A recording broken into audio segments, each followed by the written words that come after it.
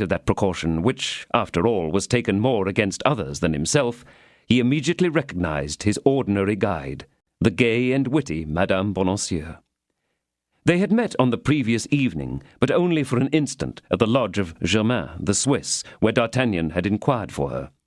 The anxiety of the young woman to communicate the good news of her messenger's fortunate return to the Queen prevented the two lovers from exchanging more than a few words. On this account, D'Artagnan followed Madame Bonancieux, influenced by the double sentiment of love and curiosity. During their progress, and as the corridors became more deserted, he endeavored to stop the young woman, to touch her and to gaze upon her, were it but for a moment. But, quick as a bird, she glided between his hands, and, when he wished to speak, she placed her finger on her lip, and, with a slight gesture of command which was full of grace, reminded him that he was under the dominion of a power which he must blindly obey, and which interdicted even the least complaint. After a few turns, Madame Bonancieux opened a door, and pushed the young man into a closet, which was quite dark. There she again enjoined silence, and opening a second door concealed in the tapestry, through which a brilliant light emanated, she disappeared. D'Artagnan remained an instant motionless, and wondering where he was. But shortly a ray of light which penetrated into this chamber, a warm and perfumed air which reached him, and the conversation of 2 or 3 women, in language at once respectful and elegant, in which the word majesty was frequently repeated, clearly indicated to him that he was in a closet adjacent to the Queen's apartment. The young man kept himself in the shade and listened. The Queen appeared gay and happy, which seemed greatly to astonish the ladies who surrounded her, who were accustomed to see her almost always full of care. The Queen attributed this joyous feeling to the beauty of the fete, and to the pleasure which she had experienced in the ballet. And, as it is not allowable to contradict a queen, whether she smiles or weeps, everyone expatiated on the gallantry of these aldermen of the good city of Paris.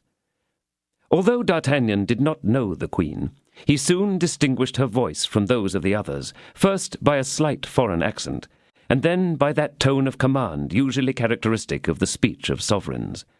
He heard her approach and retire from that open door, and once or twice saw the shadow of her person intercept the light.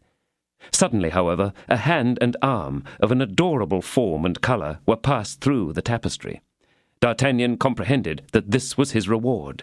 He threw himself upon his knees, seized this hand, respectfully pressed his lips upon it, and then it was withdrawn, leaving in his what he soon recognized to be a ring. The door was immediately shut, and D'Artagnan was again left in complete darkness. He put the ring upon his finger, and once more waited. It was evident that all was not yet ended. After the recompense of his loyalty should come the recompense of his love. Besides, although the ballet had been danced, the entertainment was scarcely yet begun. The supper was to take place at 3, and the clock of St. John had, a short time before, already struck 3:15. By degrees, in fact, the sound of voices diminished in the neighbouring chamber, and the ladies were then heard to leave it, after which the door of the cabinet was opened, and Madame Bonancieux entered quickly. "You come at last!" cried D'Artagnan. "Silence!" said the young woman, putting her hand upon his lips. "Get out again, the same way you came." "But where and when shall I see you?" cried D'Artagnan. "A note, which you will find at your lodgings, will tell you. Go, go!" And at these words she opened the door of the corridor and pushed D'Artagnan out of the cabinet. He obeyed like a child, without resistance or even objection, which proves that he was very positively in love. 23. The appointment. D'Artagnan ran the whole of the way home, and although it was 3 in the morning, and he had to pass through the worst parts of Paris, he met with no misadventure. There is known to be a particular deity for drunkards and lovers. He found the door in the passage open, ascended his stairs, and knocked gently, in a way agreed upon between him and his servant. Planchet, whom he had sent back 2 hours before from the Hôtel de Ville to wait for him, came and opened the door. "Has anyone brought for me a letter?" eagerly inquired D'Artagnan. "No one has brought a letter," said Planchet, "but there is one which came of itself." "What do you mean, stupid?" I mean that when I came in, although I had the key of your apartment in my pocket, and although this key had never been out of my possession, I found a letter on the green cover of the table in your bedchamber. And where is that letter? I left it where it was, sir. It is not natural for letters to enter gentlemen's rooms in this manner. If, indeed, the window had been found open, I should say nothing, but it was hermetically closed. Take care, sir, for there is certainly some magic in it. In the meantime, the young man had rushed into his chamber and opened the letter. It was from Madame Bonancieux, and expressed in these terms. Warm thanks are to be given and transmitted to you. You must be at Saint-Cloud this evening, at 10 o'clock, opposite the pavilion, which stands at the angle of Monsieur d'Etre's house. C.B. On reading this letter, D'Artagnan felt his heart dilating and contracting in that delicious spasm which is the torture and delight of lovers. It was the first note he had received, the first appointment that had been granted to him.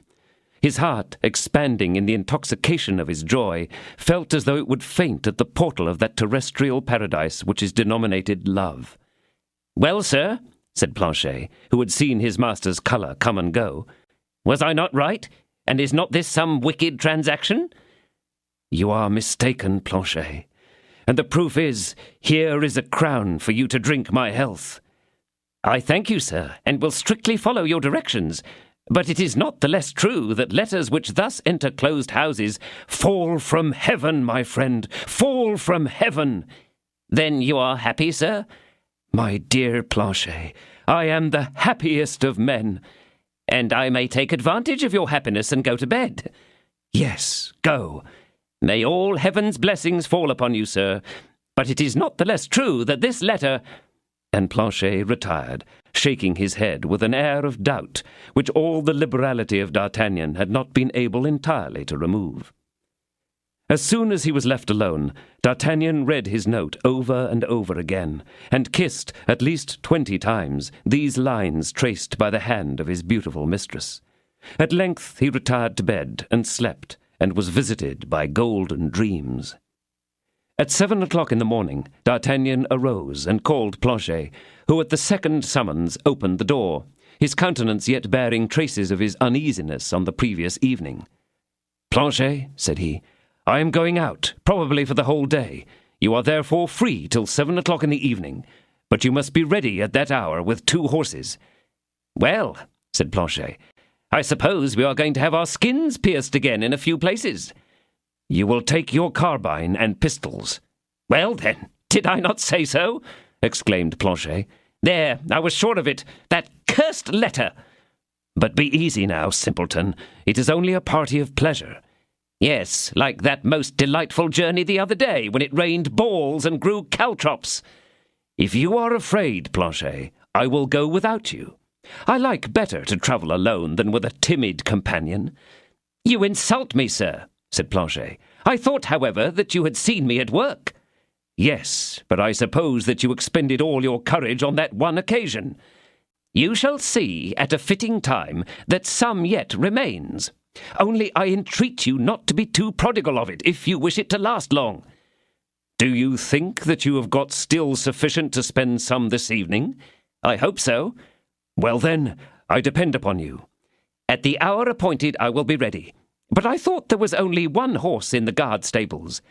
"Perhaps there may be only one there at present, but in the evening there will be 4. "It seems as if our journey was an expedition to provide fresh horses for ourselves." "Exactly so," said D'Artagnan, and, giving Planchet a last warning gesture, off he went. Bonancieux was at his door, and D'Artagnan designed to pass by without speaking to the worthy mercer. But the latter accosted him so politely and kindly that the tenant was obliged not only to bow in return, but also to enter into conversation with him.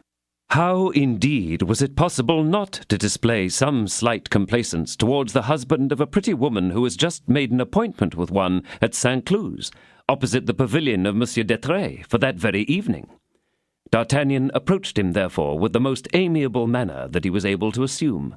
The conversation naturally turned on the poor man's imprisonment, and Monsieur Bonancieux, not knowing that the young man had overheard his conversation with the man of Meung, related the persecutions of that monster Monsieur de Laffemas, whom he styled throughout the whole of his narrative the cardinal's executioner, and discoursed freely concerning the Bastille, the bolts, the dungeons, the air-holes, the grates, and instruments of torture. D'Artagnan listened with the most exemplary attention.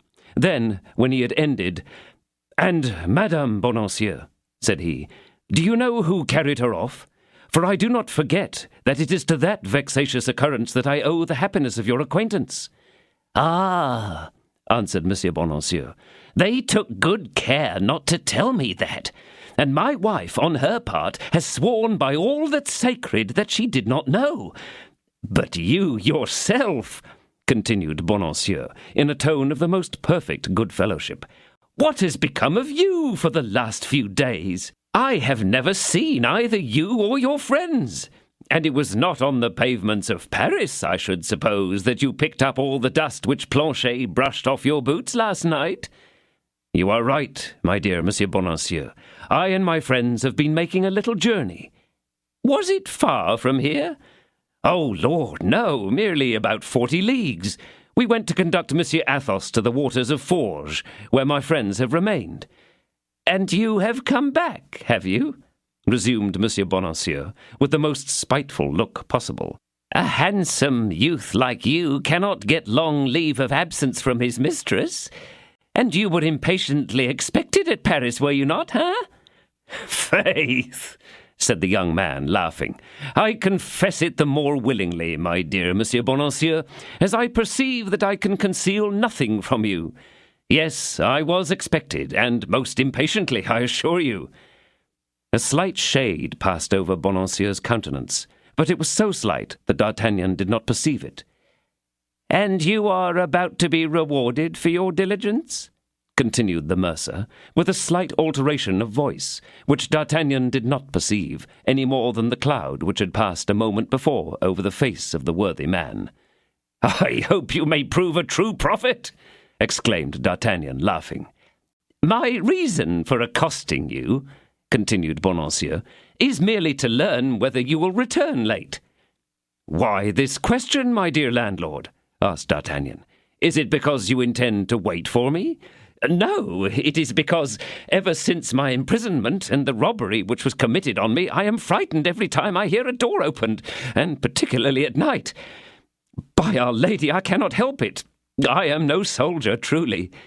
"Well, do not be frightened if I enter at 1, 2, or 3 o'clock in the morning, or even if I do not enter at all." Bonancieux became so pale at this that D'Artagnan could not but observe it, and asked him what was the matter. "Nothing," replied Bonancieux. "Nothing. Only, since my misfortunes, I am subject to these feelings which seize me on a sudden and make me shudder. Don't trouble yourself about that. You who have enough to occupy you in your approaching happiness." "Oh, I am occupied in my present happiness." "Not yet. Wait a little. You said that it should be tonight." "Well, the night will come, thank God, and perhaps you also may expect it as impatiently as me. Perhaps this evening Madame Bonancieux intends to visit the conjugal home." "Madame Bonancieux is not disengaged this evening," gravely replied Bonancieux. "She is detained at the Louvre by her official duty." "So much the worse for you, my dear landlord, so much the worse. When I am happy myself, I should like all the world to be so too, but that appears to be impossible." And the young man went off, laughing loudly at the joke, which he alone, as he imagined, could comprehend. "Laugh as you like," said Bonancieux in a sepulchral tone. But D'Artagnan was already too far off to hear him, and if he had heard him, in the disposition of mind in which he then was, he would not have heeded him. He went towards the hotel of Monsieur de Tréville, his visit of the evening before having been, as it may be remembered, very short and very little explanatory. He found Monsieur de Tréville in the heartiest joy. The king and queen had been most gracious to him at the ball. The cardinal, it is true, had been very ungracious. At 1 o'clock in the morning he had retired, under the pretext of indisposition. As to their majesties, they had not returned to the Louvre till 6 in the morning. "Now," said Monsieur de Treville, lowering his voice and looking cautiously around the room to be sure that they were alone. "Now, my young friend, let us talk of yourself, for it is evident that your safe return is connected with the king's joy, the queen's triumph, and his eminence's humiliation. You must take care of yourself." "What have I to fear?" answered D'Artagnan, "so long as I have the good fortune to enjoy their majesties' favour?" "Everything, believe me. The cardinal is not the man to forget being made a fool of, at least until he has settled accounts with the person who has made a fool of him, and that person seems to me to be a certain youth of my acquaintance." "Do you believe that the cardinal has got so far as you have, and knows that I am the individual who has been to London?" "The devil! You have been to London? And is it from London you bring that beautiful diamond which glitters on your finger? Take care, my dear D'Artagnan. The present of an enemy is not a good thing. Is not there a certain Latin verse upon the subject? Stop a moment." "Yes, undoubtedly," said D'Artagnan, who had never been able to knock the first rule of the rudiments into his head, and who had driven his preceptor to despair by his ignorance. "Yes, undoubtedly, there must be one." "Yes," said Monsieur de Treville, who had a small amount of learning, "there is one, certainly, and Monsieur Benserade was quoting it to me the other day. Wait a moment. Here it is. Timeo Daneos et dona ferentes, which means, distrust the enemy with a present in his hand." "This diamond does not come from an enemy, sir," replied D'Artagnan. "It comes from the Queen." "From the Queen?" said Monsieur de Treville. Oh!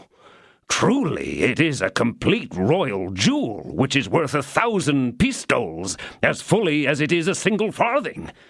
By whom did the Queen send it to you?" "She handed it to me herself." "Where was that?" "In the closet adjoining the apartment where she changed her dress." "How?" "In giving me her hand to kiss." "And you have kissed the Queen's hand?" said Monsieur de Treville, looking at D'Artagnan. "Her Majesty did me the honour to grant me that favour." "And in the presence of witnesses? Imprudent, doubly imprudent." "No, sir, no one saw her," replied D'Artagnan, and he related to Monsieur de Treville how everything had occurred. "Oh, women! cried the old soldier. "I recognize them well by their romantic imaginations. Everything which is at all mysterious charms them. Then you saw the arm, and that was all? You might meet the Queen and not recognize her? She might meet you and not recognize you?" "No, but thanks to this diamond," replied the young man.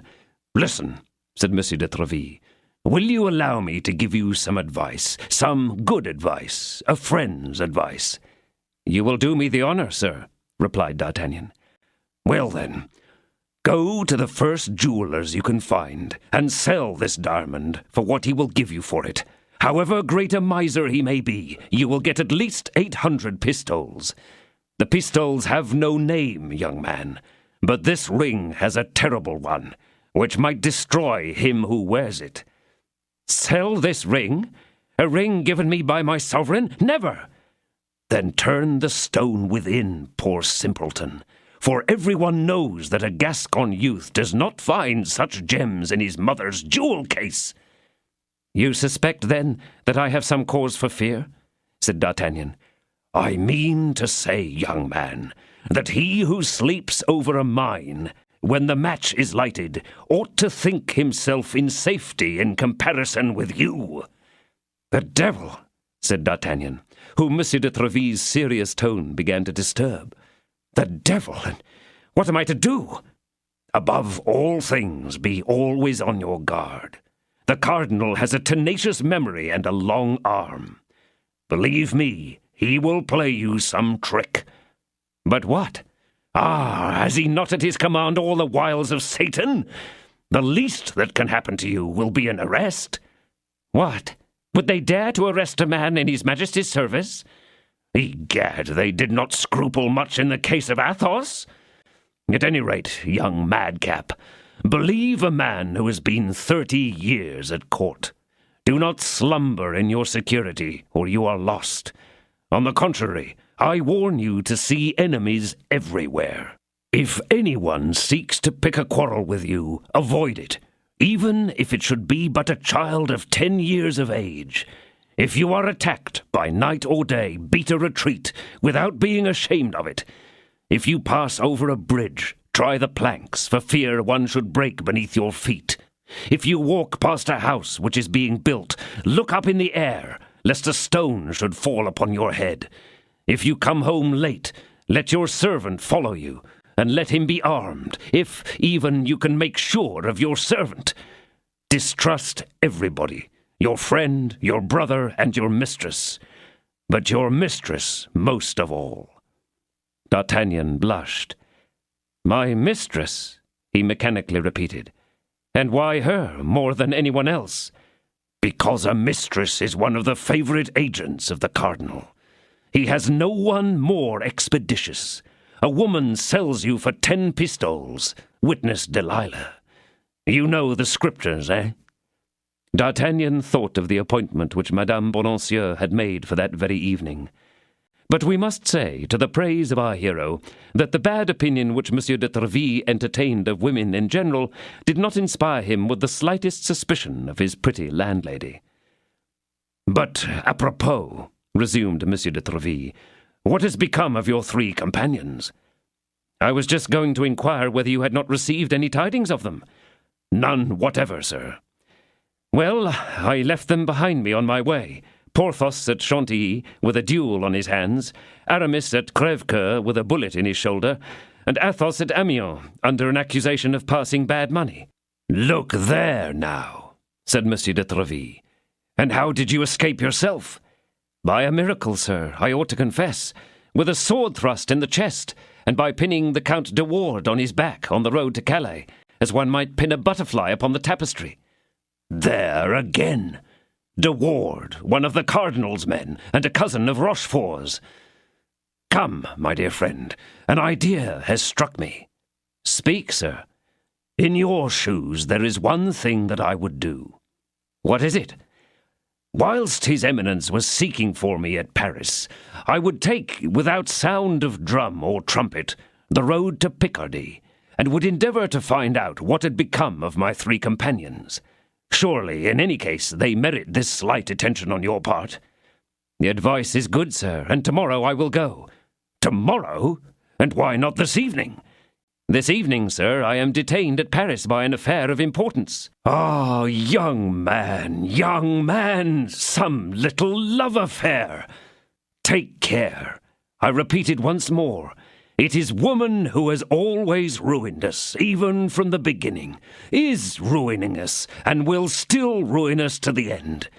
Be advised by me, and depart this evening. Impossible, sir. Have you given your word? Yes, sir. That is another matter. But promise me that, if you are not killed tonight, you will set out tomorrow. I promise you. Do you want money? I have 50 pistoles remaining. It is as much as I shall require, I think. But your companions? I think that they can be in no want. We left Paris each with 75 pistoles in his pocket. Shall I see you before your departure? I think not, sir, unless anything new should occur. Well, a good journey to you. Thanks, sir. And D'Artagnan took his leave of Monsieur de Treville, more than ever touched by his paternal solicitude for his musketeers. He went successively to the homes of Athos, Porthos, and Aramis, but none of them had returned. Their servants were also absent, and nothing had been heard of either masters or lackeys. He might possibly have gained some tidings of them from their mistresses, but he knew not those of Porthos and Aramis, and Athos had none. In passing the Hotel of the Guards, he looked in at the stables. 3 of the 4 horses were already there. Planchet, quite astounded, was busy currying them, and had already finished 2 out of the 3.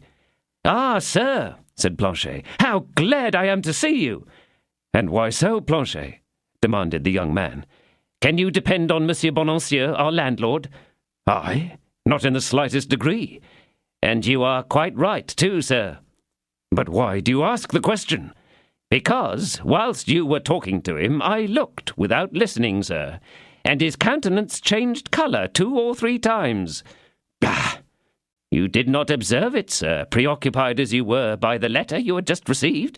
But I, on the contrary, who had been put on my guard by the strange manner in which this letter had got into the house, did not let one change of his countenance escape me." "And what did you discover?" "That he is a traitor." "Really?" "And, moreover, the moment you had turned the corner of the street, Monsieur Bonancieux took his hat, shut his door, and began to run in an opposite direction." "Upon my word, you are quite right, Planchet. All this looks suspicious enough. But be contented. We will not pay him 1 farthing of rent till all this is satisfactorily explained." "You joke, sir, but you will see." "What would you have, Planchet? That which will happen is written." "Then, sir, you do not renounce your expedition this evening?" "On the contrary, Planchet, the more I dislike Monsieur Bonancieux, the more inclined I am to keep the appointment made in this letter, which disturbs you so much." "Then it is your determination?" "Immovably so, my friend. Therefore, at 7 o'clock, be ready here at the hotel, and I will come and find you." Planchet, seeing there was no hope of making his master renounce his project, heaved a profound sigh, and set to work grooming the 3rd horse. As for D'Artagnan, who was fundamentally a young man of great economy, instead of going to his own home, he went and dined with the young Gascon priest, who, during the temporary distress of the 4 friends, had given them a breakfast of chocolate. 24. The Pavilion. At 9 o'clock, D'Artagnan was at the Hôtel des Gardes. He found Planchet under arms, and the 4th horse arrived. Planchet was armed with his carbine and pistol. D'Artagnan had provided himself with his sword and placed 2 pistols in his belt. They each bestrode a horse and went off quietly. It was a dark night, and none saw them depart. Planchet followed his master at the distance of 12 paces. D'Artagnan passed over the quays, went out by the gate of La Conférence, and proceeded along the charming road, far more beautiful then than now, which leads to Saint-Cloud. As long as they continued in the town, Planchet kept the respectful distance that he had fixed for himself. But when the road became more lonely and obscure, he gradually drew nearer, so that when they entered the Bois de Boulogne, he found himself quite naturally riding side by side with his master. In fact, we must not deny that the waving of the trees and the reflection of the moon amongst the sombre copses caused him much uneasiness. D'Artagnan perceived that something extraordinary was incommoding his lackey. "Well, Planchet," demanded he, "what ails you now?" "Do you not find, sir, that woods are like churches?" "And why, Planchet?" "Because one is as much afraid of speaking loudly in the one as in the other." "Why dare you not speak loudly, Planchet, because you are in fear?" "Yes, sir, in fear of being heard." "Fear of being heard? Our conversation is very proper, my dear Planchet, and no one would find anything in it to censure." "Ah, sir," replied Planchet, returning to the ruling idea in his mind, "that Monsieur Bonancieux has a sly gloom about the eyebrows, and something so unpleasant in the working of his lips." "What the plague makes you think so much of Monsieur Bonancieux?" "Sir, we think of what one must, and not of what one would." "Because you are a coward, Planchet." "Let us not confound prudence with cowardice, sir. Prudence is a virtue." "And you are very virtuous, are you not, Planchet?" "Is not that the barrel of a musket, sir, shining below there? Suppose we were to stoop our heads." "Really," muttered D'Artagnan, who remembered the advice of Monsieur de Tréville, "really, this animal will finish by making me afraid." And he put his horse at a trot. Planchet followed his master's movements, precisely as if he had been his shadow, and soon found himself trotting by his side. "Must we travel in this manner all the night, sir?" demanded he. "No, Planchet, for you are at your journey's end." "What? I am at my journey's end? And you, sir?" "I shall go some little way farther." "And leave me here alone, sir?" "Are you afraid, Planchet?" "No, but I will merely observe to you, sir, that the night will be very cold. that cold causes rheumatism, and that a lackey who has the rheumatism makes but a sorry servant, especially to such an active master as yourself. Well then, if you are cold, you can enter one of those wine shops which you see down there. But you must be waiting for me before the door at 6 o'clock tomorrow morning. But, sir, I have most dutifully eaten and drunk the crown that you gave me this morning, so that I have not got even a stray sou remaining in case I should feel cold. There is half a pistole. Goodbye, till tomorrow morning. D'Artagnan got off his horse, threw the bridle to Planchet, and hurried away, closely enveloped in his cloak. "Good God, how cold I am!" exclaimed Planchet, as soon as he had lost sight of his master, and, eager as he was to warm himself, he hastened to rap at the door of a house which had all the appearance of a suburban dram-shop. In the meantime, D'Artagnan, who had taken a narrow crossroad, reached Saint-Cloud, but instead of proceeding along the main street, he turned behind the castle, went down a narrow, unfrequented lane, and soon found himself opposite the appointed pavilion. It was situated in a perfect desert of a place. A long wall, at the corner of which was the pavilion, ran along one side of this lane, and on the other a hedge hid from the wayfarer a small garden, at the bottom of which there stood a miserable cottage. He had now reached the place of appointment, and as he had not been told to announce his presence by any signal, he waited. Not a sound was heard. He might have fancied himself 100 leagues from the capital. D'Artagnan cast a glance behind him, and then leaned his back against the hedge. Beyond this hedge and garden and cottage, a heavy mist enveloped in its shade that vast immensity where Paris slept, an immensity void and open in which some luminous points glittered like the funereal stars of that vast pandemonium of suffering and sin. But to D'Artagnan all aspects indicated beauteous forms. All images were wreathed in smiles. All darkness was transparent light. The appointed hour was on the eve of striking. In fact, at the end of a few minutes, the belfry of Saint-Cloud slowly emitted 10 strokes from its broad, sonorous jaws. There was something melancholy in that voice of bronze, which thus breathed its lamentations in the night. But each of those sounds, which told the hour he sighed for, vibrated harmoniously in the heart of the young man. His eyes were fixed on the pavilion, which stood at the corner of the wall, and of which all the windows were closed with shutters, except one upon the first floor. From this window there shone a soft light, which silvered over the trembling foliage of 2 or 3 linden trees, which formed a group outside the park. Doubtless, behind that little window, which was so kindly lighted up, the pretty Madame Bonacieux awaited him.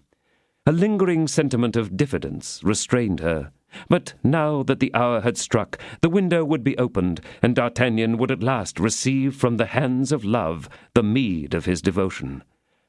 Flattered by this sweet belief, D'Artagnan waited a half-hour, without any impatience, keeping his eyes fixed upon that charming little abode, and distinguishing through the upper part of the window a part of those gilded cornices of the ceiling which gave evidence of the elegance of the remainder of the apartment. The belfry of Saint-Cloud proclaimed 10:30. But this time, without his knowing why, a shudder ran through the veins of D'Artagnan. Perhaps, also, the cold began to affect him, and he mistook for a moral impression what was in reality a sensation altogether physical. Then the idea occurred to him that he had mistaken the hour of appointment, and that it must have been at 11 instead of 10. He approached the window, placed himself under the ray of light, drew the letter from his pocket, and read it again. He was not mistaken. The appointment was really for 10 o'clock. He resumed his post, becoming uneasy at the silence and solitude. It struck 11. D'Artagnan began to fear that something had really happened to Madame Bonacieux. He clapped his hands 3 times, the usual signal of lovers, but nothing, not even echo, returned an answer. And then he thought with some displeasure that the young woman had perhaps fallen asleep whilst waiting for him. He approached the wall and attempted to climb it, but the wall was newly rough-cast, and he broke his nails to no purpose.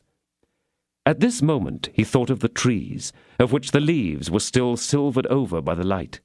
and perceiving that one drooped over the road, he fancied that from amidst its branches he might be able to see into the pavilion. The tree was easy to climb. Besides, D'Artagnan was scarcely 20 years of age, and therefore well remembered his schoolboy habits. In an instant he was in the midst of its branches, and through the transparent windows his eyes plunged into the interior of the pavilion. Strange it was, and it made him shudder from the soles of his feet to the hair of his head, to find that that gentle flame, that quiet lamp, threw light upon a scene of frightful disarray.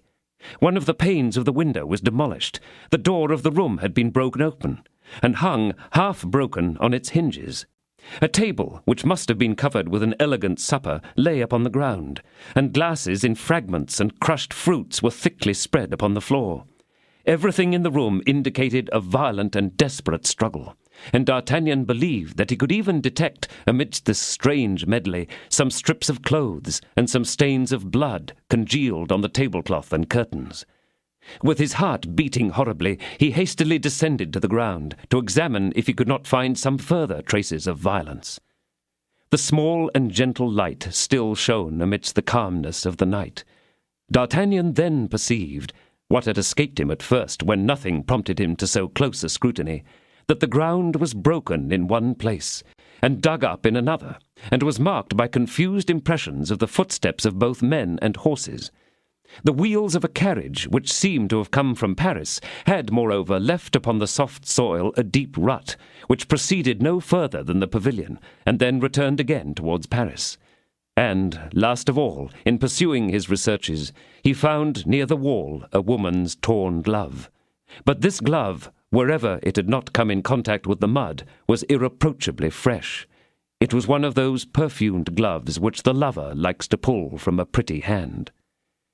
As D'Artagnan pursued these investigations, at every fresh discovery a more abundant and more icy moisture stood upon his brow.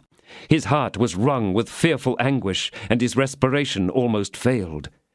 "And yet," said he to encourage himself, "perhaps this pavilion had nothing to do with Madame Bonacieux.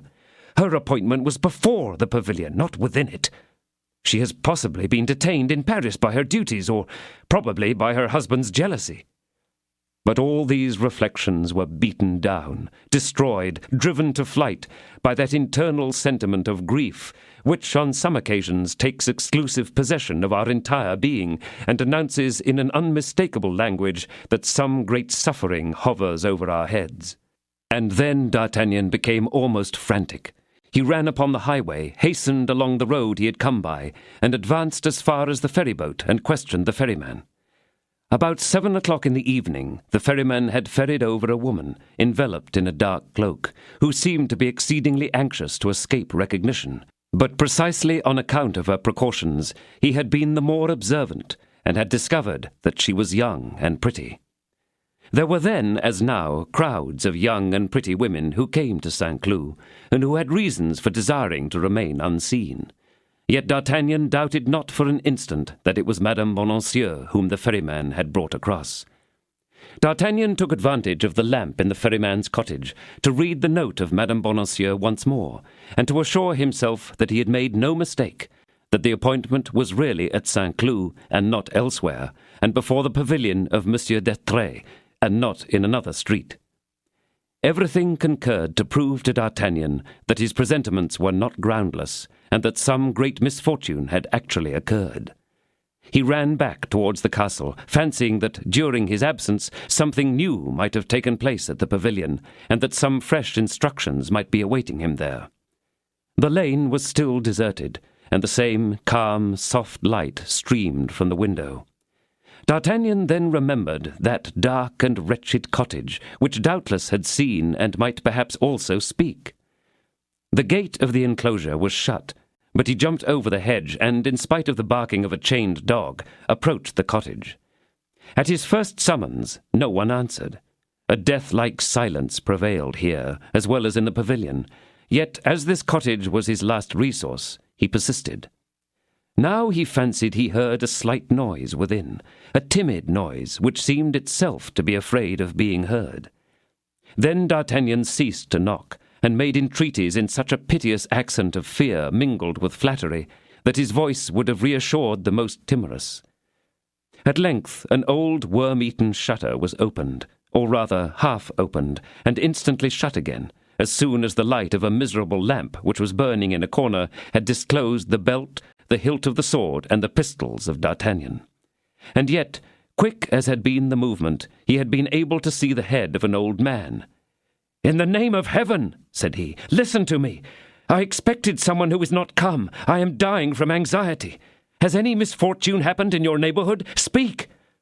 The window was again slowly opened, and the same countenance reappeared, only it was paler than before. D'Artagnan told his story simply, merely withholding names. He stated that he had an appointment with a young woman before this pavilion, and that, not seeing her come, he had climbed the linden tree, and had, by the light of the lamp, perceived the disorder of the room. The old man listened attentively, with many signs of assent, and when D'Artagnan had ended, shook his head in a manner which was not encouraging.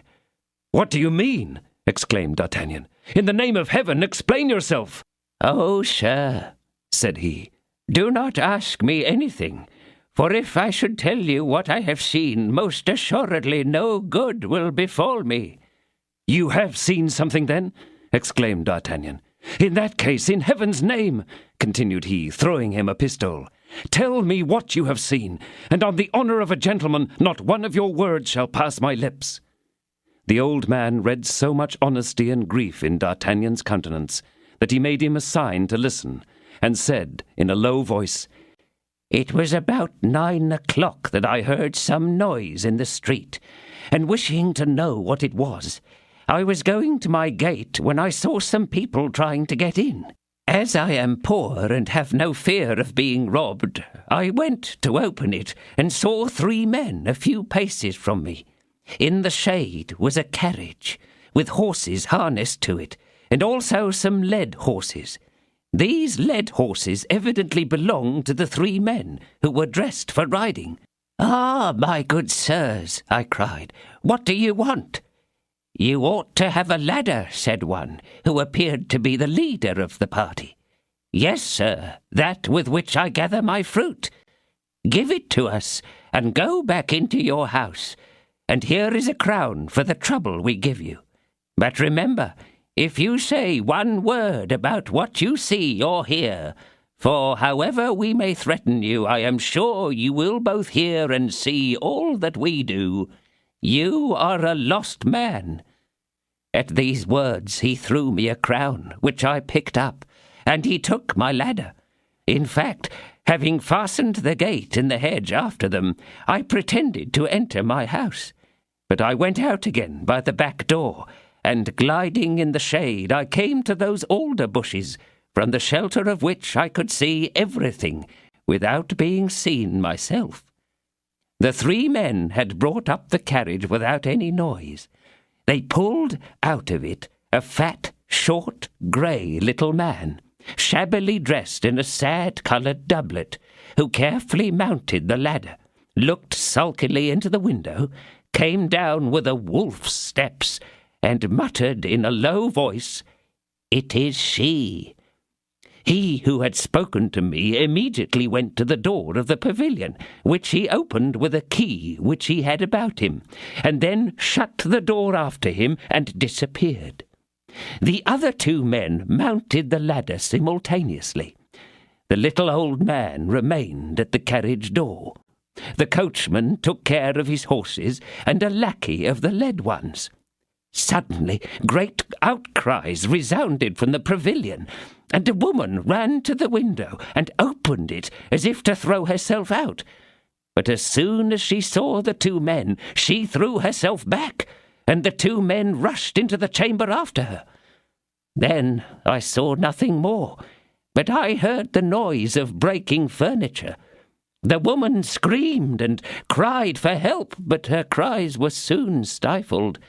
The 3 men returned to the window, carrying the woman in their arms, and 2 of them came down the ladder and bore her to the carriage, into which the little old man entered with her.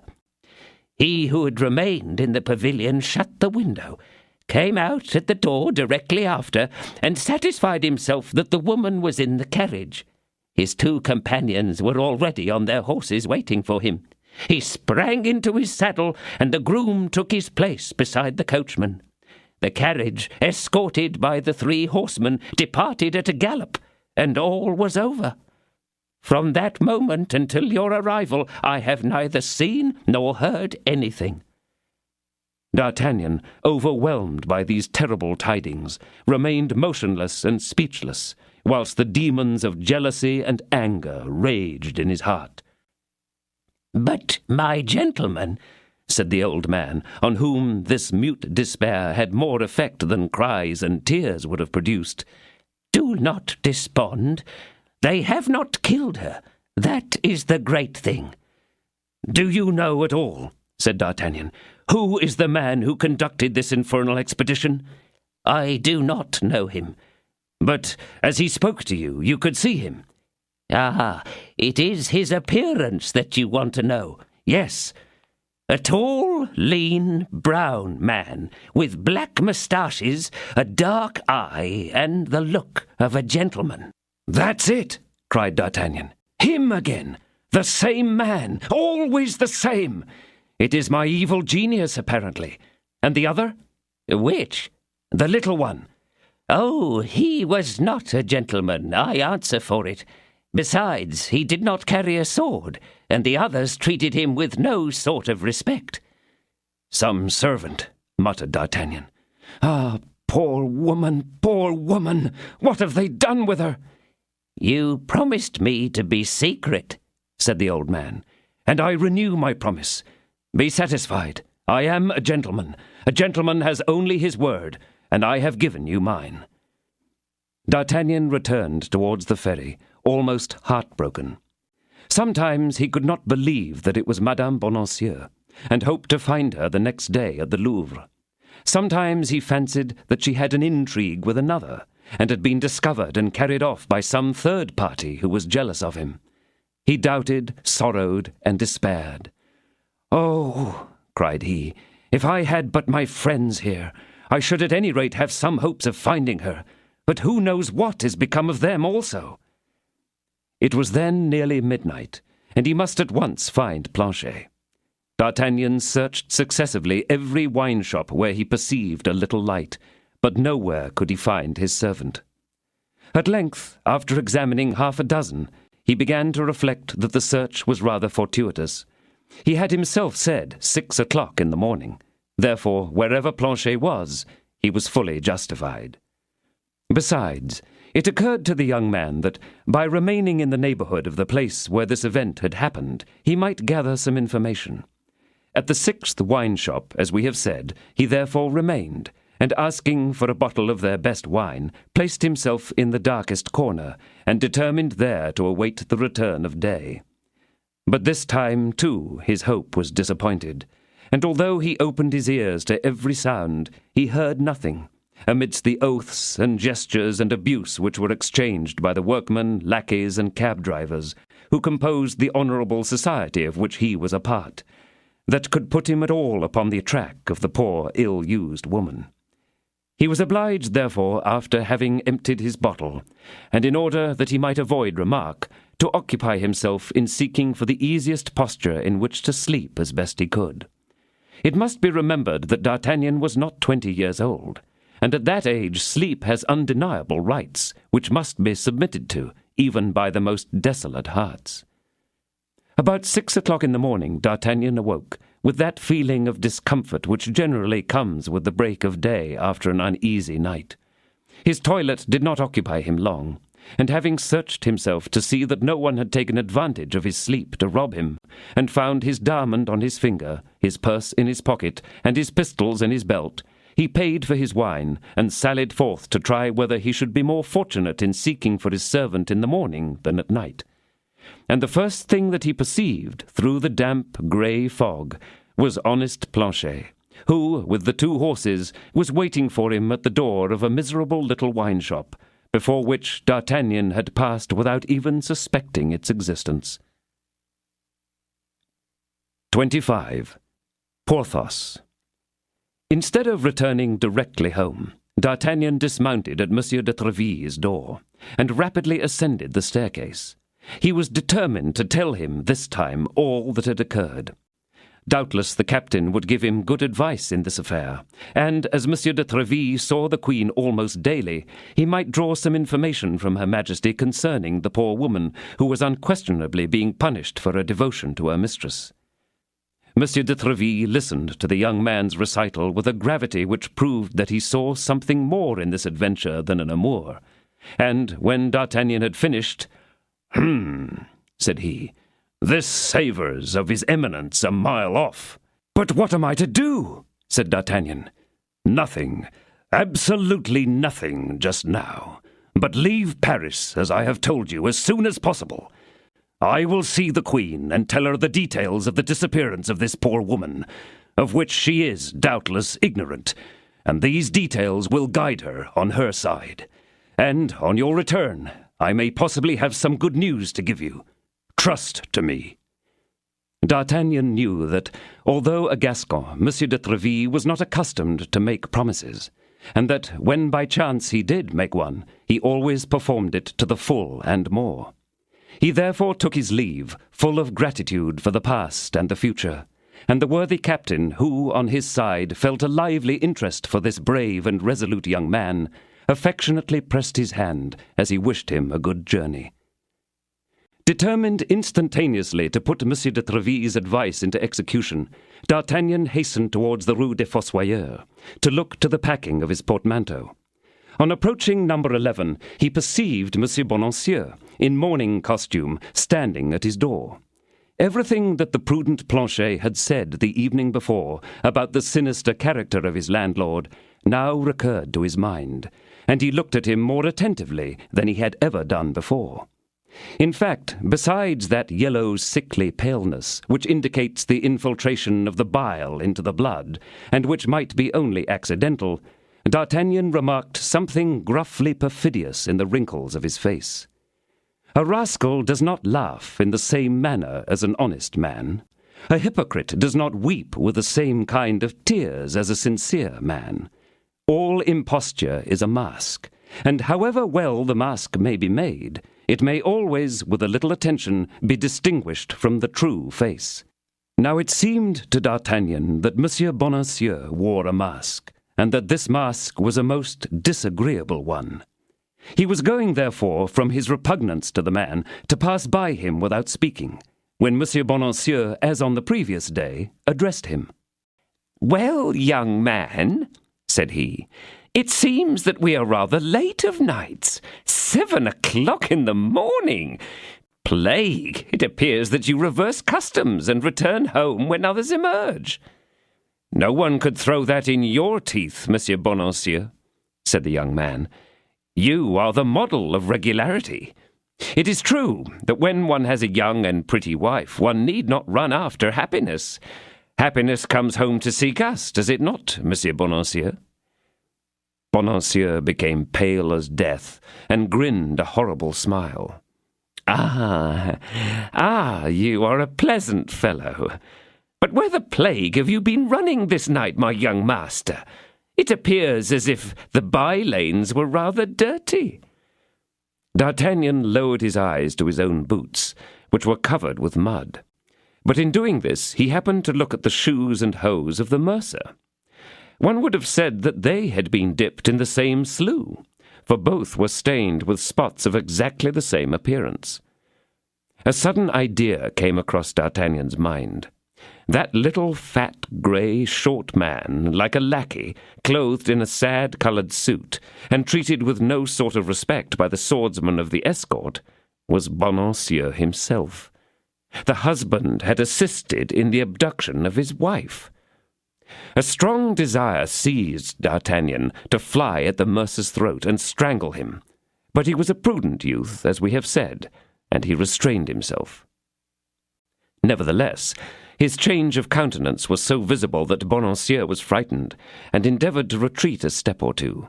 But he was exactly before the half of the door that was closed, and the material obstacle which he thus encountered compelled him to keep the same place. "Ah," said D'Artagnan, You who joke in this manner, my brave fellow, it appears to me that if my boots need a rub of the sponge, your shoes also want a brush. And have you been rambling too, Master Bonancieux? By my faith, it would be quite unpardonable in a man of your age, and who, moreover, has got a wife as pretty as yours is. Oh, mon Dieu, no, said Bonancieux. But yesterday I went to Saint-Maude to gain some information concerning a servant whom I cannot do without. And as the roads were dirty, I have collected all this mud, which I have not yet had time to get rid of. The place which Bonancieux had mentioned as the end of his journey was a new proof in confirmation of the suspicions that D'Artagnan had formed.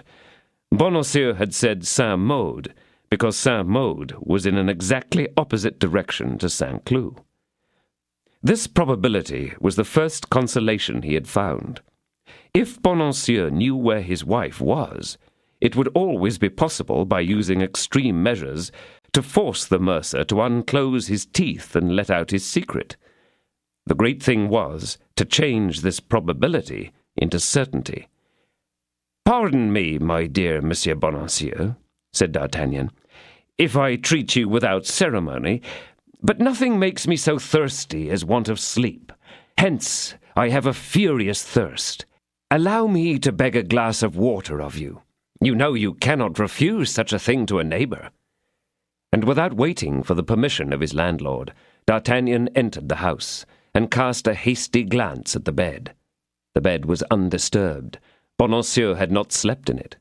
He had, therefore, only returned an hour or two before, having accompanied his wife to the place where they had conducted her, or, at any rate, for the first stage.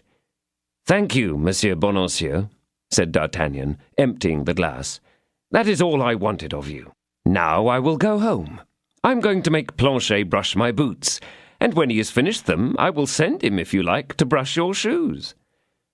He left the mercer quite stupefied by this singular adieu, and wondering whether he had not run his own neck into a noose. At the top of the stairs he found Planchet, frightened out of his wits.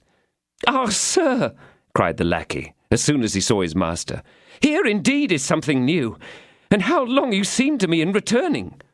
"What is the matter now?" demanded D'Artagnan. "Ah, I will give you leave to guess 100, nay, 1,000 times before you find out the visitor I have received on your behalf during your absence." "When was that?" "About half an hour ago, whilst you were with Monsieur de Tréville." "And who has been here? Come, speak." "Monsieur de Cavois." "Monsieur de Cavois?" "Yes, no other." "The captain of his Eminence's guards?" "Yes, himself." "He came to arrest me?" "I suspected so, sir, in spite of his wheedling way." "He had a wheedling way, do you say?" "That is to say, he was all honey, sir." "Really?" "He said he came from his Eminence, who had the greatest goodwill towards you, to beg you to follow him to the Palais Royal." "And you answered him?" "That the thing was impossible, seeing that you were from home, as he might perceive." "And what did he say then?" "That you must not fail to go there some time during the day." And then he added, in a whisper, "Tell your master that his Eminence is perfectly well disposed towards him, and that his fortune probably depends upon this interview." "The snare is unskilful enough for the cardinal," said the young man, smiling. "And as I discovered the snare, I told him that you would be quite in despair on your return." "Where is he gone?" demanded Monsieur de Cavois. "To Troyes, in Champagne," answered I. "And when did he go?" says he. "Yesterday evening." "Planchet, my friend," interrupted D'Artagnan, "you are truly a valuable man." "You understand, sir, I thought that there would be time enough, if you wished to see Monsieur de Cavois, to give me the lie by saying that you had not gone. It would then be me who had told the lie. And, as I am not a gentleman, I may tell lies, you know." "Be easy, Planchet. You shall preserve your reputation as a man of truth. In 1/4 of an hour we will be off." "It was just the advice I was going to offer you, sir. And where are we going now, if it is not being too curious?" "Egad, exactly the opposite way to that which you said I was gone. Besides, Are you not in as much anxiety to know what has become of Grimaud, Mousqueton, and Bazin, as I to hear of Athos, Porthos, and Aramis?" "Yes, indeed, sir," said Planchet, "and I will set off as soon as you please. The air of the country, I believe, will suit us both better than the air of Paris just now. Therefore, prepare the baggage, Planchet, and let us be off. I will march off first, with my hands in my pockets, that there may be no suspicion. You will join me at the Hôtel des Gardes. Apropos, Planchet, I believe that you are right regarding our landlord, and that he is decidedly a most horrible rascal." "Ah, believe me, sir, when I tell you anything in future, I am a physiognomist." D'Artagnan descended first, as was agreed, and that he might have nothing to reproach himself with, he went again to the lodgings of his three friends, but no intelligence of them had been received. Only a perfumed letter, most elegantly addressed, had arrived for Aramis. D'Artagnan took charge of it. 10 minutes afterwards, Planchet rejoined him at the stables. D'Artagnan, that no time might be lost, had already saddled his own horse. "That will do," said he to Planchet, when he had fastened on his valise. "Now, saddle the other three, and let us be off." "Do you believe we shall travel faster with 2 horses apiece?" asked Planchet, with his sharp look. "No, Mr. Jester," replied D'Artagnan, "but with our 4 horses we may bring our 3 friends back. That is, if we can find them." "Which would be a great chance," replied Planchet. "But we must not distrust the mercy of God." "Amen," said D'Artagnan, bestriding his horse. They left the Hôtel des Gardes by the opposite ends of the street, as the one was to quit Paris by the barrier of La Villette, the other by the barrier of Montmartre, to rejoin each other at Saint-Denis. A strategic maneuver, which, being punctually executed, was crowned with the most fortunate results.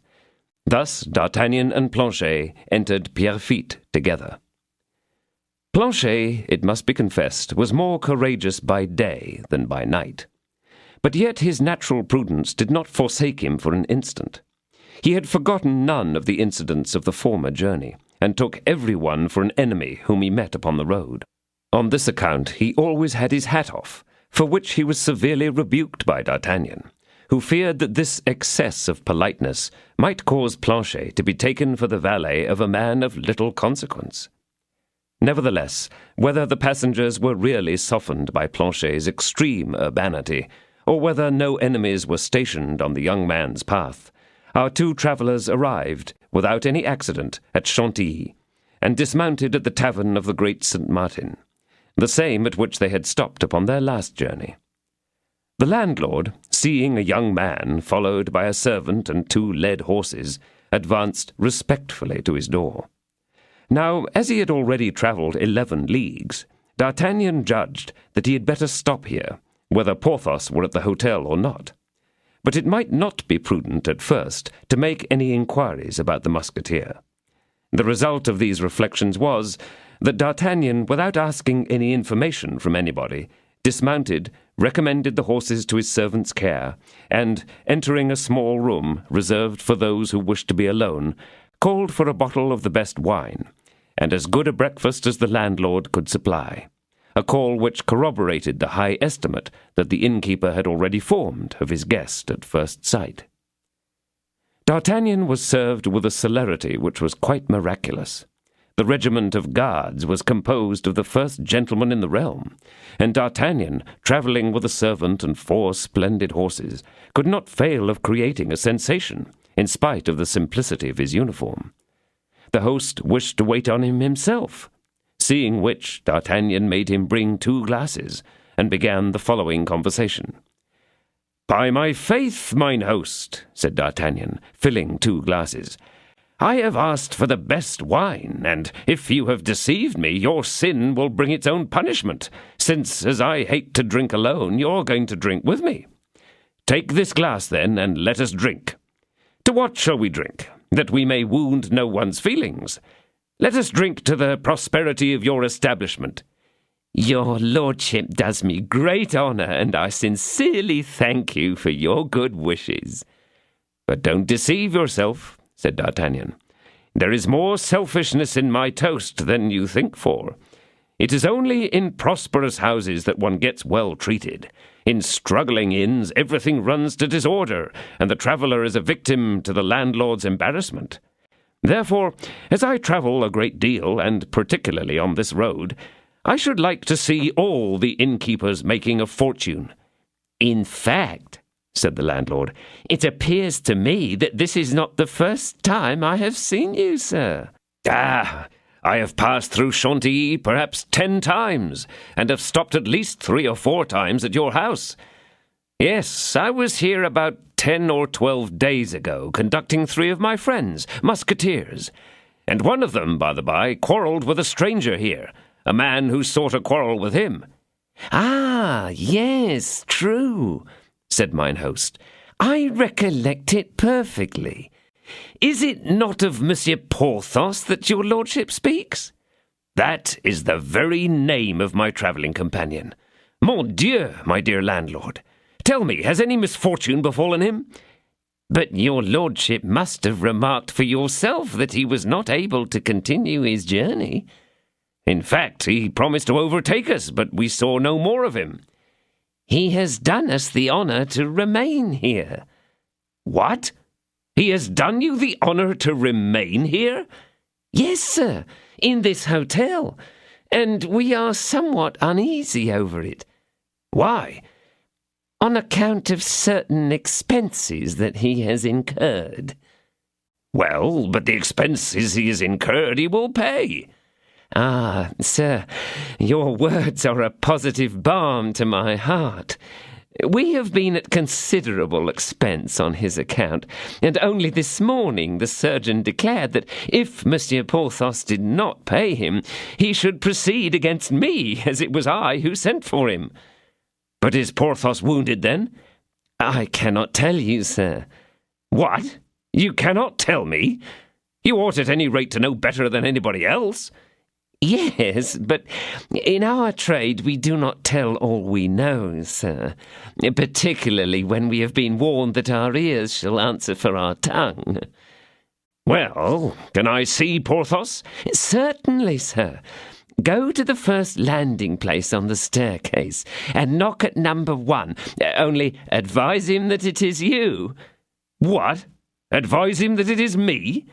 "Yes, some accident might happen else." "And what accident could happen to me?" "Monsieur Porthos might mistake you for somebody belonging to the house, and might, in a fit of passion, either run you through with his sword or blow out your brains." "Why, what have you been doing to him, then?" "Oh, we asked him for money." "Ah, I comprehend now. That is a kind of demand that Porthos always receives badly when he is not in cash. But I know that he ought to have plenty."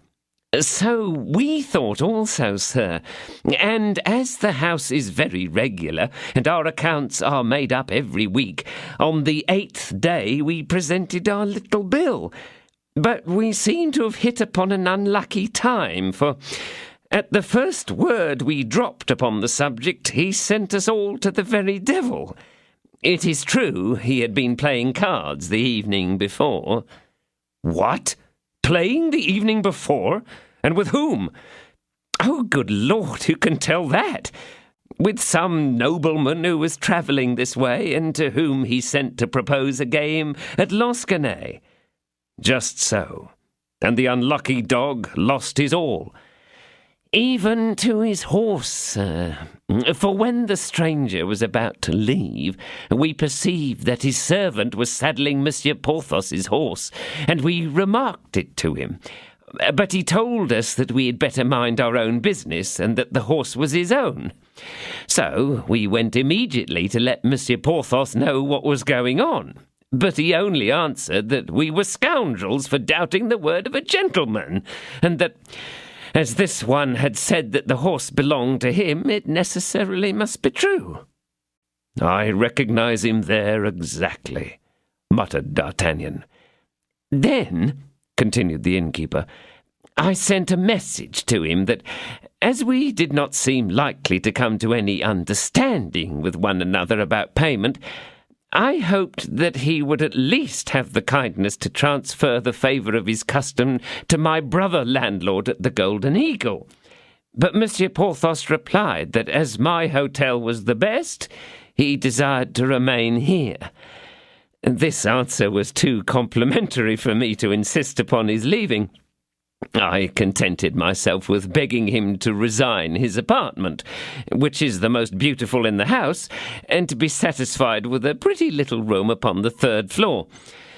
But to this Monsieur Porthos replied that he was every moment expecting his mistress, who was one of the highest ladies at court, and that I ought to understand that the chamber which he did me the honour to occupy in my house was scarcely good enough yet for such a visitor.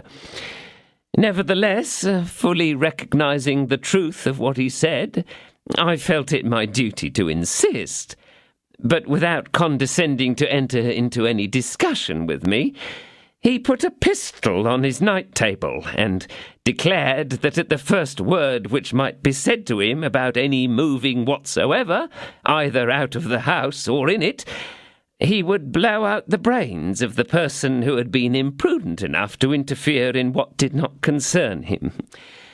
So, since that time, sir, nobody has once entered his room but his own servant. Oh, Mousqueton is here, is he? Yes, sir. 5 days after his departure, he came back in a very ill humour.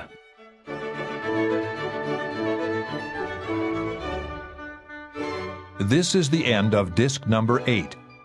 Please insert disc number 9.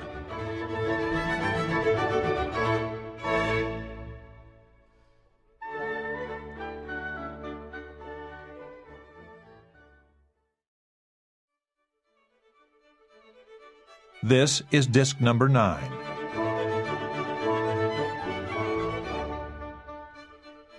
Oh, Mousqueton is here, is he? Yes, sir. 5 days after his departure, he came back in a very ill humour.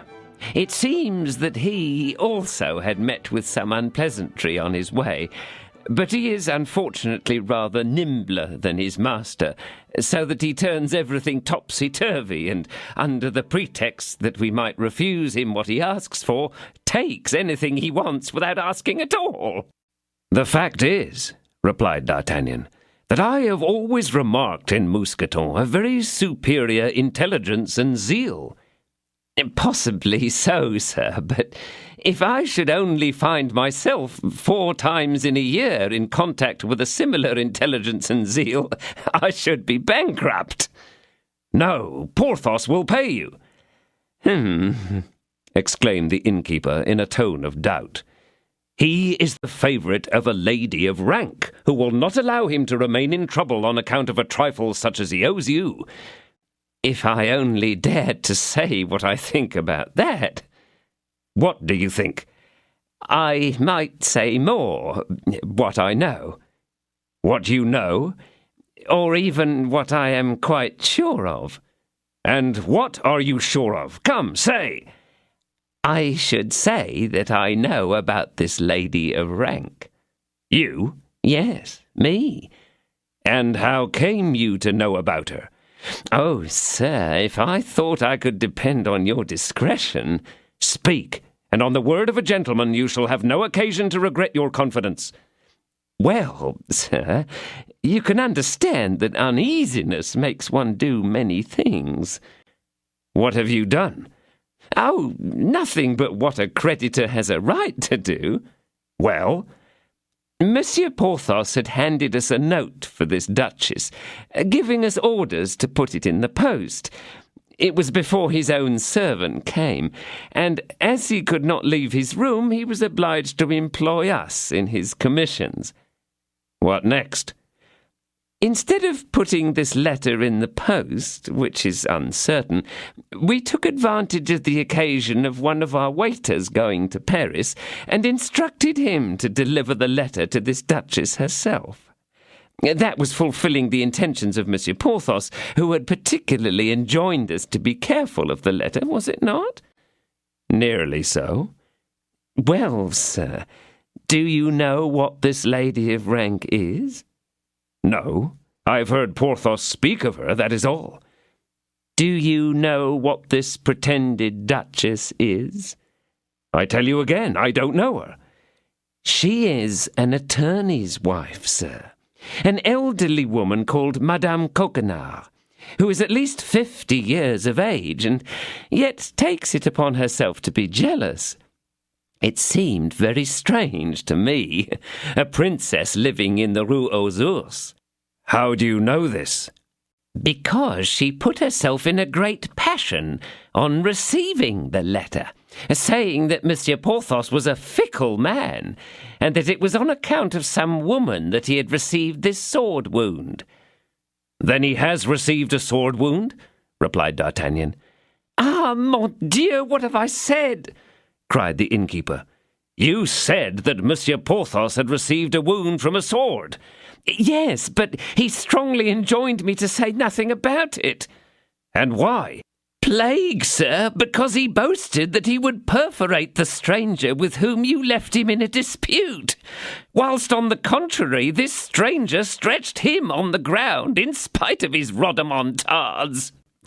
Now, as Monsieur Porthos is a very vainglorious man, except toward his duchess, whom he thought to soften by an account of his misadventure, he is not disposed to admit to anybody that he is suffering from a wound. It is a sword wound, then, that keeps him in his bed? And a masterly one, I assure you. Your friend's soul must be absolutely pinned to his body. Were you there, then? I followed them, sir, from curiosity, so that I saw the combat, myself invisible. And how did it happen? Oh, the thing did not take long, I assure you. They placed themselves on guard. The stranger made a feint and lunged, and that so rapidly that when Monsieur Porthos parried, he had already 3 inches of steel in his chest. He fell back. The stranger put his sword to his throat, and Monsieur Porthos, seeing himself at the mercy of his adversary, confessed himself vanquished. The stranger then asked his name, and hearing that he was Monsieur Porthos and not Monsieur d'Artagnan, offered him his arm and led him back to the hotel, mounted on horseback, and disappeared. Then it was Monsieur d'Artagnan that the stranger wanted. It appears so. And do you know what has become of him? No, I had never seen him before that moment, and we have not seen him since. Very well. I know all I want. And you say that Monsieur Porthos's chamber is on the 1st floor, number 1? Yes, sir, the handsomest in the house. A chamber which I might have let 10 or a dozen times. Ah, cheer up, said D'Artagnan, laughing. Porthos will pay you with the cash of the Duchess Coquenard. Oh, sir, attorney's wife or duchess would be no matter to me if she would only unloosen her purse strings. But she has positively said that she is tired out by the inconstancies and exigencies of Monsieur Porthos, and that she will not send him even a sou. And did you communicate this reply to your guest? No, we were too careful for that. He would have found out the fashion in which we had executed our commission. Then he is still in expectation of the money? Mon Dieu, yes. He wrote again yesterday, but his own servant this time took the letter to the post. You say the attorney's wife is old and ugly? 50 years old at least, sir, and far from handsome, from what Paton says. Be comforted, then. Her heart will melt towards him, and at any rate Porthos cannot owe you much. What? Not much? It is 20 pistoles already, without reckoning the surgeon. Oh, he denies himself nothing. It is plain that he has always been accustomed to live well. Well, even if the Duchess should fail him, he will find friends, I can assure you. So, my dear landlord, do not disturb yourself, and continue to be most attentive to his comfort. You have promised me, sir, not to say a word about the attorney's wife or the wound. That is agreed. You have my word. Oh, he would kill me, do you see? Do not be afraid. He is not half such a devil as he seems."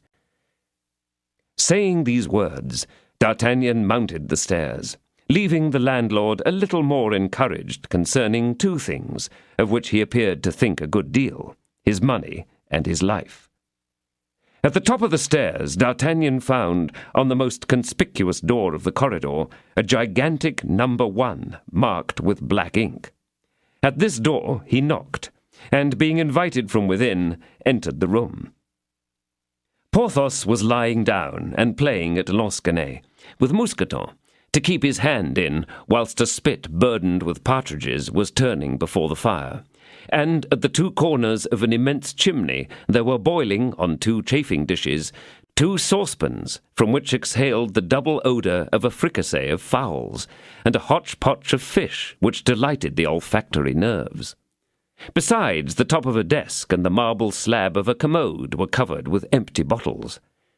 At sight of his friend, Porthos uttered a loud and joyful cry, whilst Mousqueton, rising respectfully, gave up his place to him, and went to glance into the 2 saucepans, of which he appeared to have particular charge. "Ah, egad, it is you!" said Porthos. "Welcome, welcome! Excuse me for not rising to meet you, but," added he, looking with some anxiety at D'Artagnan, "you know what has happened to me." "No." "Has the innkeeper told you nothing?" "I asked for you and came up directly." Porthos appeared to breathe more freely. "And what has happened to you then, my dear Porthos?" continued D'Artagnan. "It happened that, in lunging at my adversary, to whom I'd already given 3 sword wounds, and whom I wished to finish by a 4th, my foot caught against a stone, and I sprained my knee." "Indeed?" "Yes, upon my honour. Lucky it was for the rascal, too, for I should otherwise have left him dead upon the spot, I assure you." "And what became of him?" "Oh, I know nothing about that. He had had quite enough of it, and went away without asking for the remainder.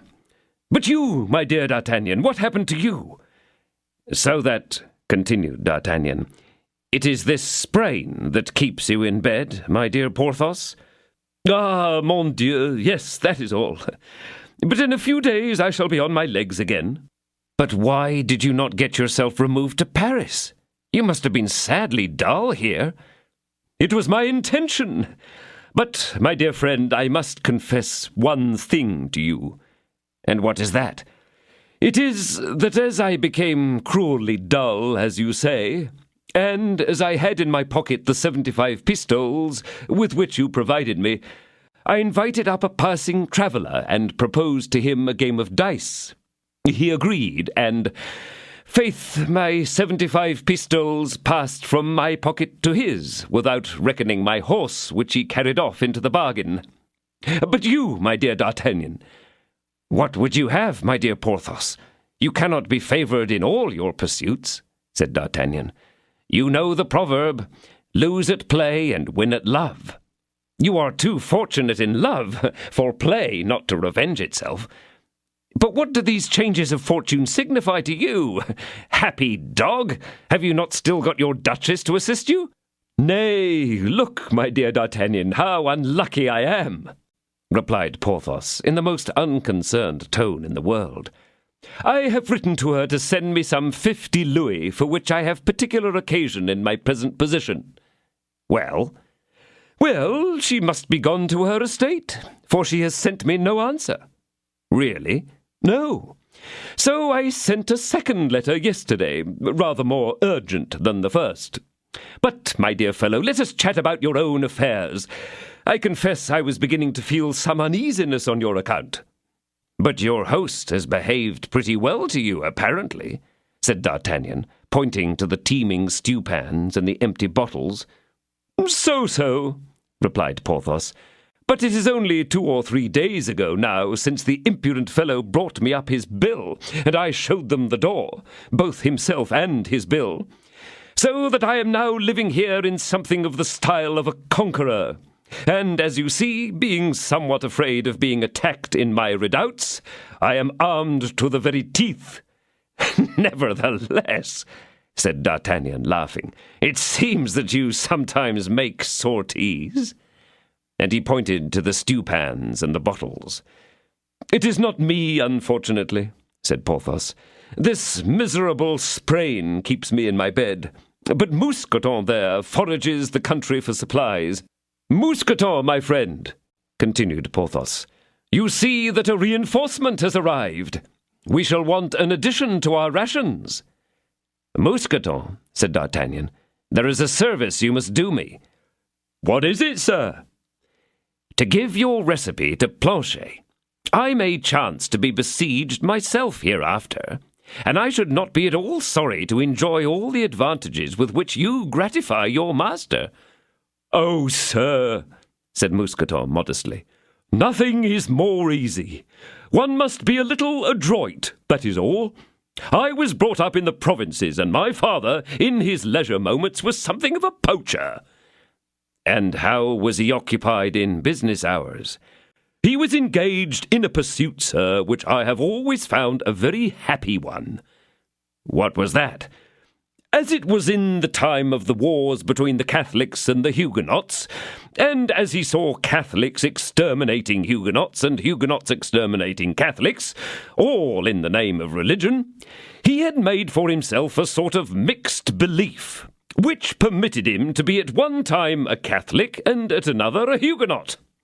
He had a habit of walking out behind the hedges on the roadside, with his carbine at his shoulder, and, when he saw a solitary Catholic coming, the Protestant religion immediately predominated in his mind. He lowered his carbine in the direction of the traveller, and then, when he was at 10 paces from him, opened a conversation which almost always ended by the traveller relinquishing his purse to redeem his life. Of course, when he saw a Huguenot coming, he was seized with such an ardent Catholic zeal that he could not comprehend how it had been possible for him, only a quarter of an hour before, to doubt the superiority of our most holy faith. For myself, sir, I am a Catholic. My father, having, in conformity to his principles, made my elder brother a Huguenot." "And what was the end of the worthy man?" asked D'Artagnan. "Most unfortunate, sir. He found himself caught in a defile between a Catholic and a Huguenot, with whom he had done some business previously, and they both recognized him. So they united against him and hung him on a tree. And then they came and boasted of their foolish work in the very wine shop in the village where my brother and I were drinking." "And what did you do?" asked D'Artagnan. "We let them talk," replied Mousqueton. "Then, as they went opposite roads when they left the wine shop, my brother posted himself in the path of the Catholic, and I lay in wait for the Protestant. It was all settled 2 hours after. We had done the business of both of them, admiring the forethought of our poor father, who had taken the precaution to educate us each in a different faith." "In fact, as you say, Mousqueton, your father seems to have been a very intelligent fellow. And you tell me that the worthy man was, in his leisure moments, a poacher?" "Yes, sir. And it was he who taught me to set a snare and fix a night line. The consequence was that when I found our shabby landlord was feeding us on coarse meats, fit possibly for clowns, but not at all suitable to stomachs so delicate as ours, I had recourse again to my old trade. As I sauntered through the woods, I laid my snares in the paths, and as I reclined beside the water, I slipped my lines into the ponds. In this way, thank God, we have experienced no scarcity, as you may be satisfied, sir, of partridges or rabbits, of carps or eels, and these are light and wholesome viands, highly suitable to sick persons." "But wine," said D'Artagnan. "Your landlord furnishes the wine?" "That is to say," answered Mousqueton, "yes and no." "What? Yes and no?" "He furnishes it, it is true, but he is unconscious of honour." "Explain yourself, Mousqueton. Your conversation is deep." "This is the way of it. It chanced that in my wanderings I met with a Spaniard who had seen many countries, and, amongst others, the New World." And what connection can there be between the New World and those bottles on the desk and drawers? Patience, sir. Everything will come in its turn. That is fair, Mousqueton. I trust to you, and listen. This Spaniard had a servant who had accompanied him on his voyage to Mexico. This servant was a compatriot of mine, and we became attached to one another the more quickly as our characters were much alike. We were both particularly fond of hunting, and he related to me how in the Pampas the natives hunt tigers and bulls simply with nooses of rope, which they throw over the necks of these terrible animals. At first I would not believe that they could attain so great a degree of address as to throw the end of a rope on which they wished at the distance of 20 or 30 paces. But with the proof before me, I was obliged to recognize the truth of his recital. My friend placed a bottle at 30 paces off, and at each throw caught it by the neck in a running noose. I practiced this exercise, and as nature has given me some capacity, I can now throw the lasso as well as any man in the world. Well, do you understand? Our landlord has a well-furnished cellar, of which he never loses sight of the key. But this cellar has an air-hole, and through that air-hole I throw the lasso. And as I now know the best corner, I always draw from thence. This is the connection, sir, between the New World and the bottles on the desk and drawers. And now, will you taste our wine? And without prejudice, you will tell us what you think of it? Thanks, my friend, thanks. But I have already breakfasted. Well, said Porthos, make all ready, Mousqueton, and whilst we breakfast, D'Artagnan will tell us what has happened to him during the 10 days that he has been absent from us. Whilst Porthos and Mousqueton breakfasted with all the appetite of convalescence, and that brotherly familiarity which draws men together in misfortune, D'Artagnan related that Aramis, being wounded, had been obliged to stop at Crèvecoeur, that he had left Athos fighting at Amiens with 4 men who accused him of being a coiner, and that he himself had been compelled to run the Count de Wardes through the body in order to reach England.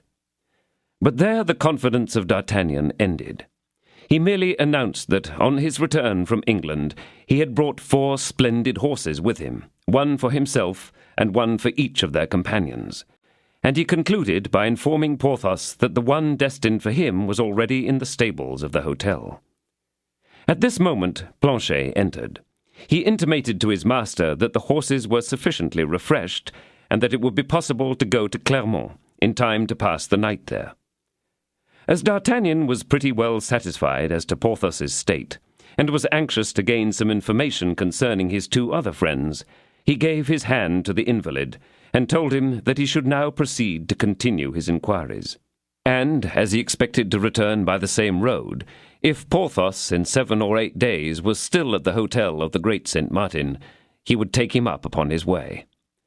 Porthos answered that in all probability his sprain would confine him till that time, and, moreover, he must wait at Chantilly for a reply from the Duchess.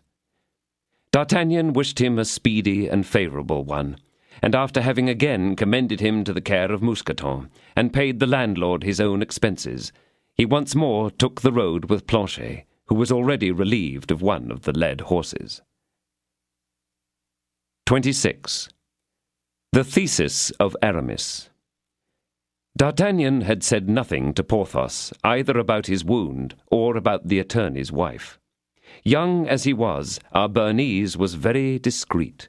Consequently, he had pretended to believe everything that the boasting musketeer had told him, convinced that no friendship can support itself against a secret discovered, especially when that secret wounds the pride.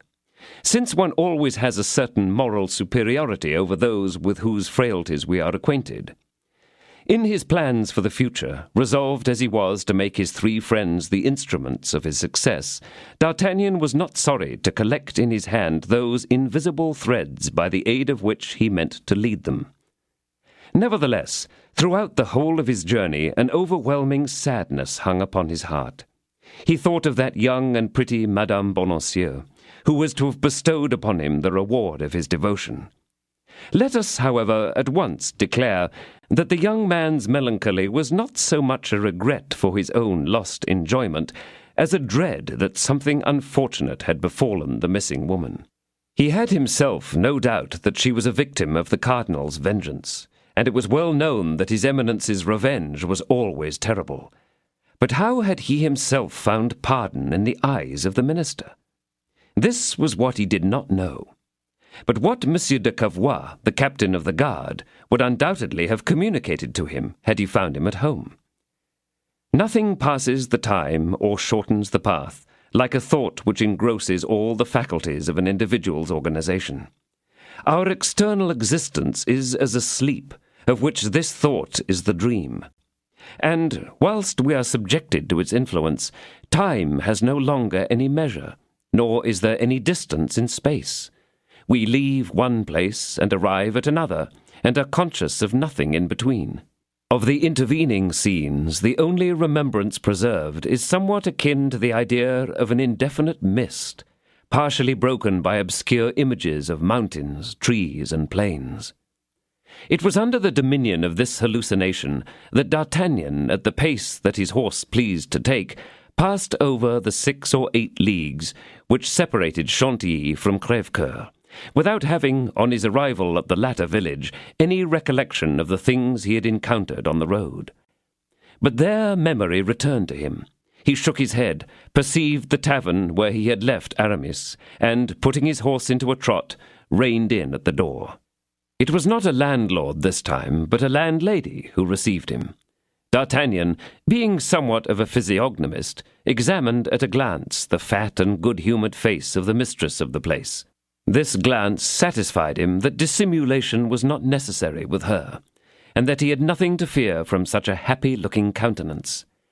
"My good lady," demanded D'Artagnan, "can you tell me what has become of one of my friends, whom I was obliged to leave here about 12 days ago?"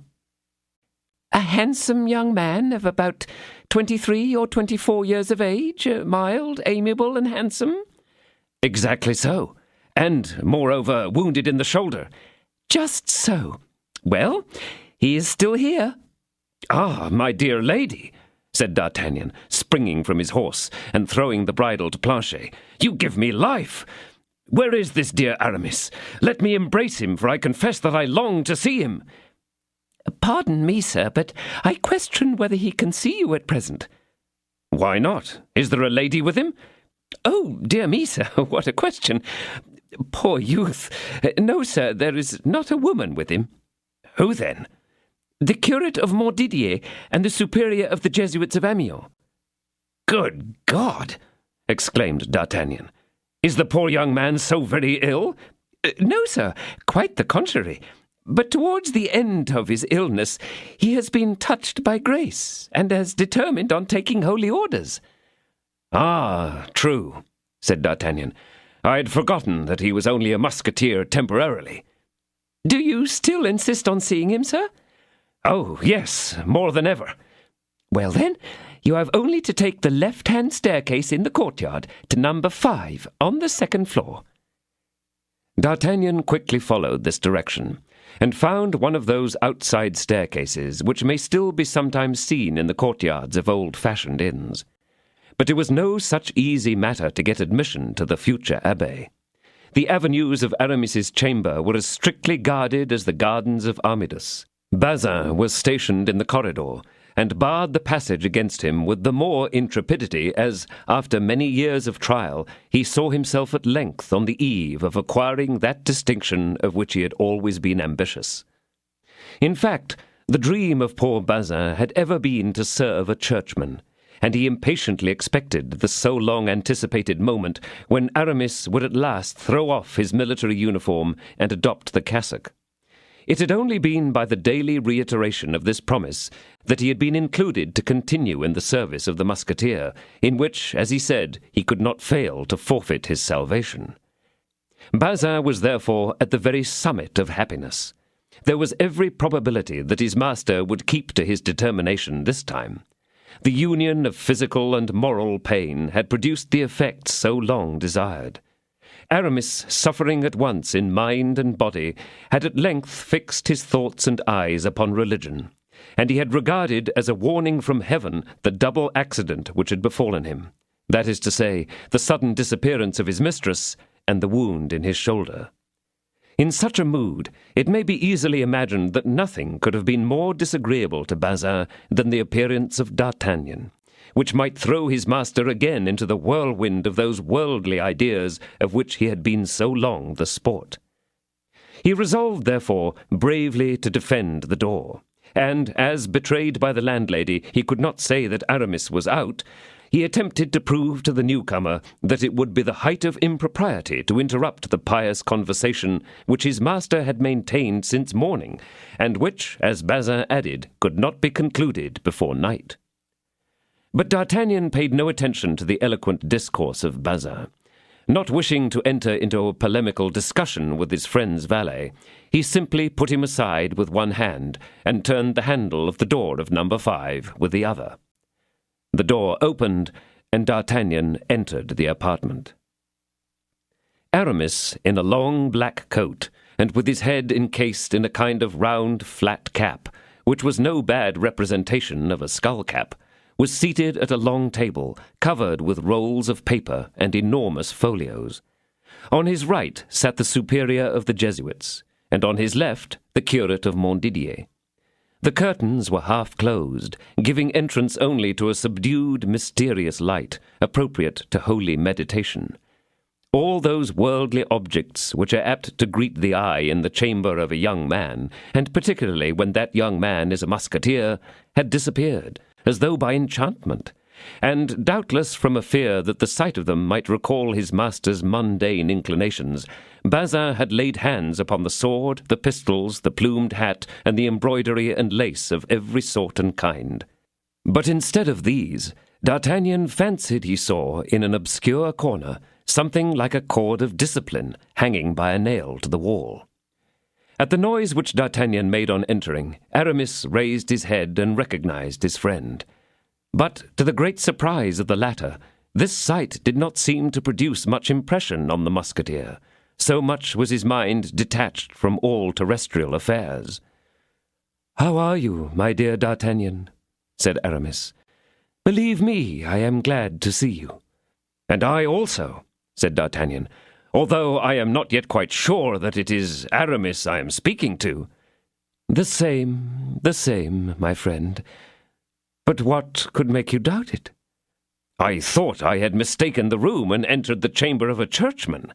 And then another terror seized me when I found you in the company of these gentlemen. I feared you were dangerously ill." The two men in black launched a glance almost of menace at D'Artagnan, whose intention they perceived, but he did not on that account disturb himself. "Perhaps I inconvenience you, my dear Aramis," continued D'Artagnan, "for, from what I see, I am led to suppose that you are confessing to these gentlemen." Aramis colored slightly. "Oh, no. On the contrary, my dear friend. And, as a proof of it, permit me to protest to you that I rejoice at seeing you safe and sound." "Ah, he is coming to himself again," thought D'Artagnan. "This is fortunate." "This gentleman, who is my friend, has just escaped a serious danger," continued Aramis, addressing the two ecclesiastics as he pointed to D'Artagnan with his hand. "Praise God for it, sir," replied they, bowing their heads in concert. "I have not failed to do so, reverend fathers," replied the young man as he returned their salutation. "You are come just in the nick of time, my dear D'Artagnan," continued Aramis, "and by taking part in our discussion, you will enlighten it by your ability. Monsieur the Principal of Amiens, Monsieur the Curate of Montdidier, and myself are arguing certain theological questions, which have long interested us, and on which I shall be delighted to have your opinion." "The opinion of a soldier has but little weight," replied D'Artagnan, who began to be uneasy at the turn things were taking. "You may rely upon the knowledge of these gentlemen." The men in black bowed. "On the contrary," replied Aramis, "your opinion will be of great value. The question is this. The principal thinks that my thesis should be, above all things, dogmatic and didactic. Your thesis? Are you preparing a thesis? Certainly, replied the Jesuit. For the examination preceding ordination, a thesis is rigorously demanded. Ordination? Exclaimed D'Artagnan, who could scarcely believe what the landlady and Bazin had successively told him. Ordination? And his eyes wandered in astonishment over the three persons who were before him.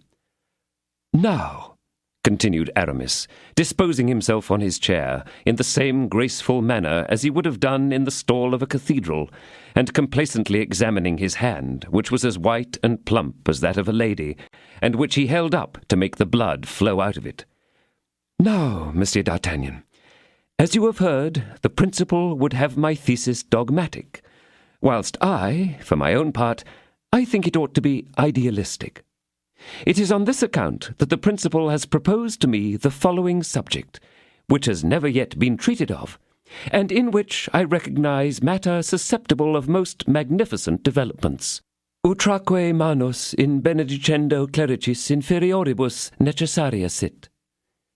D'Artagnan, whose extent of erudition we are aware of, did not knit his brows at this citation, any more than at that which Monsieur de Tréville had made to him on the occasion of the presents which he supposed D'Artagnan to have received from the Duke of Buckingham.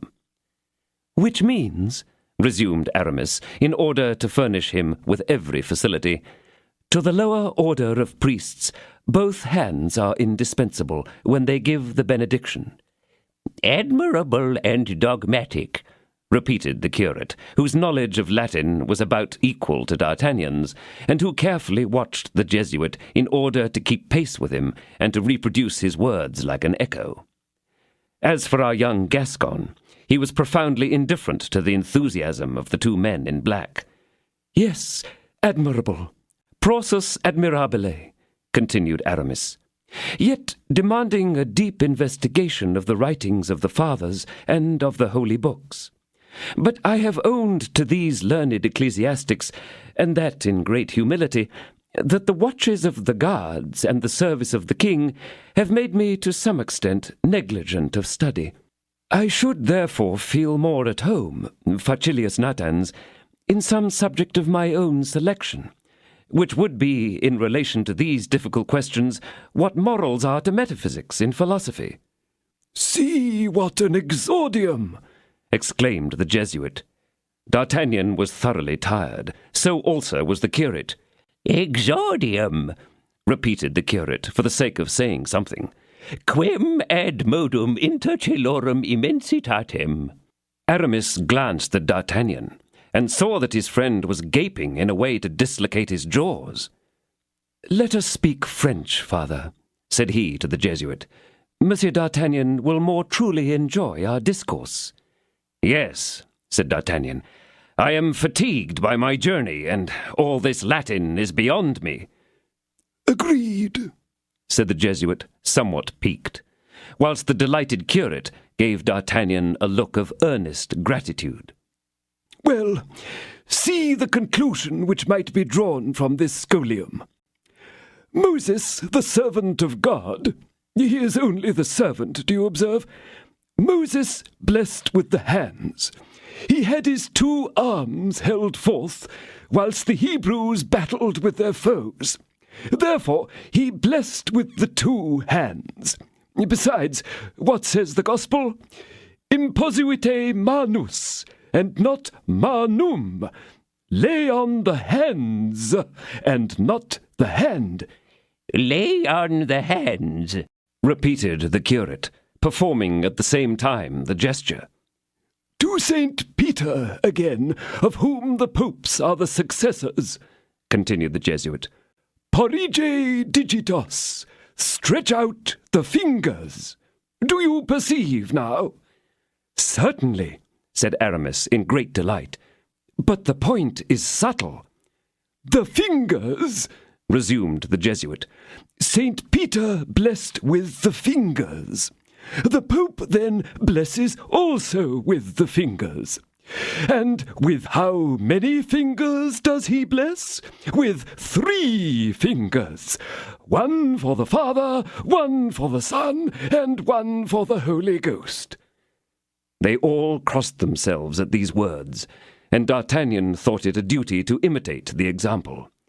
The Pope is the successor of St. Peter, and he represents the 3 divine powers.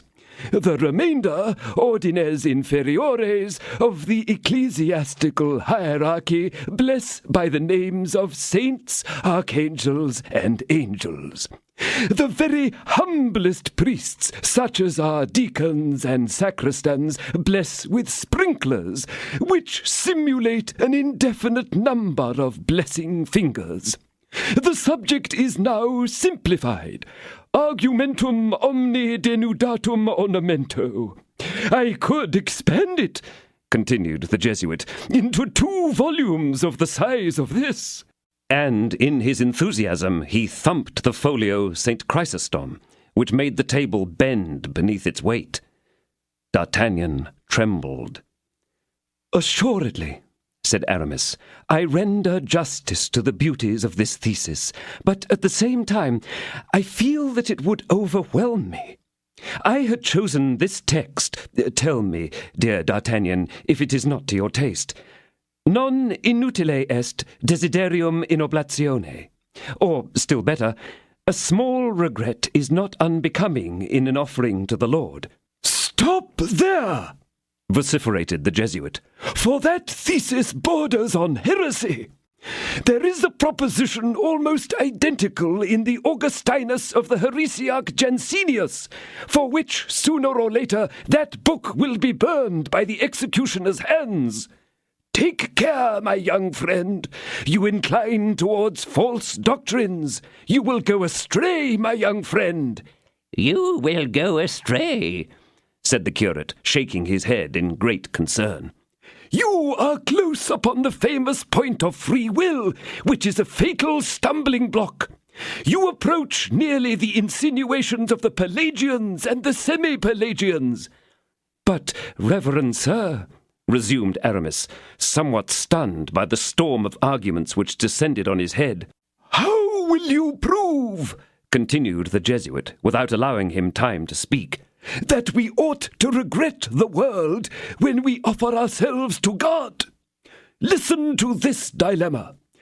God is God, and the world is the devil.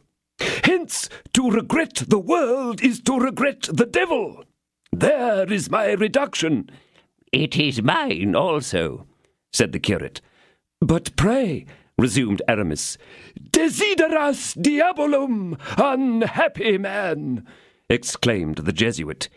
He regrets the devil. Ah, my young friend, resumed the curate with a groan. Do not regret the devil, I beseech you. D'Artagnan was beginning to lose his wits. He seemed to be in a company of madmen, and to be in danger himself of becoming as mad as those he was listening to. Only he was necessitated to hold his tongue from not understanding the language in which they talked.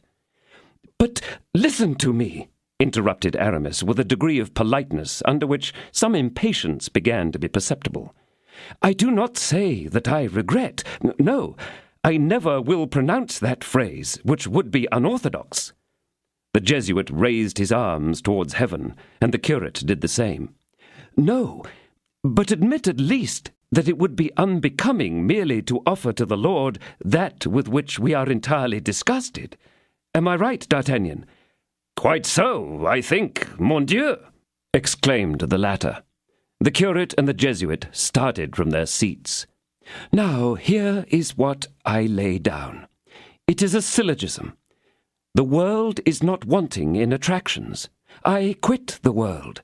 Therefore, I make a sacrifice. Now, Scripture says positively, make a sacrifice unto the Lord. That is true, admitted the antagonists. Then, continued Aramis, pinching his ear to make it red, as he had before waved his hands to make them white. Then I have made a stanza upon this subject, which I showed last year to Monsieur Voiture, and on which that great man highly complimented me, A stanza! exclaimed the Jesuit scornfully. A stanza, responded the curate mechanically. Recite it, vociferated D'Artagnan. That will be a little change. No change, for it is religious, replied Aramis. It is theology in verse. The devil! exclaimed D'Artagnan. Here it is, said Aramis, with a gentle air of modesty, which was not altogether exempt from hypocrisy. All you who mourn past happiness now flown, and live through long and weary days of woe, your sorrows all a certain end shall know, when tears are offered to your God alone, by you who mourn below. D'Artagnan and the curate seemed pleased. The Jesuit persisted in his opinion. Be cautious of a profane taste in a theological style. What in fact does St. Augustine say? Severus sit clericorum sermo. Yes, let the sermon be clear, said the curate. But, hastily interrupted the Jesuit on seeing his attendant blundering, but your thesis will please the ladies, and that is all. It will have the popularity of one of Maître Patrou's pleadings. God grant it, exclaimed Aramis, overjoyed. You say, resumed the Jesuit, the world still speaks within you in a loud voice, altissima voce. You follow the world, my young friend, and I fear that grace will not prove efficacious. Doubt me not, Reverend Father, I answer for myself. Worldly presumption! I know my own heart, Father. My resolution is irrevocable. Then you persist in pursuing this thesis? I feel myself called to treat that, and not any other one. I shall therefore continue it, and I trust that tomorrow you will be contented with the emendations which I shall have made in it, under your advice. Work slowly, said the curate. We leave you in excellent dispositions. Yes, the ground is all sown, said the Jesuit, and we have no reason to fear that some part of the seed has fallen in stony places, and some upon the highway, and that the birds of the air have eaten up the remainder. Aves caeli comederunt illam. May the plague choke you with your Latin, exclaimed D'Artagnan, whose patience would hold out no longer. Farewell, my son, said the curate. Farewell till tomorrow. Adieu till tomorrow, rash youth, said the Jesuit. You promise to be one of the lights of the church. God grant that this light prove not a devouring flame. D'Artagnan, who had been gnawing his nails with impatience for an hour, was beginning to reach the flesh. The two men in black bowed to Aramis and D'Artagnan and proceeded towards the door. Bazin, who had kept standing and had listened to this controversy with a pious jubilation, rushed towards them, seized the breviary of the curate and the missal of the priest, and walked respectfully before them to clear their path. Aramis himself conducted them to the bottom of the stairs, and came up again to D'Artagnan, who was still deep in meditation. When they were left alone, the two friends at first maintained an embarrassed silence. Nevertheless, it was imperative that one of them should speak first, and D'Artagnan seemed determined to leave that honour to his friend. "You see me," said Aramis, "return to my original ideas." "Yes, as the gentleman said just now, efficacious grace has touched you." "Oh, these plans of retirement have long been formed, and you, my friend, have often heard me speak of them, have you not?" "Yes, certainly, but I confess that I always thought you were joking." "What? About such things as these? Oh, D'Artagnan!" "Why, we joke even in the face of death." "And we are wrong to do so," said Aramis, "for death is the gate which leads to salvation or to condemnation." "Agreed," said D'Artagnan. "But do not let us discuss theology. You must have had enough for the day. And as for me, I confess I've almost forgotten the little Latin that I ever knew. And besides, to tell the truth, I have eaten nothing since 10 o'clock this morning, and am as hungry as 20 devils." "We will dine presently, my dear friend. Only you will remember that this is Wednesday, and on that day I can neither eat meat nor see any eaten. If you will be contented with my dinner, it is composed of boiled tetragones and fruit." "What do you mean by tetragones?" anxiously inquired D'Artagnan. "I mean spinach," replied Aramis. "But for you I will add some eggs, although it is a grave infraction of rule, eggs being certainly meat, since they produce chickens." "This feast is not very nourishing, but never mind. To remain with you, I will submit to it." "I am grateful to you for the sacrifice," replied Aramis. "But if it be not beneficial to your body, depend upon it, it will be so to your soul." "So, Aramis, you decidedly entered the church? What will your friends say? What will Monsieur de Treville say? They will look upon you as a deserter, I forewarn you." "I do not enter the church. I re-enter it. It was the church that I deserted for the world. For you are aware that I did violence to my inclinations in taking the uniform of a musketeer." "I know nothing about it." "Are you ignorant, then, of my reasons for quitting the seminary?" "Entirely so." "Then listen to my history.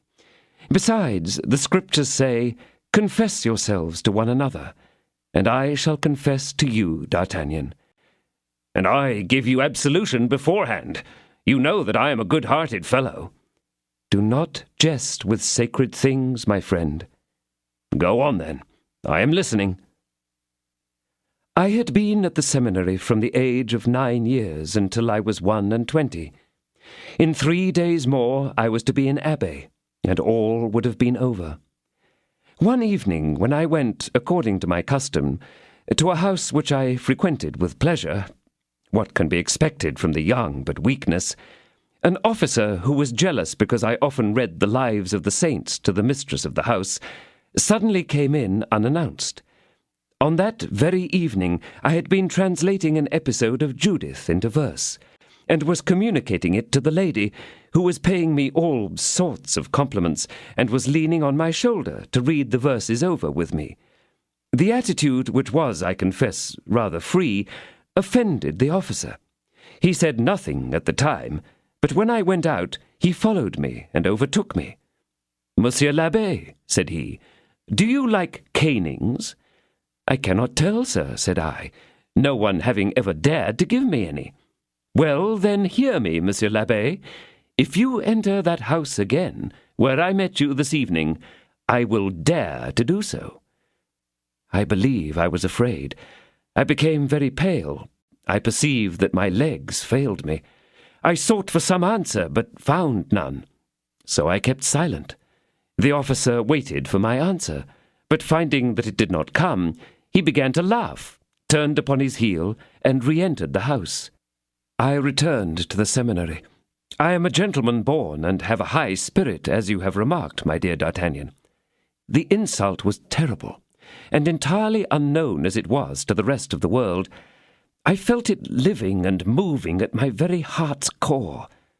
I declared to my superior that I did not think myself sufficiently prepared for ordination, and at my request the ceremony was put off for a year. I sought out the best fencing master in Paris. I engaged him for 1 lesson every day, and every day throughout a whole year I took that lesson. Then, on the very anniversary of the day on which I had been insulted, I hung my cassock on a peg. I took the complete costume of a cavalier, and went to a ball given by a lady of my acquaintance, where I knew that I should find my man. It was in the Rue des Francs Bourgeois, very near La Force.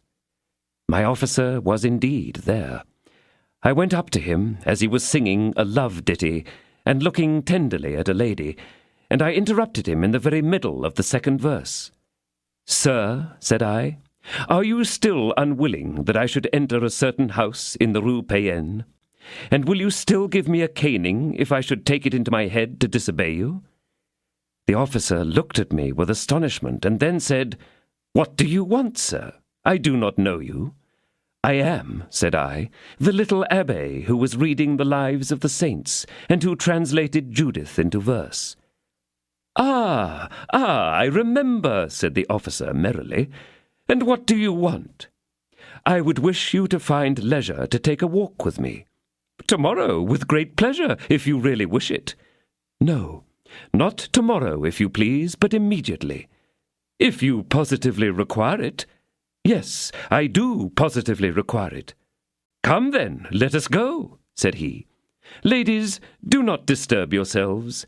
Only give me time to kill this gentleman, and I will return and finish the second verse. We went out. I led him to the Rue Payenne, to the exact spot where, a year before, and exactly at the same hour, he had complimented me as I have related to you. The moonlight was superb. We drew our swords, and, at the first pass, I struck him dead. "The devil!" exclaimed D'Artagnan. Now, as the ladies did not perceive their singer return, and as he was found in the Rue Payenne with a frightful sword wound right through his body, it was thought that it was I who had so accommodated him, and the affair caused some scandal. I was, therefore, obliged for a time to give up the cassock. Athos, with whom I made acquaintance about that period, and Porthos, who had taught me, in addition to my fencing lessons, some merry thrusts, determined me on demanding the uniform of a musketeer. The king had loved my father, who was killed at the siege of Arras, and this uniform was granted to me. Now you will understand that the day is now arrived for my return into the bosom of the church. And why today, more than yesterday or tomorrow? What has happened to you now to give you such miserable ideas? This wound, my dear D'Artagnan, has been to me a warning from heaven. This wound? It is almost healed. I'm quite certain it is not that which causes the worst of your suffering. And what is it? Said Aramis, colouring. You have a deeper one in your heart, Aramis, one that bleeds more, a wound made by a woman. The eye of Aramis sparkled involuntarily. Ah, said he, concealing his emotion under a feigned negligence, do not speak of such things. Such thoughts are not for me, nor such solicitudes of love. Vanitas vanitatum. What, do you suppose then that my brain is turned? And for whom? Some pretty wench, some canon's daughter, to whom I might have paid my court in garrison? For shame! Pardon, my dear Aramis, but I thought that you carried your aim a little higher. Higher? And what am I, that I should have so much ambition? A poor musketeer, unprovided for and obscure, who hates servitude and feels himself an intruder in the turmoil of the world. Aramis! Aramis! Exclaimed D'Artagnan, looking on his friend with a glance of doubt. Dust, continued Aramis. I return to dust. Life is full of sorrow and humiliation, continued he, in deep affliction. All the threads which bind the woof of happiness break in our hands by turns. Fragile above all are the threads of gold. Oh, my dear D'Artagnan, added Aramis, infusing into his tone a slight degree of bitterness, believe me, you must conceal carefully whatever wounds you have. Silence is the last enjoyment of the unfortunate. Let none know your grief. The curious would call up our tears as insects suck the lifeblood of a wounded deer.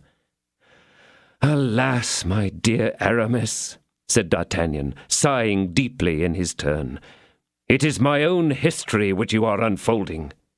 What? Yes, a woman whom I loved, whom I adored, has just been carried away by force. I know not where she is, where she has been taken to. Perhaps she is in prison, perhaps dead. But you at least have the consolation of knowing that she did not quit you voluntarily, and that if you do not hear from her, it is because communication is prevented, whilst... Whilst what? Nothing, replied Aramis. Nothing. Then you renounce the world forever? It is a settled choice, an irrevocable determination? Yes, forever. You are my friend today. Tomorrow you will be only as a shadow, or rather you will no longer exist for me. As for the world, it is at best no better than a sepulchre." "The plague! This is all very lamentable." "What would you desire? My vocation summons me, it impels me onwards." D'Artagnan smiled, but made no reply. Aramis continued, "Nevertheless, whilst I am still belonging to the world, I would talk with you about yourself and our friends." "And I," said D'Artagnan, "would gladly have conferred with you about yourself, did I not see you so dissevered from all earthly things. At love you cry shame, friends are shadows, and the world itself is but a sepulchre." "Alas, you will at last yourself find it so," exclaimed Aramis with a sigh. "Let us waste no more words about that," said D'Artagnan, "and let us burn this letter, which possibly announces to you some new infidelity of some pretty waiting-maid." "What letter?" eagerly cried Aramis. "A letter which came to your lodgings during your absence, and which I have taken charge of." "But from whom comes this letter?" "Perhaps from some disconsolate wench, some waiting-maid of Madame de Chevreuse, possibly, who was obliged to return to Tours with her mistress, and who, to make herself gaudy, has provided perfumed paper and sealed the letter with a duchess's coronet." "What are you telling me?" "I cannot surely have lost it," gravely remarked the young man, pretending to search for it. "But happily the world is a sepulchre. The men, and consequently the women, are shadows, and love is a sentiment at which you cry shame." "Ah, D'Artagnan, D'Artagnan, you kill me!" ejaculated Aramis. "At last, here it is," said D'Artagnan, drawing the letter from his pocket. Aramis made a bound, seized the letter, and read, or rather devoured it, whilst his countenance gleamed with joy. "The waiting-maid seems to write in a good style," said the messenger carelessly. "Thanks, D'Artagnan," exclaimed the almost delirious Aramis. "She could not help it. She was compelled to return to Tours. She has not been unfaithful to me. She loves me still. Come, my friend, let me embrace you. My happiness suffocates me." And the two friends began dancing round the folios of the venerable St. Chrysostom, treading gallantly on the leaves of the thesis which had fallen to the ground. At this moment Bazin entered with the spinach and the omelette.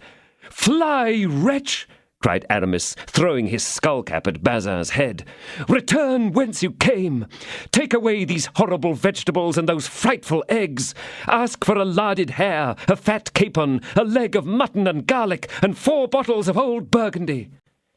Bazin, who looked at his master, and could make nothing of this change, let the omelette fall, in his despair, upon the spinach, and the spinach upon the carpet.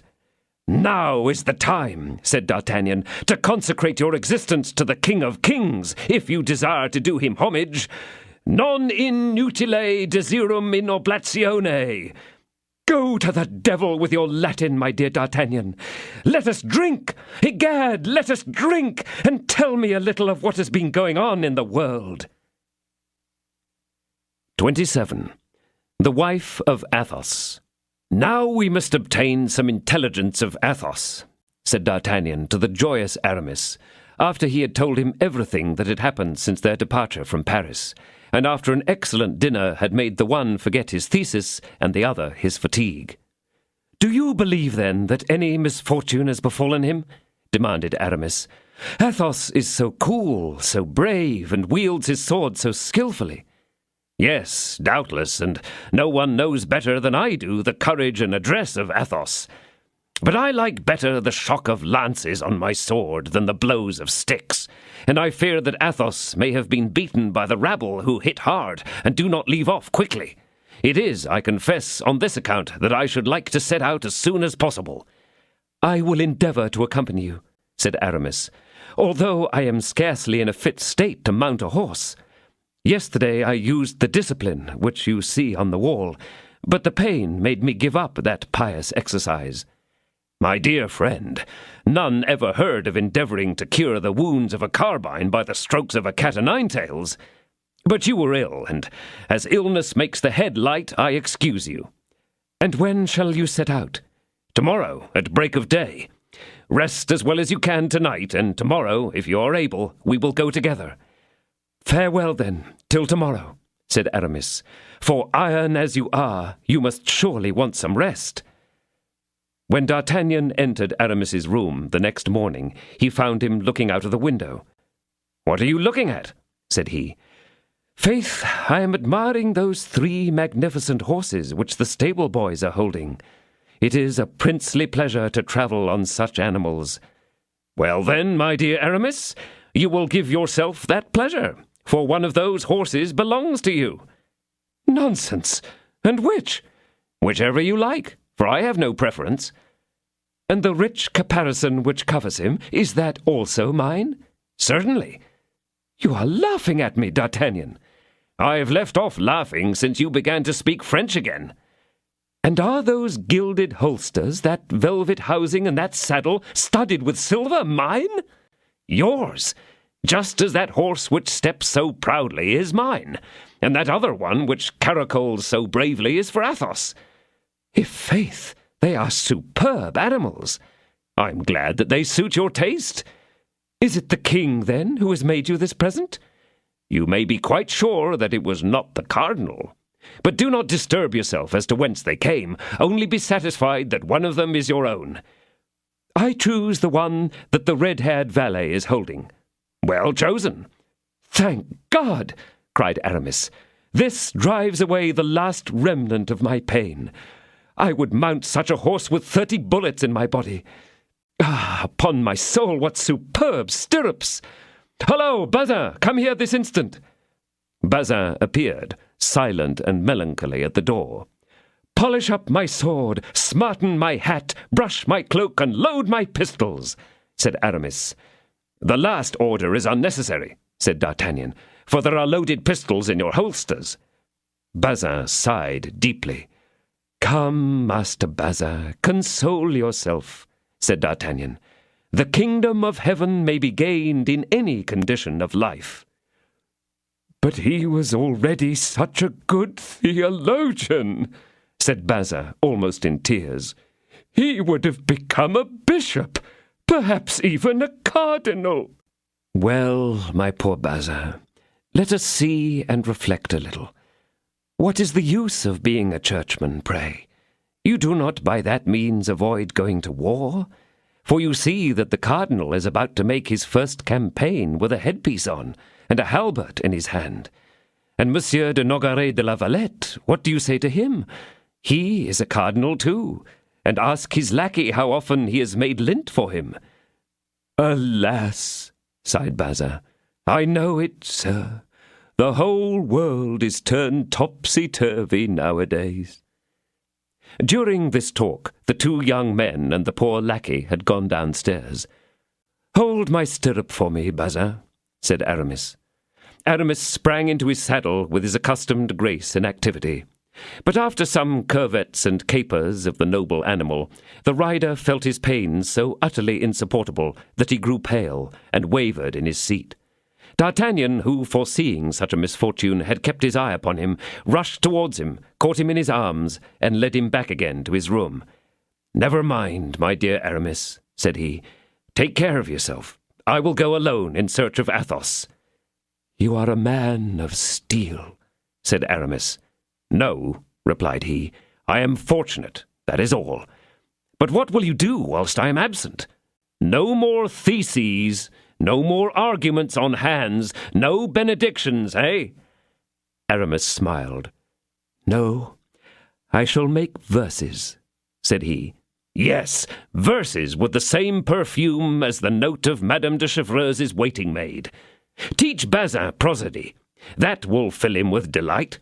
And as for the horse, ride him for a little while every day, and that will make you accustomed to the work. Oh, as for that, be satisfied that you shall find me ready to follow you." They bade each other adieu, and in a few minutes D'Artagnan, having commended his friend to the care of Bazin and the landlady, was trotting onwards on his way toward Amiens. And in what condition should he find Athos? Should he even find him at all? The position in which he had left him was critical, and it was not improbable that Athos might have been destroyed. This idea clouded the brow of D'Artagnan, and made him mutter many a vow of vengeance. Of all his friends, Athos was the eldest, and apparently the least akin to him in sympathies and tastes, and yet he had a marked preference for this gentleman. The noble and distinguished air of Athos, those flashes of dignity which from time to time shone forth from the cloud in which he had voluntarily enveloped himself, that unalterable equanimity of temper which made him the best companion in the world, that forced yet ironic gaiety, that courage which would have been denominated blind had it not been the result of the rarest coolness, so many excellent qualities attracted more than the esteem, more even than the friendship of D'Artagnan. They attracted his admiration. In fact, by the side even of the elegant and noble courtier Monsieur de Tréville, Athos, in his bright days, might advantageously sustain comparison. He was of only medium height, but his figure was so admirably formed and proportioned that more than once, in his sportive contests with Porthos, he had subdued the giant, whose physical power had become proverbial amongst the musketeers. His countenance, with its piercing eyes and aquiline nose, and a chin chiselled like that of Brutus, had an indescribable character of dignity and grace. His hands, of which he took no care, were the despair of Aramis, who cherished his at a great expense of almond paste and perfumed oil. The sound of his voice was penetrating and, at the same time, melodious. And then, a something altogether indefinable in Athos, who shrunk from all display, there was a delicate knowledge of the world, and of the customs of the most brilliant society that was perceptible, apparently without his being conscious of it, in all his minutest actions.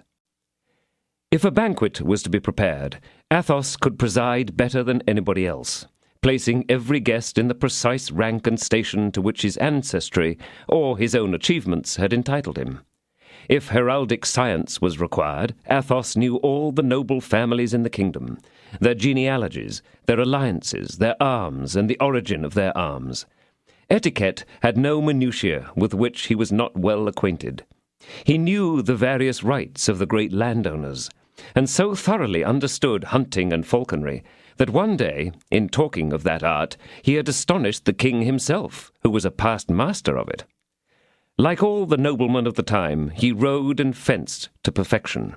And more than that, his education had been so well attended to, even on scholastic points, which were rarely introduced amongst gentlemen of that age, that he smiled at the scraps of Latin which Aramis let fall, and which Porthos pretended to understand.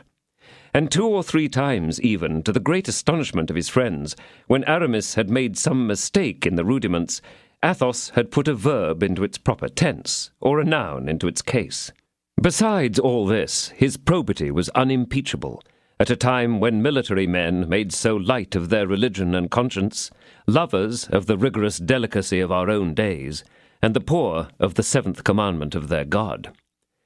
Athos was, therefore, a very extraordinary man. And yet this nature so distinguished, this creature so beautiful, this essence so fine, was seen to turn insensibly towards a material life, as old men often tend to physical and moral imbecility. In his hours of privation, and these were frequent, Athos was extinguished as respected all his luminous nature, and all his brilliant qualities disappeared as in a dark night. Then, in place of the vanished demigod, there remained scarcely a human being. His head drooped, his eye was dull, his voice heavy and languid, and he would look for hours at nothing but his bottle and his glass, or at Grimaud, who, accustomed to obey him by signs, read in his look the smallest wish, which he immediately gratified.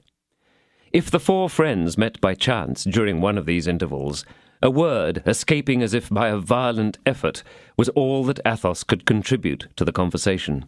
But to compensate for this deficiency, Athos alone drank as much as all the rest, without any other apparent effect than a more manifest contraction of the eyebrows and a more profound melancholy. D'Artagnan, with whose inquisitive and penetrating mind we are already acquainted, whatever motive he might have for indulging his curiosity on the subject, had been unable hitherto to assign any cause for this melancholy, or for its frequent recurrence.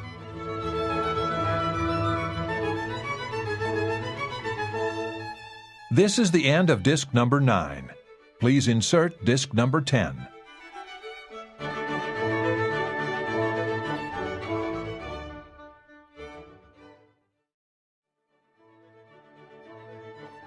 This is disc number 10.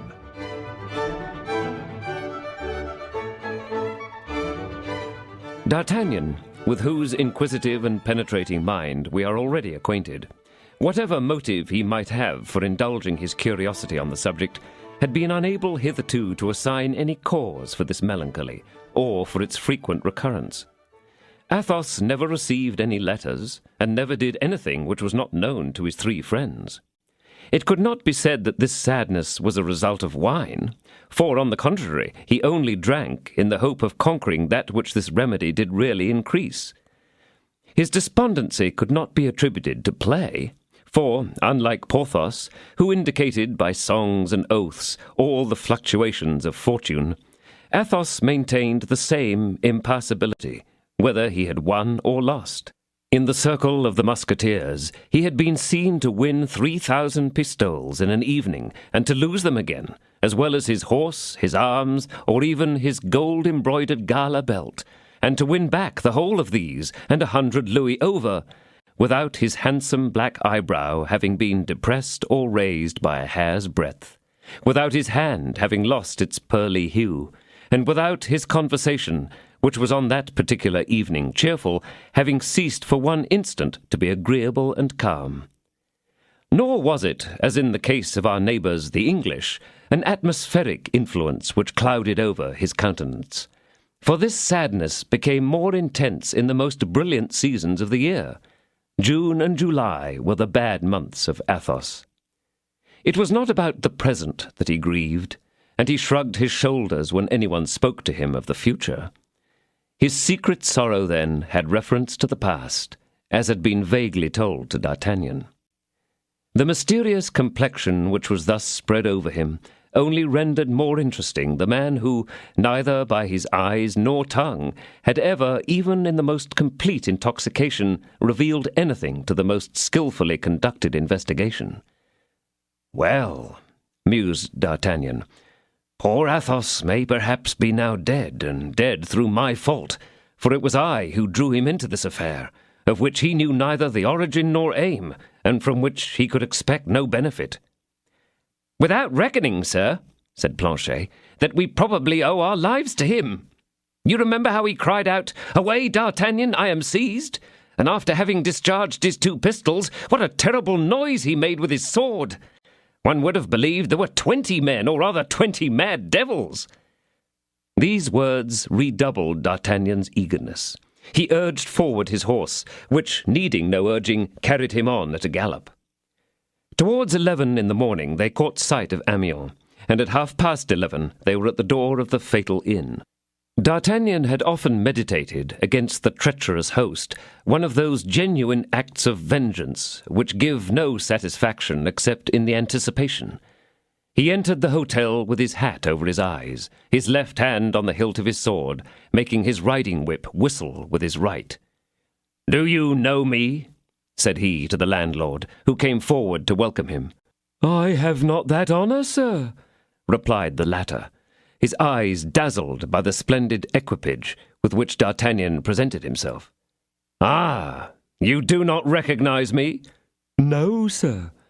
"Well, then, 2 words will restore your recollection. What have you done with that gentleman against whom you had the audacity about a fortnight ago to bring an accusation of passing bad money?" The host turned pale, for D'Artagnan had assumed a most threatening attitude, and Planchet closely followed his master's example. "Ah, sir, do not mention that," replied the host, in a most lamentable tone of voice.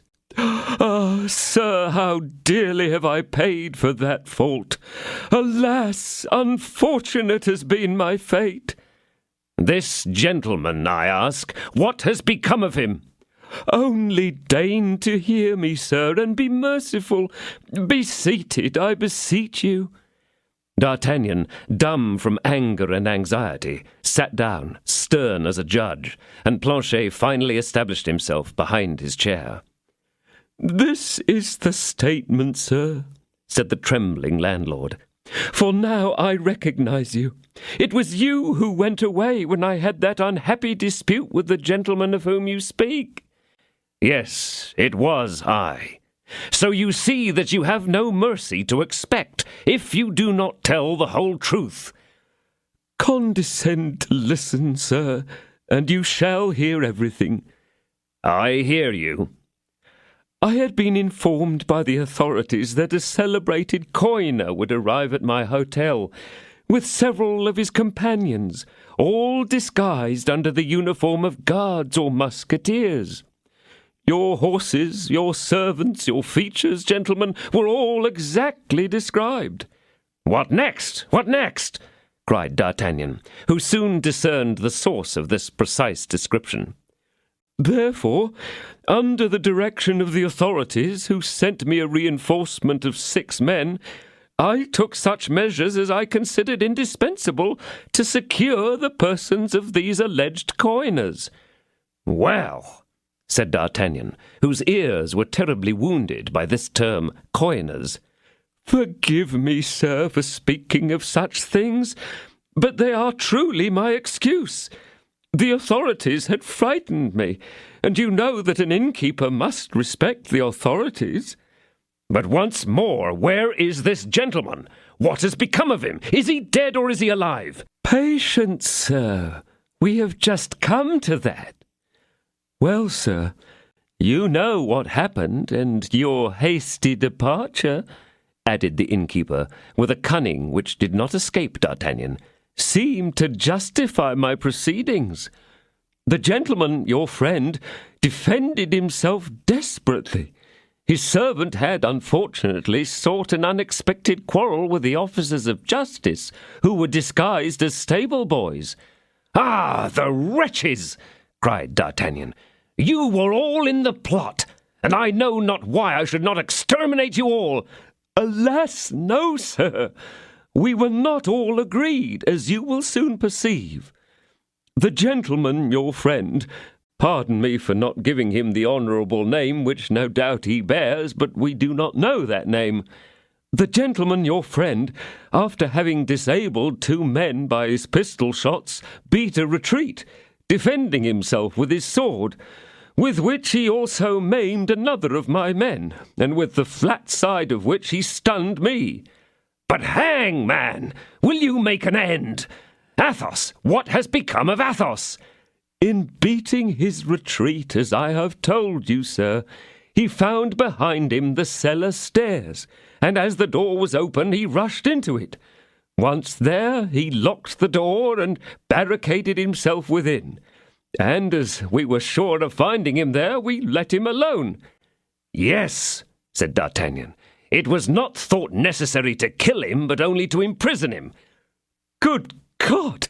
To imprison him, sir? He imprisoned himself, I swear. For first, he had made a pretty severe business of it. 1 man was killed outright, and 2 were grievously wounded.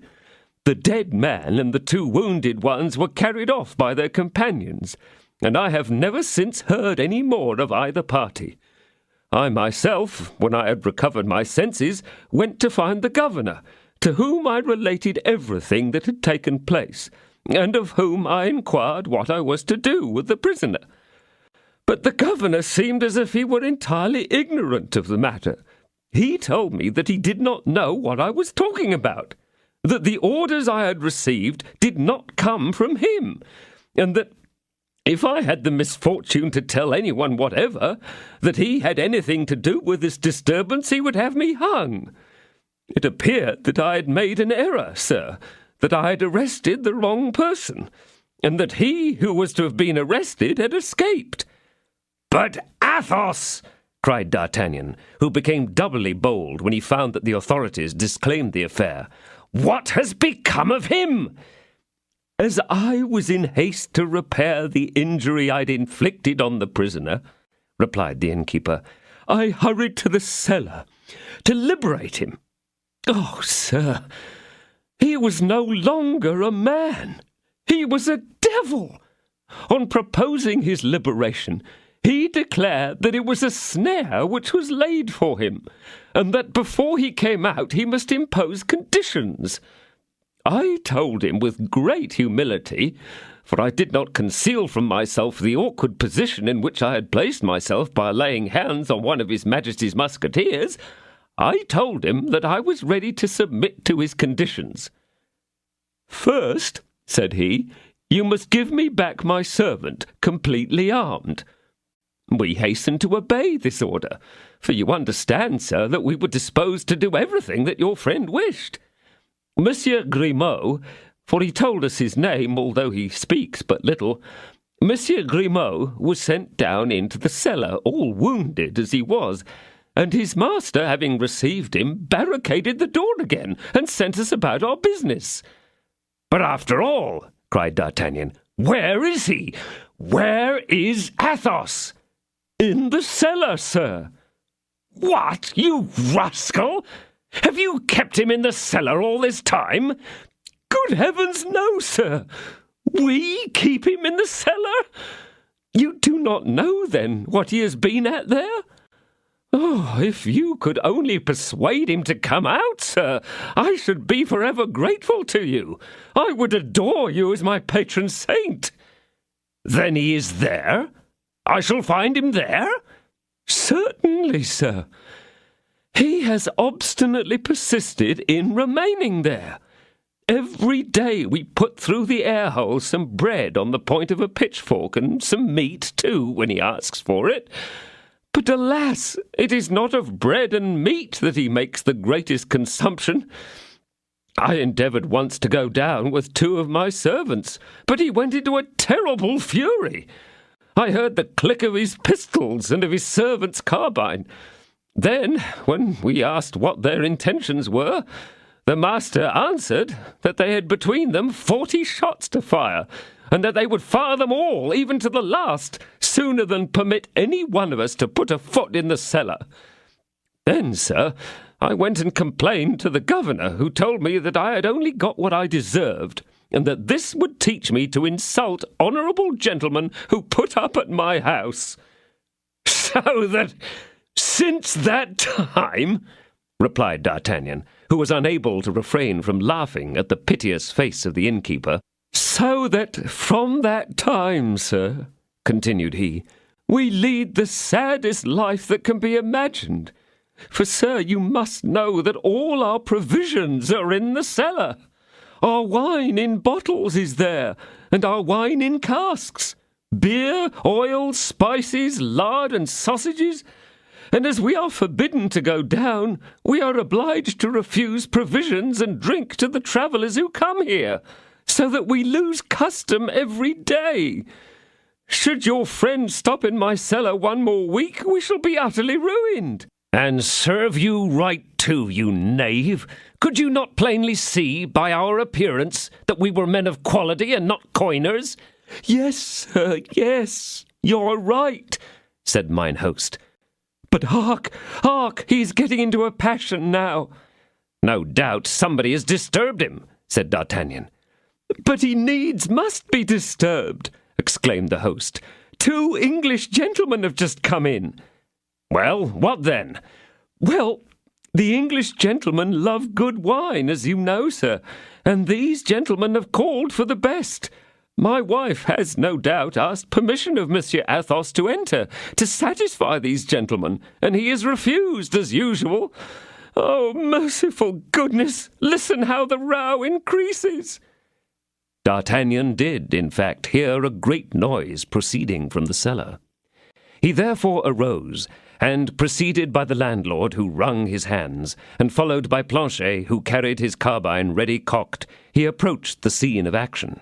The 2 gentlemen were highly exasperated. They had travelled a long way, and were fainting with hunger and thirst. "But it is positive tyranny," cried they, in very good French, although with a foreign accent, "that this downright madman will not allow these good people the use of their own wine. We will break open the door, and, if he is too furious, we will kill him." "Hold there, gentlemen!" exclaimed D'Artagnan, drawing his pistols from his belt. "You will not kill anyone, if you please." "Very good, very good," said the calm voice of Athos from behind the door. "Let these child-eaters enter, and we shall soon see." Brave as they appeared to be, the two Englishmen looked at one another with some degree of hesitation. One would have said that the cellar contained one of those ravenous ogres, those gigantic heroes of popular legend, whose cavern none could enter with impunity. There was a moment of silence, but at last the two Englishmen were ashamed to retire, and the most impatient of them went down 5 or 6 steps of the staircase and gave the door a kick sufficient to break through a wall. "Planchet," said D'Artagnan, cocking his pistols, "I will take the one that is up here. You take charge of him who is below. Ah, gentlemen, you wish for a fight, do you? Well, we will give you one." "My God!" cried the hollow voice of Athos. "I think I hear D'Artagnan's voice." "Yes," said D'Artagnan, raising his voice in his turn. "It is I myself, my friend." "Good," said Athos. "Then we'll handle these door-breakers." The gentlemen had drawn their swords, but finding themselves caught between 2 fires, they hesitated again for a moment. As before, however, pride carried the day, and a second kick made the door crash from top to bottom. "Step aside, D'Artagnan, step aside!" cried Athos. "I'm going to fire."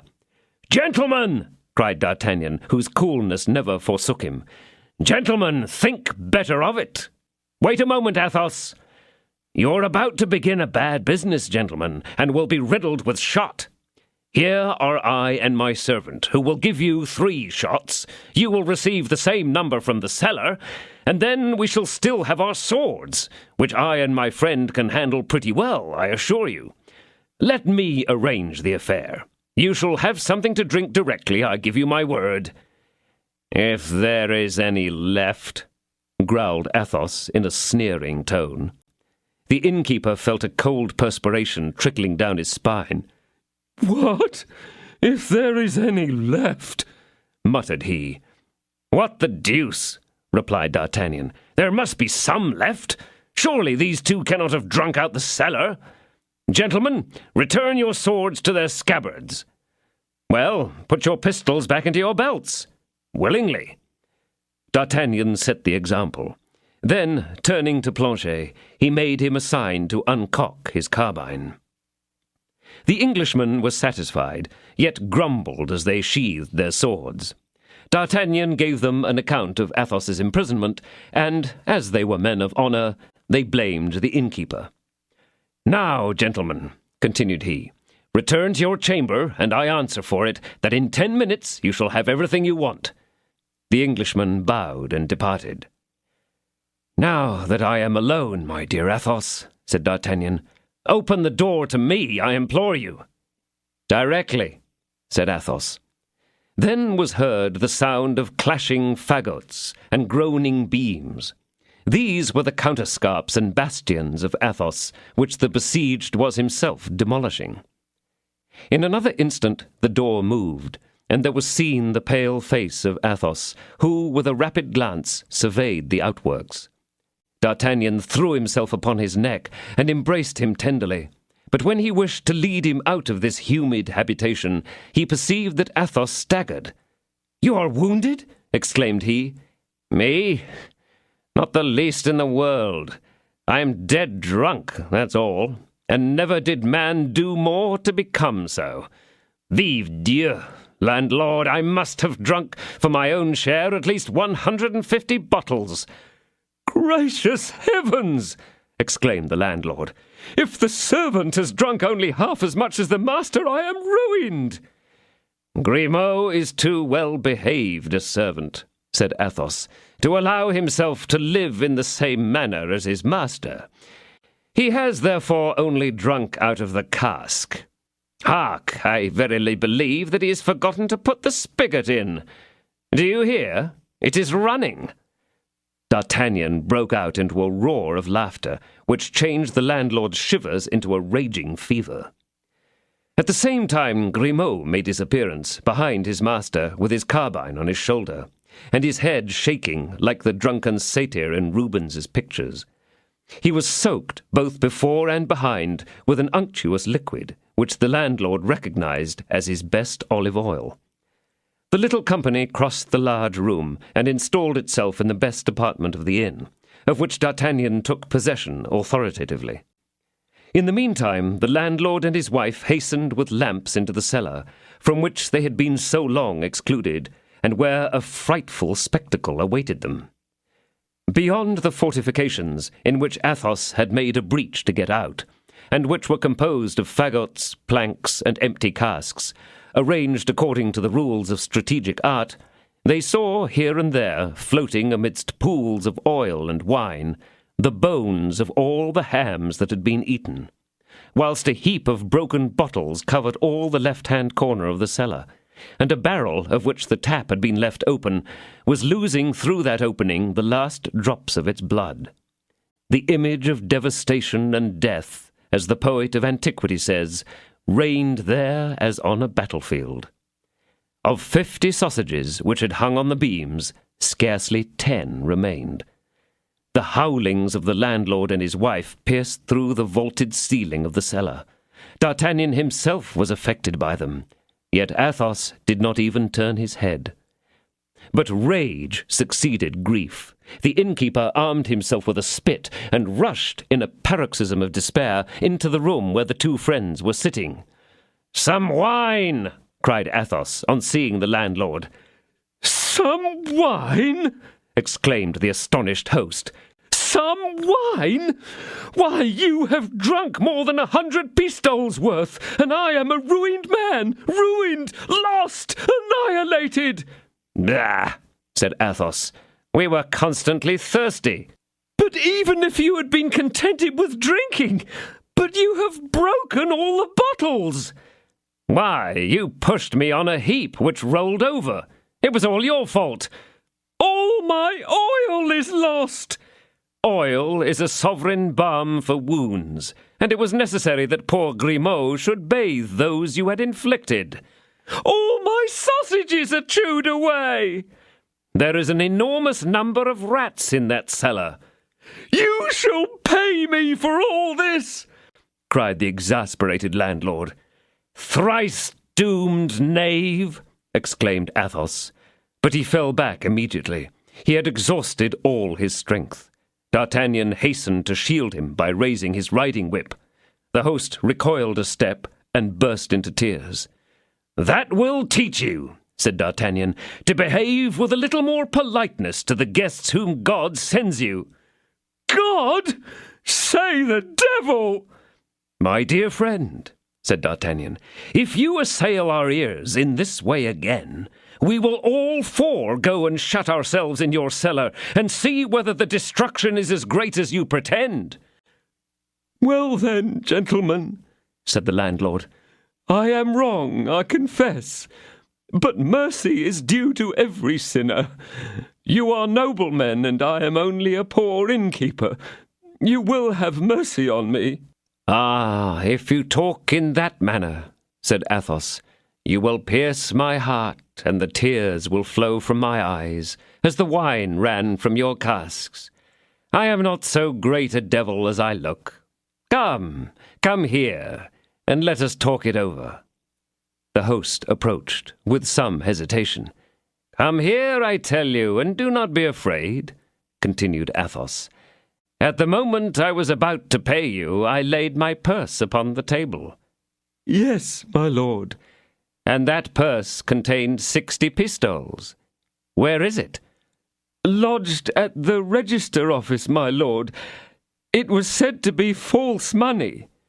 "Well, then, recover my purse and keep the 60 pistoles."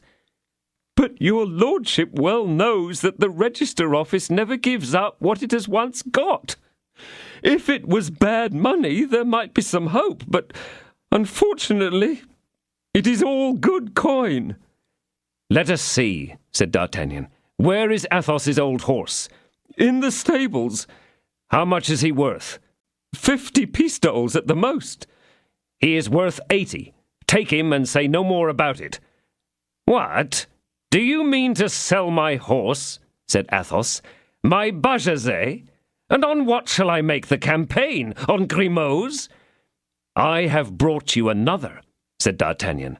"And a magnificent one," cried the landlord. "Then," said Athos, "if there be another, younger and handsomer, take the old one. And now let us have something to drink." "Of what sort?" said mine host, completely pacified. "Of that which is at the bottom, near the laths. There are 25 bottles of it remaining. The others were broken by my fall. Bring up 6. "This man is a perfect ton," said the landlord to himself. "If he should only remain here a fortnight and pay for what he drinks, I should re-establish my affairs." "Now," said Athos, "whilst we are waiting for the wine, tell me what has become of the others. Come, let me hear." D'Artagnan recounted how he had found Porthos in bed with a sprain, and Aramis between 2 theologians. As he ended his narration, the landlord entered with the bottles which had been ordered, and a ham which had been, fortunately, left outside the cellar. "That's right," said Athos, filling his own glass and that of D'Artagnan. "Here's to Porthos and Aramis. But, my friend, what is the matter with you? And what has happened to you yourself? I fancy that you are looking sad." "Alas," replied D'Artagnan, "I am the most unhappy of you all." "You unhappy, D'Artagnan?" said Athos. "Let me hear how you can be unhappy. Tell me that." "By and by," said D'Artagnan. "By and by? And why by and by? Is it because you think that I am drunk, D'Artagnan? Just understand, then, that my ideas are never clearer than when I am in my cups. Speak, therefore. I am all attention." D'Artagnan related his adventure with Madame Bonancieux. Athos heard him without even moving his eyebrow. Then, when he had ended, "Those are all trifles," said Athos. "Trifles." This was the favorite word of Athos. "You repeat the word trifles, my dear Athos," said D'Artagnan, "and it comes with a bad grace from you who have never loved."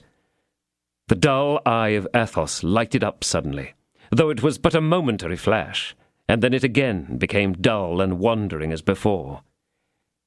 "It is true," he said quietly. "I have never loved." "You see, then, stony heart," said D'Artagnan, "that you are wrong to be so hard on us who have more tender natures." "Tender natures, wounded hearts!" exclaimed Athos. "What are you saying?" "I say that love is a lottery in which he who wins gains death. You are very fortunate to have lost, believe me, my dear D'Artagnan. And if I have any advice to give you, it is to lose always." "She seemed to love me so much." "Of course she seemed." "Oh, she loved me!" "Child, there is not a man who has not, like you, believed that his mistress loved him. And there is not a man who has not been deceived by his mistress. Except you, Athos, who never had one." "It is true," said Athos, after a moment's silence. "I never had one. Let us drink." "But then," said D'Artagnan, "philosopher as you are, instruct and console me. I want instruction and consolation." "Consolation? About what?" "About my misfortune." "Your misfortune makes me laugh," said Athos, shrugging his shoulders. "I should be curious to know what you would say if I were to tell you a love story." "About yourself?" "Or one of my friends. What does it signify?" "Tell it me, Athos, tell it." "Let us drink. That will be far better." "Drink and tell your story." "Yes, I can do that," said Athos, emptying and again filling his glass. "The two things accompany one another admirably well." "I am attentive," said D'Artagnan. Athos collected himself, and as he did so, D'Artagnan saw him grow more pale. He was at that point of intoxication at which vulgar tipplers fall down and sleep. As for him, he actually dreamed aloud without sleeping. There was something awful in this somnambulism of intoxication. "You absolutely wish it?" said he. "I even entreat you," replied D'Artagnan. "Well, then, it shall be as you desire. One of my friends, you understand, not myself," said Athos, interrupting himself with a sombre smile. "One of the counts of my province, that is to say, of Berry, as noble as a Dandolo or a Montmorency, became enamored at 25 years of age of a young girl of 16 who was as beautiful as love. Through the simplicity of her age, an ardent soul was perceptible, the soul not of a woman, but of a poet. She did not merely please, she intoxicated the mind. Her home was in a small village where she lived with her brother, who was a curate. They were newcomers into that part of the country. No one knew whence they came, and on seeing her so beautiful and her brother so pious, no one thought of inquiring. They were, moreover, said to belong to a good family. My friend, who was the great man of that neighborhood, might have seduced her, or even seized upon her by force if he had chosen. He was the master, and who would have thought of defending two unknown strangers? Unfortunately, he was a man of honor, and he married her. The fool, the ass, the idiot! But why so, since he loved her? Said D'Artagnan. Wait a little, replied Athos. He took her to his castle and made her the first lady of the province. And, to do her justice, she filled her position admirably. Well, said D'Artagnan. Well, one day when she was out hunting with her husband, continued Athos in a low voice and speaking very quickly, she fell from her horse and fainted. The Count hastened to her assistance, and as she seemed half suffocated by her clothes, cut them with his dagger so that her shoulder was exposed. Guess what there was upon her shoulder, D'Artagnan, said Athos, with a convulsive burst of laughter. How can I tell? Demanded D'Artagnan. A fleur-de-lis, said Athos. She was branded.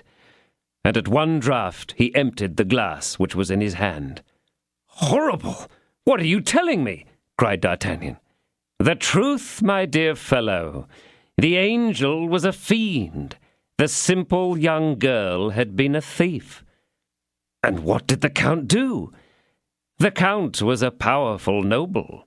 He had the undisputed right of executing justice on his domain.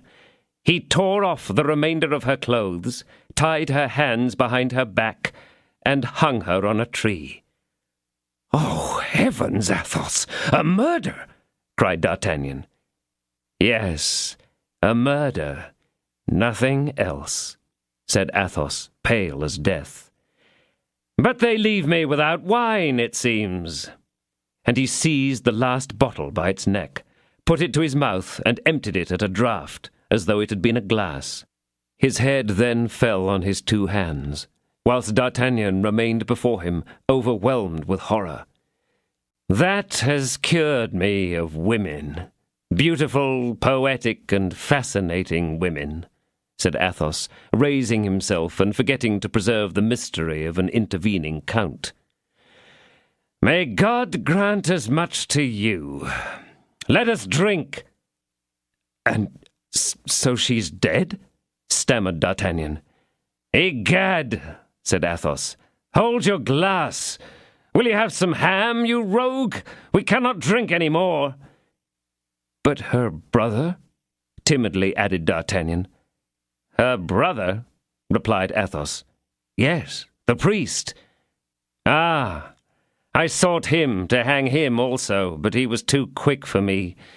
He had fled the evening before. And did anyone ever discover who the wretch was?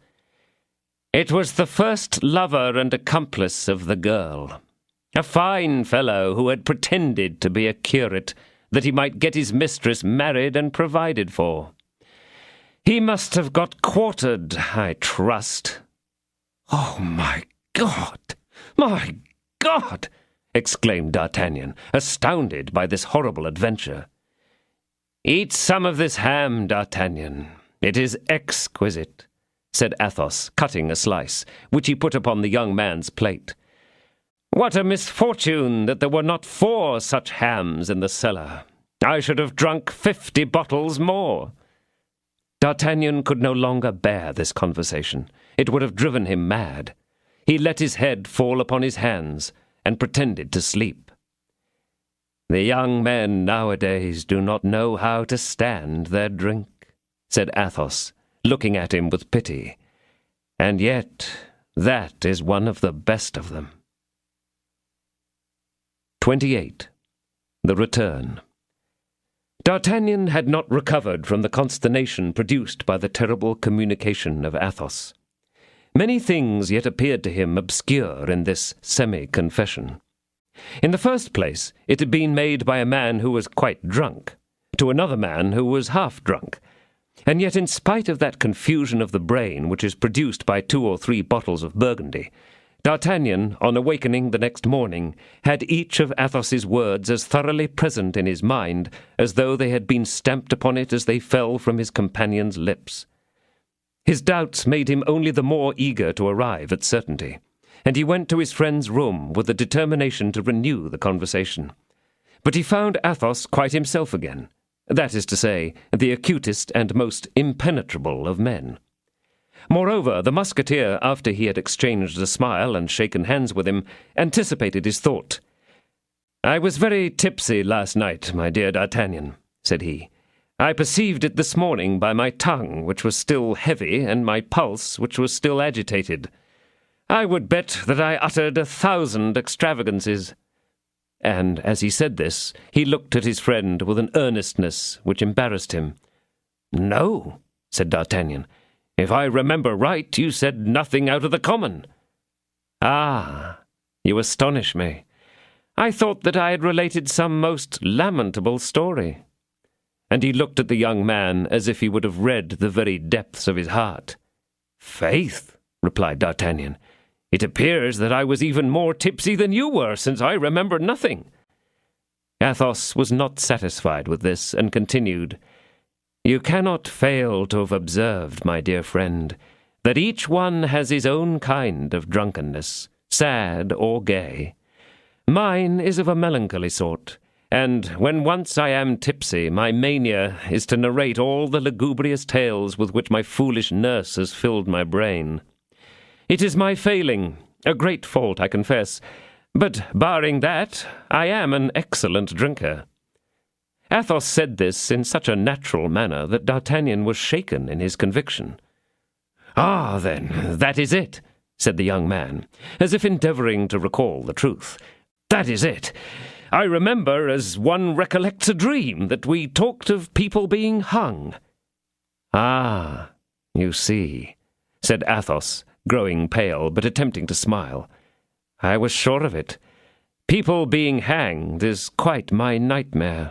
"Yes, yes," replied D'Artagnan, "and this is what I can recall to mind. Yes, it was so. Listen, then. It was something about a woman." "See there," replied Athos, becoming almost livid. "It is my best story, the one of the woman with fair hair, and when I tell that, I am sure to be dead drunk." "Yes, that is it," said D'Artagnan. "A story about a fair woman, tall and beautiful, with blue eyes." "Yes, who was hanged." "By her husband, who was a nobleman of your acquaintance," said D'Artagnan, looking earnestly at Athos.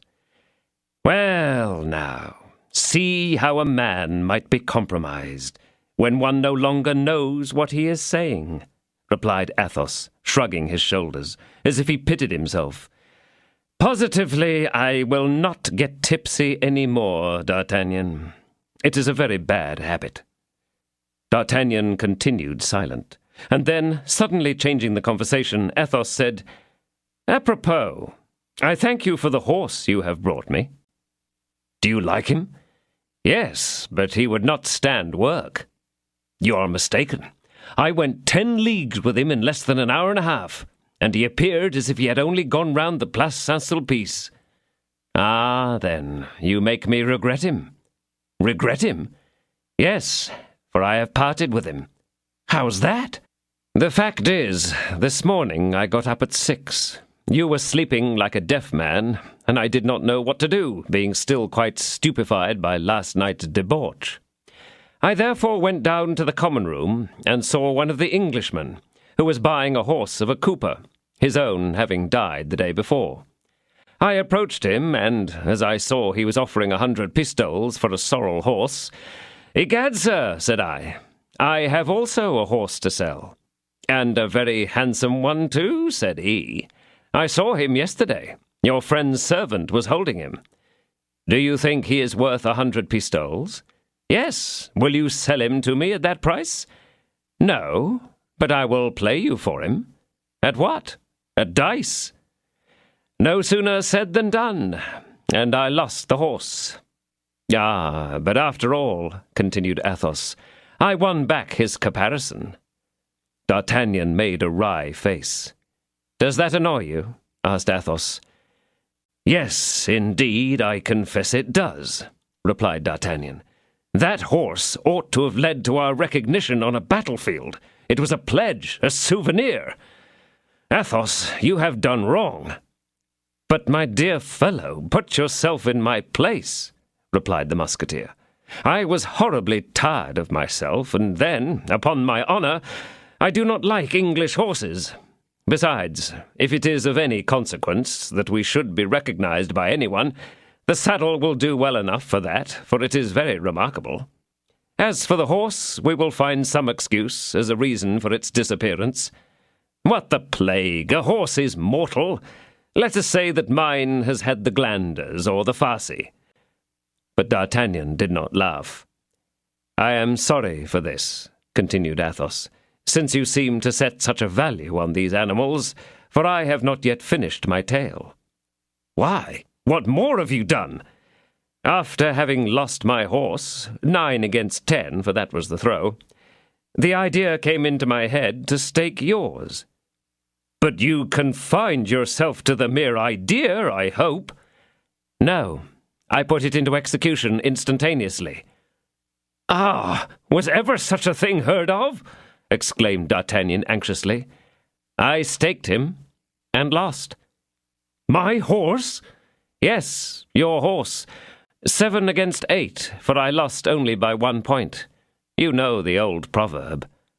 Athos, you have lost your senses, I swear. My dear fellow, it was yesterday when I was telling you those foolish stories that you should have said that, and not this morning. I lost him, however, with all his ornaments and caparison. But this is quite frightful. Listen now. You have not heard the end of it yet. I should be a most excellent player if I did not get so infatuated. But I do get infatuated just as I am when I drink.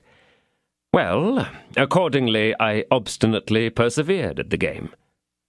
But what more could you stake? You had nothing left. Yes, my friend. There remained that diamond which now glitters on your finger, and which I had noticed yesterday. This diamond? Exclaimed D'Artagnan, putting his hand quickly on the ring.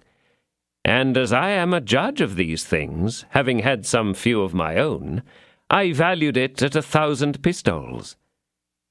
I hope, said D'Artagnan very seriously, whilst he was half dead with alarm, that you did not make any mention of my diamond. On the contrary, my dear friend, do you not see that this diamond became our last resource? I might, with that, win back our horses and their accoutrements, and perhaps money enough for our journey. Athos, you make me tremble, cried D'Artagnan. So I mentioned your diamond to my adversary, who had also remarked it.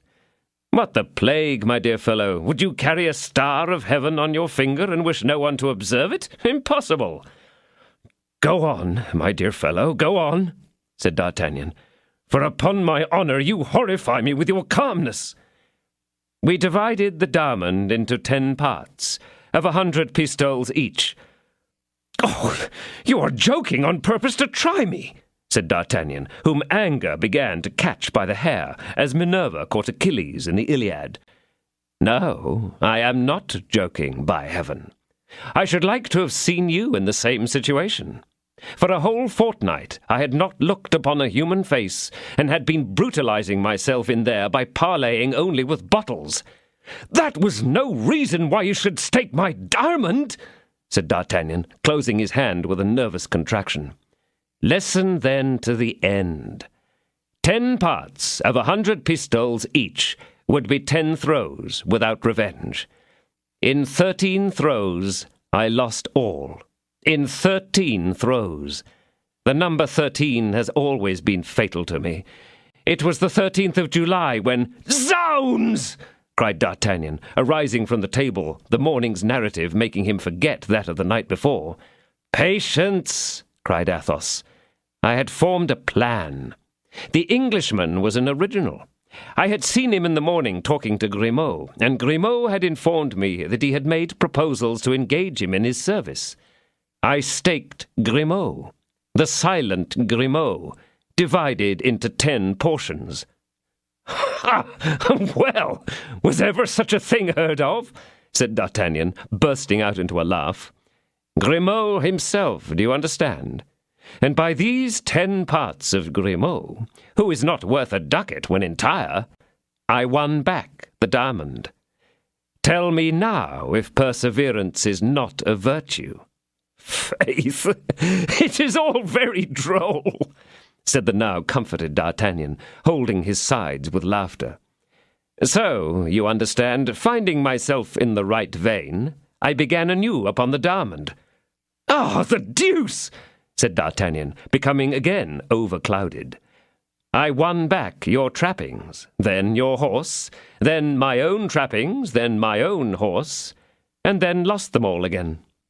In short, I ended by recovering your trappings and mine, and that is how we now stand. It was a superb throw, and therefore I left off. D'Artagnan sighed as if the weight of the hotel had been taken off his breast. After all, my diamond is safe, he said timidly. Untouched, my dear friend, besides the trappings of your Bucephalus and mine. But what shall we do with our saddles without horses? I have an idea as to them. Athos, you make me tremble. Listen, D'Artagnan. You have not played for a long time, and I have no desire to play. Well, don't make a vow about it. You have not played for a long time. I should say, therefore, that you ought to be in luck. Well, and what then? Well, the Englishman and his companion are still here. I observed that they regretted the trappings. You seem to value your horse, and, in your place, I would stake my trappings against my horse. But he would not wish for one set of trappings. Stake the 2. Egad, I am not an egotist like you. You would you? Said D'Artagnan, hesitating, for the confidence of Athos began to influence him unconsciously. Upon my honour, I would, on one throw. But having lost the horses, I should very much like to keep the trappings at least. Then stake your diamond. Oh, that is quite another thing. Never, never. The devil! I would propose to you to stake Planchet. But as that game has been tried once, the Englishman would not perhaps wish to try it again. Decidedly, my dear Athos, said D'Artagnan, I would prefer risking nothing. It is a pity, said Athos coldly. The Englishman is well lined with pistoles. Egad, do try one throw. A throw is soon made. And if I lose, you will gain. But if I lose, well, then you will surrender the trappings. "Well, here goes for one throw," said D'Artagnan. Athos went to look for the Englishman, and found him in the stables, where he was looking wistfully at the saddles. The opportunity was good. He made his conditions, the 2 sets of trappings against 1 horse, or 100 pistoles at choice. The Englishman calculated quickly. The 2 sets of trappings were well worth 300 pistoles, so he agreed. D'Artagnan trembled as he threw the dice, and only turned up the number 3. His paleness quite frightened Athos, who contented himself with saying, "That's a bad throw, comrade. You will have the horses all caparisoned, sir." The triumphant Englishman did not give himself the trouble even to shake the dice, and so sure was he of winning that he threw the ivory on the table without looking. D'Artagnan turned away to hide his ill humour. "Well, well, well," said Athos, in his usual calm voice. "This is a most extraordinary throw, and I have only seen it 4 times in my life. 2 aces." The Englishman looked, and was seized with astonishment. D'Artagnan looked, and coloured with joy. "Yes," continued Athos, "only 4 times. Once at Monsieur de Craquis's, once at my own house in the country, in my castle of... when I had a castle. A 3rd time at Monsieur de Tréville's, where it astonished us all, and a 4th time at a wine shop, where it fell to me, and I lost by it 100 louis and a supper." "Will the gentleman take back his horse?" said the Englishman. "Certainly," said D'Artagnan. "Then there is no revenge." "Our conditions were no revenge. Do you remember?" "True. The horse shall be delivered to your servant, sir." "One moment," said Athos. "With your permission, sir, I desire to speak a private word with my friend." "Speak." Athos led D'Artagnan apart. "Well," said D'Artagnan, "what do you want with me now, tempter? You want me to play, do you not?" "No, I want you to reflect." "On what?" "You are going to take back the horse?" "Certainly." "You are wrong. I would take the 100 pistoles. You know that you staked the trappings against the horse, or 100 pistoles, at your choice." "Yes." "I would take the 100 pistoles." "Would you? But I shall take the horse." "And you are wrong, I say again. What shall we do with 1 horse between us 2? I cannot get up behind you. We shall have the appearance of the 2 sons of Ammon who lost their brothers. And you would not mortify me by prancing about on this magnificent steed close by my side. I would take the 100 pistoles without a moment's hesitation. We want money to return to Paris. I really have such a fancy for this horse, Athos. And you are wrong, my friend. A horse shies. A horse stumbles and breaks his knees. A horse eats at a rack where a glandered horse has eaten just before. And thus you lose a horse, or rather 100 pistoles. Then it is necessary for the master to feed his horse, when, on the contrary, 100 pistoles feed the master. But how shall we return? On our servants' horses, to be sure. It will be evident enough from our appearance that we are people of consequence. A nice figure we shall cut on those hacks, whilst Aramis and Porthos are dashing about on their chargers. Aramis! Porthos! Exclaimed Athos, and he began to laugh heartily. What now? Demanded D'Artagnan, who did not understand the cause of his friend's merriment. Nothing, nothing. Go on, said Athos. And your advice is to take the 100 pistoles, D'Artagnan. With them we can feast till the end of the month. We have suffered much from fatigue, you know, and it will be well for us to repose ourselves for a time. I repose myself? Oh no, Athos. Immediately on my return to Paris, I shall set out in search of that poor woman. Well, do you think your horse will be as useful to you for that purpose as the gold? Take the 100 pistoles, my friend. Take the 100 pistoles. D'Artagnan only wanted a good reason for giving up, and this appeared to him an excellent one. Besides, by resisting any longer, he feared that he should appear selfish. He therefore chose the 100 pistoles, which the Englishman immediately paid him. Their only thought then was to set out. The peace, which they had finally sealed with the landlord, cost 6 pistoles, in addition to Athos's old horse. D'Artagnan and Athos took the horses of Planchet and Grimaud, and the 2 valets took to the road on foot, carrying the saddles on their heads. Badly mounted as the 2 friends were, they soon left their servants behind them and arrived at Crèvecoeur. At a distance they saw Aramis leaning sorrowfully from the window and, like Sister Anne, looking at the dust on the horizon. "Hullo! Hey, Aramis!" shouted out the 2 friends. "What the plague are you doing there?" "Ah, is it you, Athos? Is it you, D'Artagnan?" said the young man. "I was just thinking how rapidly the things of this world disappear.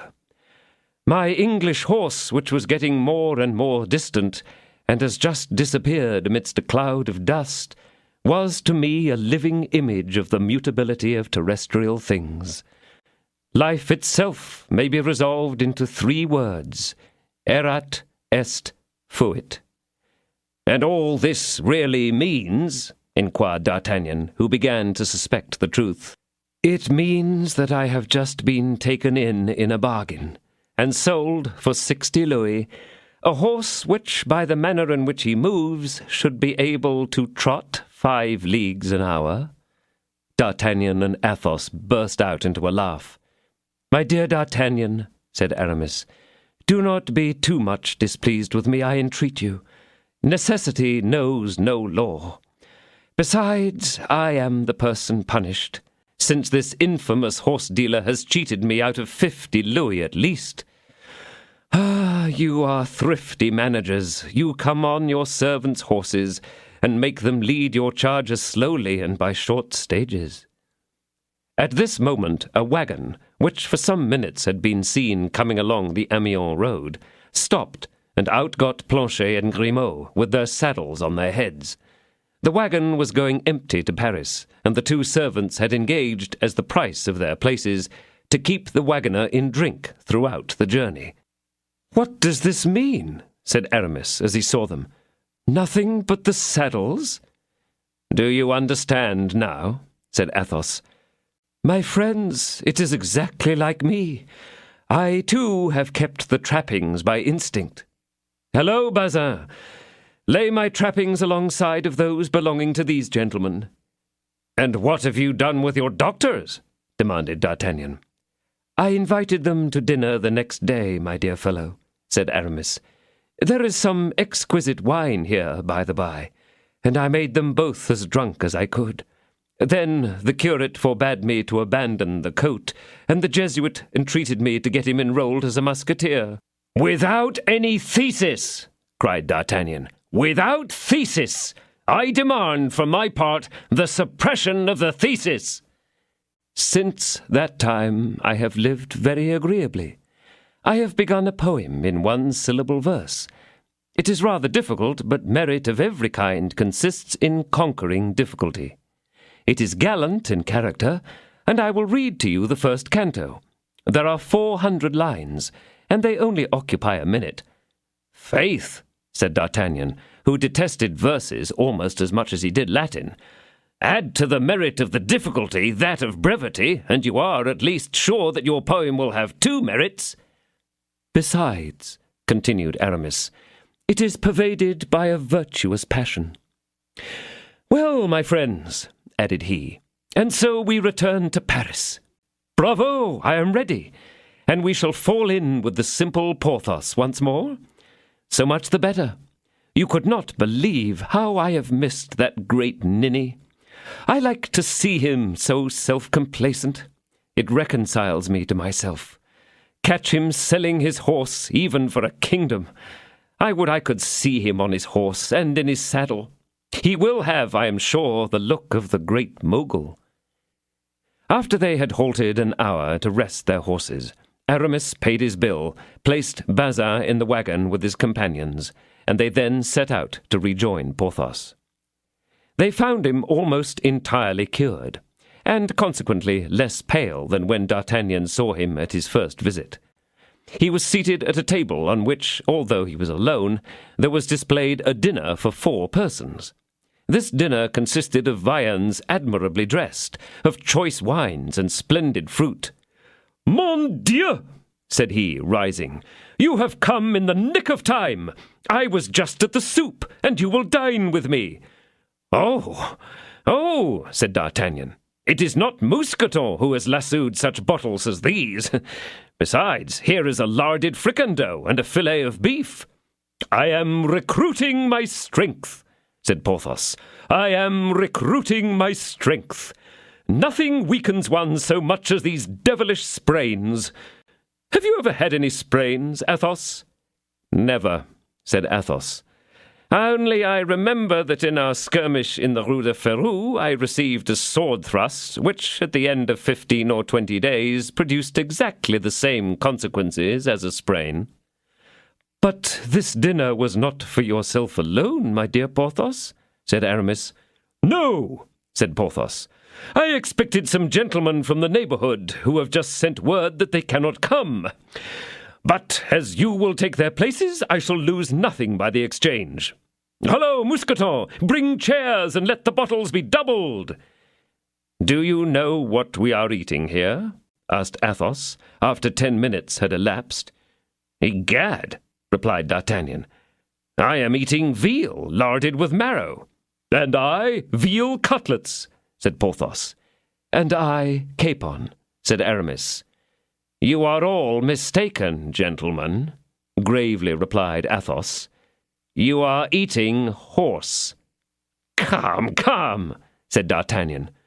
"The horse?" cried Aramis, making a horrible face. Porthos alone was silent. "Yes, the horse. Is it not so, Porthos? Are we not eating the horse, and perhaps the saddle with it?" "No, gentlemen, I have kept the caparison." "Faith, we are all bad alike," said Aramis. "One would say that we had done it by agreement." "What would you have?" said Porthos. "The horse shamed my visitors, and I did not wish to humiliate them." "Then your duchess is still at the baths, is she not?" inquired D'Artagnan.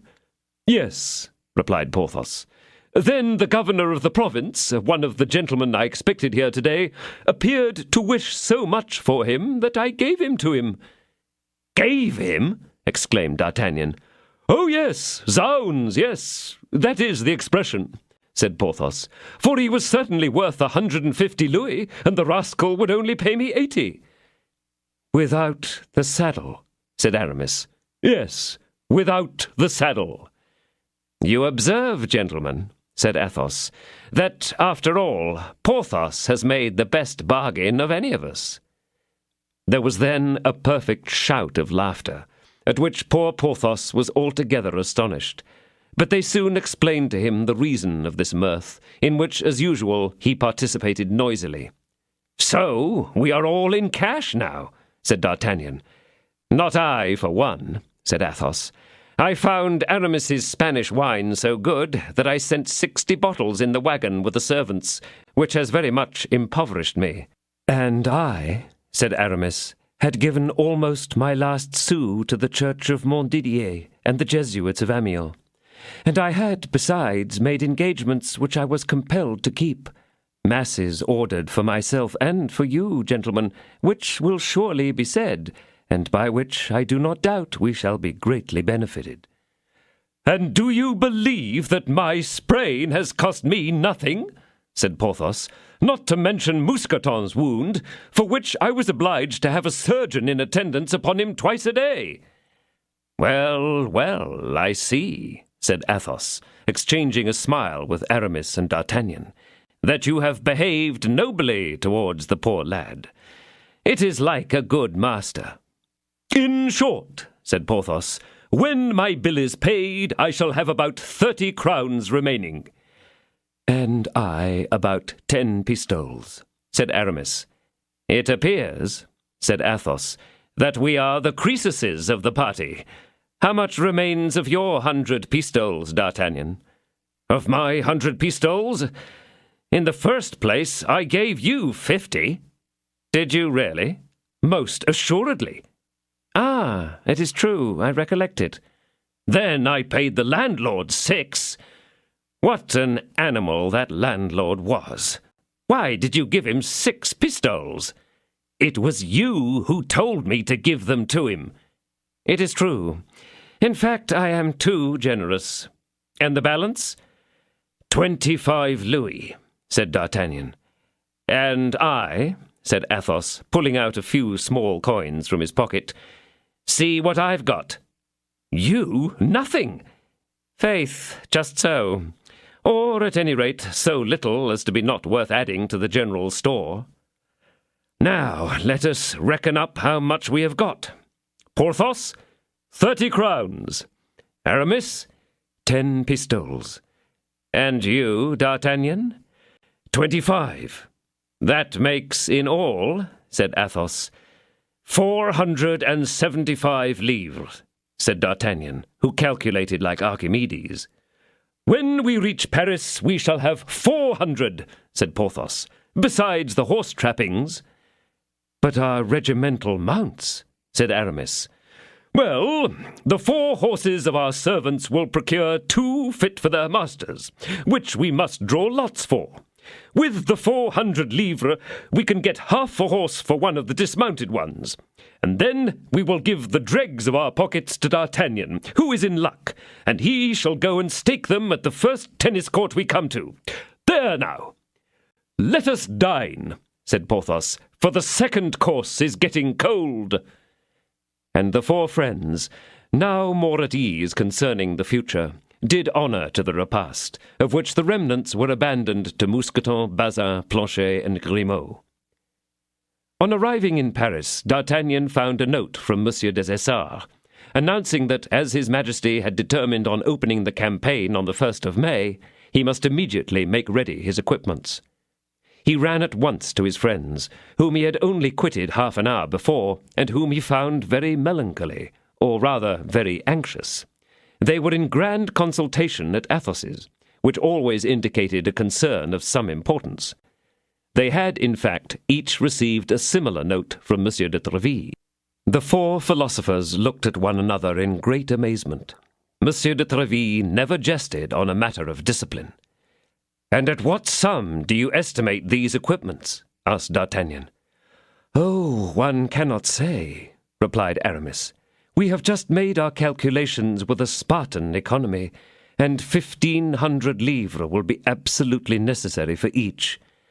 4 times 15 makes 60. That is 6,000 livres, said Athos. "For my part," said D'Artagnan, "I think that 1,000 livres would be sufficient for each.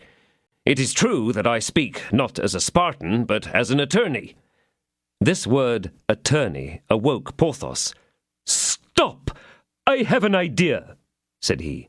"That is something. However, as for myself," coolly observed Athos, "I have not even the shadow of one. But as for D'Artagnan, he is mad, gentlemen. 1,000 livres? Why, for my part alone, I am certain that I shall require 2,000. 4 times 2 make 8, said D'Artagnan. So we shall want 8,000 livres for our accoutrements.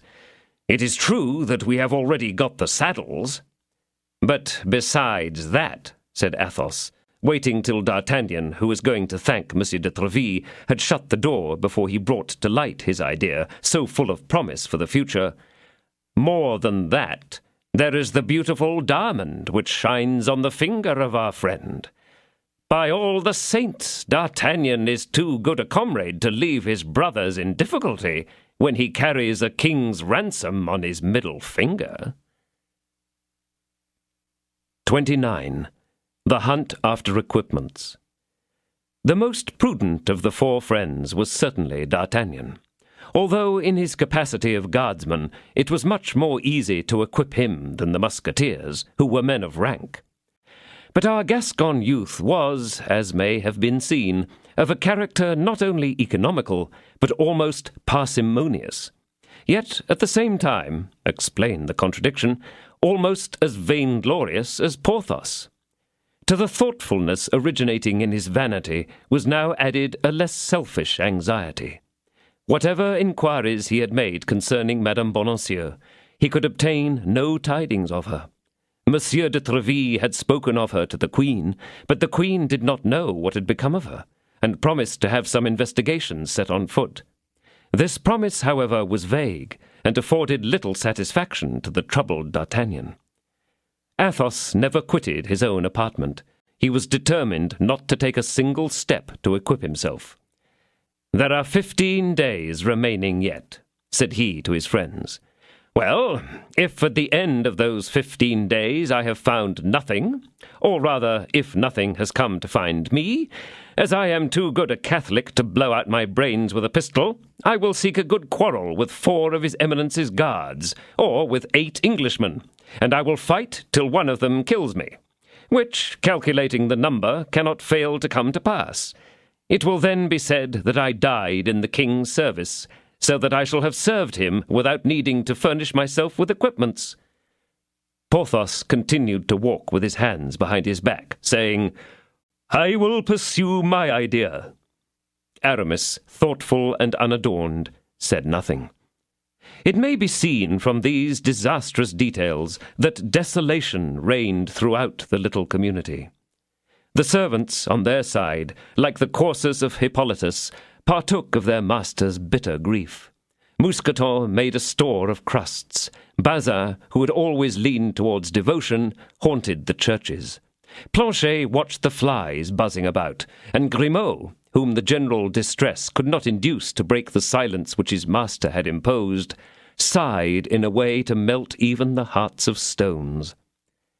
The 3 friends, for, as we have already said, Athos had sworn not to stir an inch in search of equipments, went out early and came in late. They wandered through the streets, looking on every pavement to see if any passenger might not have dropped a purse. They might have been supposed to be pursuing a trail, so watchful were they at every step. And when they met, their desponding looks seemed to ask of one another, "Have you found anything?" Nevertheless, as Porthos had been the first to find an idea, and as he had steadily pursued it, he was the first to act. He was a man of action, this worthy Porthos. D'Artagnan saw him one day going towards the church of Saint-Leu, and instinctively followed him. He entered the sacred edifice after having raised his moustache and pulled out his imperial, which operations always portended on his part the most irresistible intentions. As D'Artagnan took some precautions to conceal himself, Porthos fancied that he had not been perceived. D'Artagnan entered after him. Porthos went and ensconced himself on one side of a pillar, and D'Artagnan, still unseen, leaned himself against the other.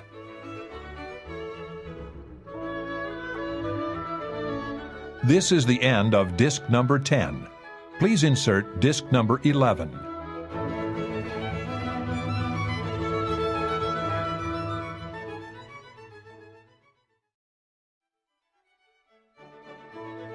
This is disc number 11.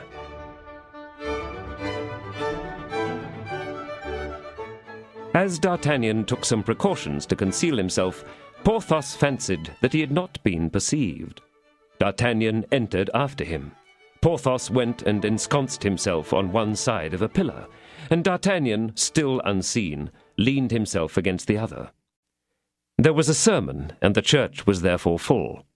Porthos took advantage of this circumstance to ogle the ladies. Thanks to Mousqueton's good offices, the external appearance was far from announcing the internal distress. His hat was, indeed, rather napless, and his feather rather drooping.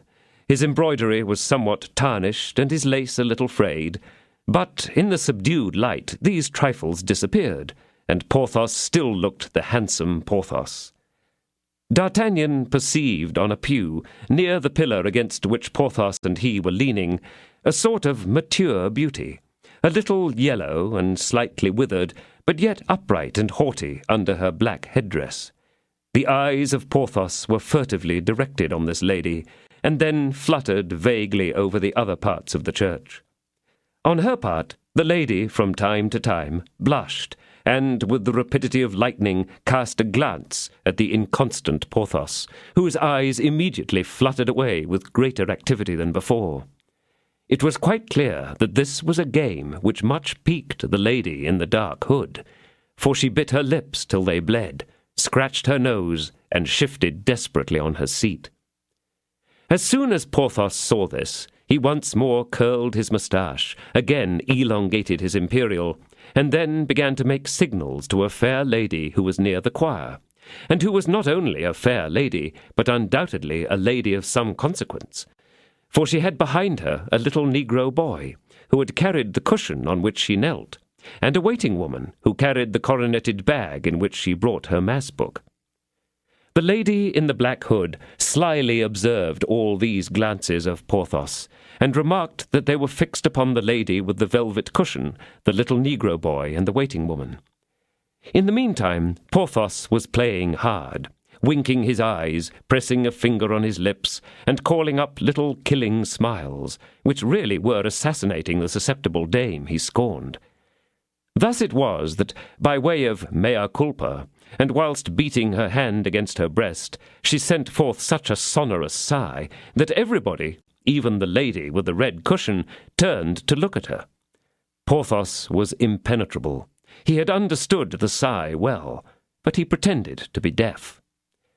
The lady with the red cushion produced a very striking effect, for she was extremely beautiful. She made a great impression on the lady in the black hood, who saw in her a truly formidable rival. A great impression upon Porthos, who thought her both much younger and much prettier than the lady in the black hood. And, lastly, a great impression upon D'Artagnan, who recognized in her the Lady of Meung, whom his persecutor, the man with the scar, had addressed by the title of My Lady. D'Artagnan, without losing sight of this lady with the velvet cushion, continued to watch Porthos's game, which amused him highly.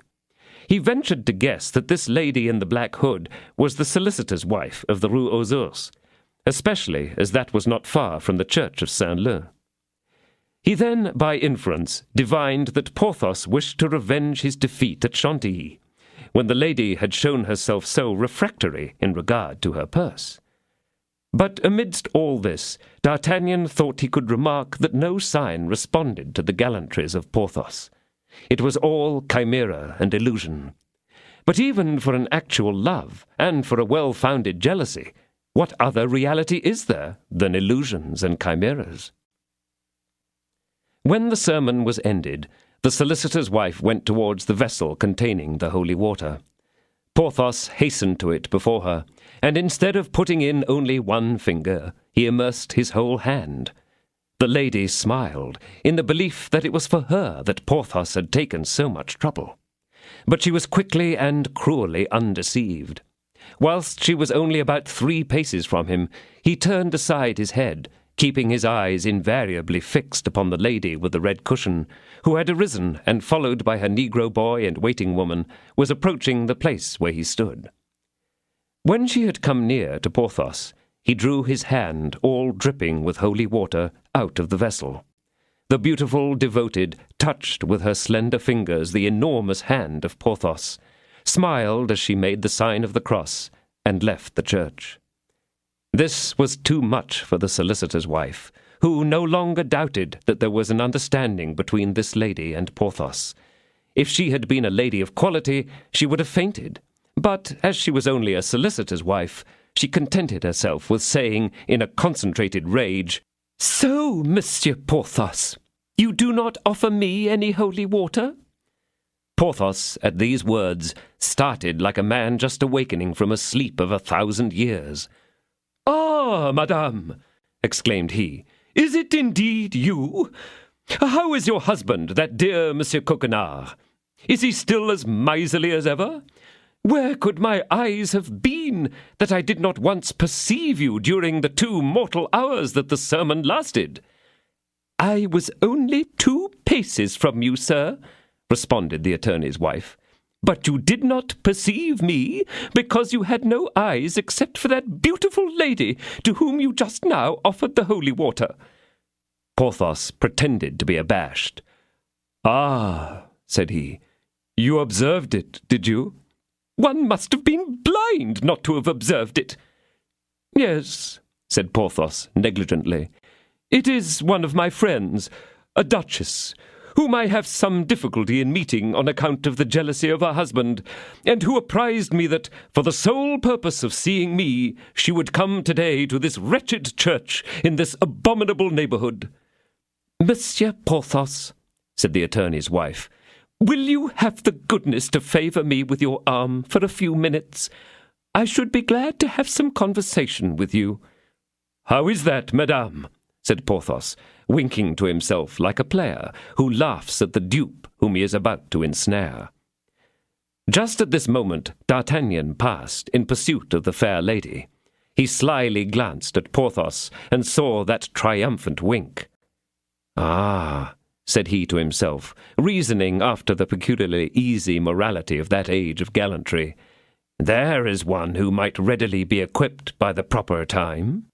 Porthos, yielding to the pressure of the lady's arm, as a vessel yields to her helm, reached the cloister of Saint-Maloire, a retired spot which was closed by a turnstile at either end. In the daytime nobody was to be seen there, but beggars at their meals or children at their play. "Ah, Monsieur Porthos!" exclaimed the attorney's wife, when she was assured that none but the habitual population of the place could see or hear them. "Ah, Monsieur Porthos, you are a great conqueror, it appears." "Aye, madame," said Porthos, bridling with his head. "How so?" "Witness the signs just now, and the holy water. But she must be a princess at the least, that lady, with her Negro boy and her waiting woman." "You are mistaken. Mon Dieu, no. She is really only a duchess." "And that courier who was waiting at the door, and that carriage with the coachman in a magnificent livery?" Porthos had seen neither courier nor carriage, but Madame Coquenard, with the glance of a jealous woman, had seen all. Porthos regretted that he had not made the lady with the red cushion a princess when he was at it.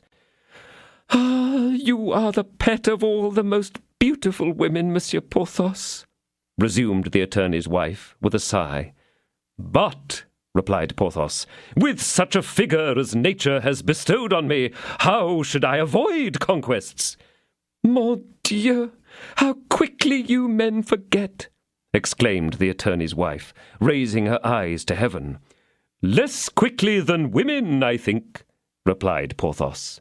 "For, after all, I may say, madame, that I have been your victim when, wounded and dying, I saw myself abandoned by the surgeons. I, the offspring of an illustrious family who had depended on your friendship, was near dying of my wounds first and of hunger afterwards in a miserable wine-shop at Chantilly, and that without your deigning even to answer the burning epistles which I wrote to you." "But, Monsieur Porthos," muttered the solicitor's wife, who felt that, if judged by the conduct of the noblest dames of the age, hers was very wrong. "I," continued Porthos, "who for your sake had sacrificed the Countess of Pennaflor—" "I know it well." "The Baroness of—" "Monsieur Porthos, do not overwhelm me." "The Countess of—" "Monsieur Porthos, be generous." "You are right, madame, and I will not proceed." "But it is my husband who will not listen to a word about lending." "Madame Coquenard," said Porthos, "do you remember the first letter which you wrote me, and which I cherish engraven on my heart?" The lady groaned. "But," said she, "the sum which you proposed to borrow was really rather large." "Madame Coquenard, I gave you the preference. I had only to write to the Duchess of— but I will not mention her name, for it has never been mine to compromise a woman. But this I know, that I had but to write to her, and she immediately sent me 1,500. The attorney's wife let fall a tear.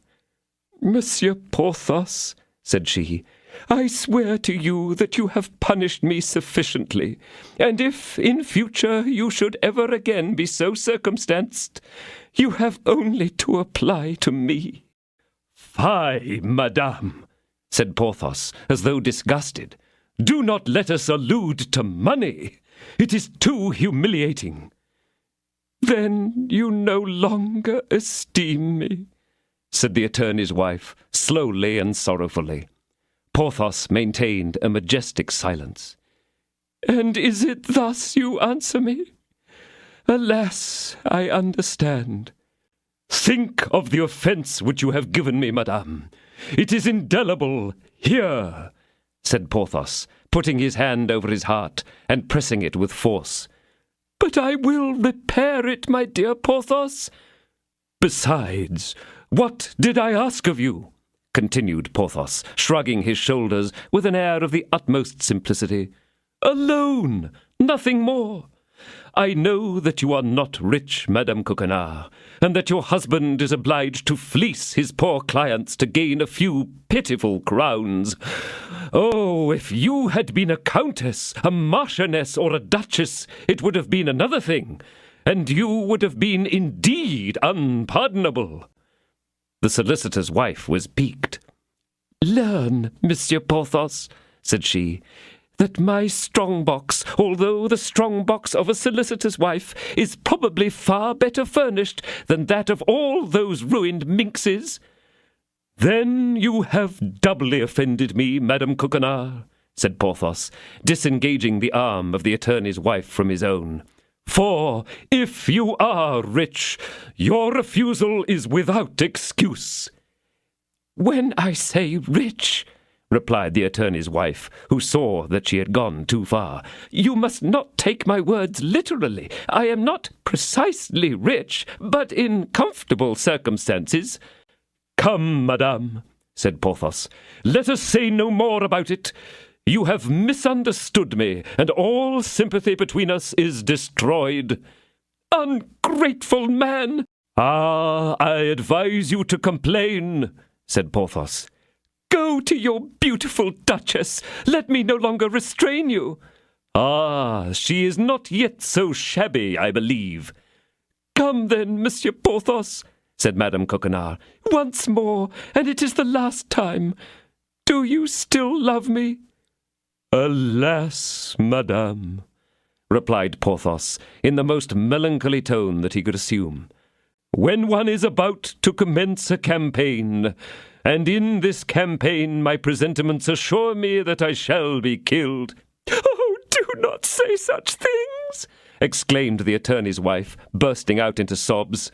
Something tells me that it will be so, said Porthos, becoming more and more melancholy.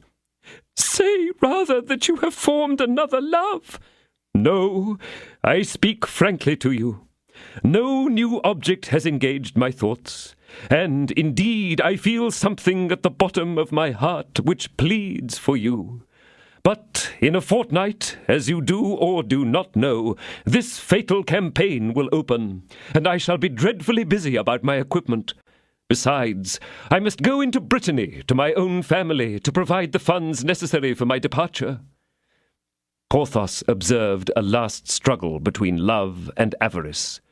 And, continued he, as the Duchess, whom you saw just now, has an estate close to mine, we shall go down together. A journey, you know, appears much shorter when one travels in company. Have you no friends in Paris, Monsieur Porthos? Asked the attorney's wife.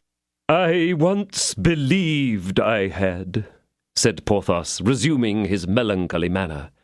But I have clearly seen that I deceived myself. You have, Monsieur Porthos, exclaimed the attorney's wife, in a transport which inspired even herself. Come to our house tomorrow. You are the son of my aunt, consequently my cousin. You come from Noyon in Picardy, and you have several lawsuits on your hands and no attorney. Can you remember all this? Perfectly, madame. Come at dinner time. Very well. And be on your guard before my husband, who is a shrewd fellow in spite of his 76 years. 76 years? Plague take it, a fine age, replied Porthos. A great age, you mean to say, Monsieur Porthos? So that the poor dear man might leave me a widow at any moment, added the lady, casting a significant glance at Porthos. Fortunately, however, by our marriage contract, all the property reverts to the survivor. All? Said Porthos. Yes, all. You are a most provident woman, I perceive, my charming Madame Coquenard, said Porthos, tenderly pressing the lady's hand. Then we are completely reconciled, my dear Monsieur Porthos, said she, in a most insinuating tone. For life, replied Porthos, in the same tone. Farewell, then, till our next meeting, you traitor. Till our next meeting, you forgetful one. Till tomorrow, my angel. Till tomorrow, light of my life. 30. My Lady.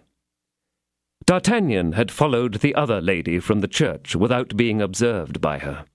He saw her enter her carriage, and heard the orders given to her coachman to drive to Saint-Germain. It was useless to attempt to follow, on foot, a carriage which was drawn by 2 vigorous trotting horses, and D'Artagnan therefore returned to the Rue Férou.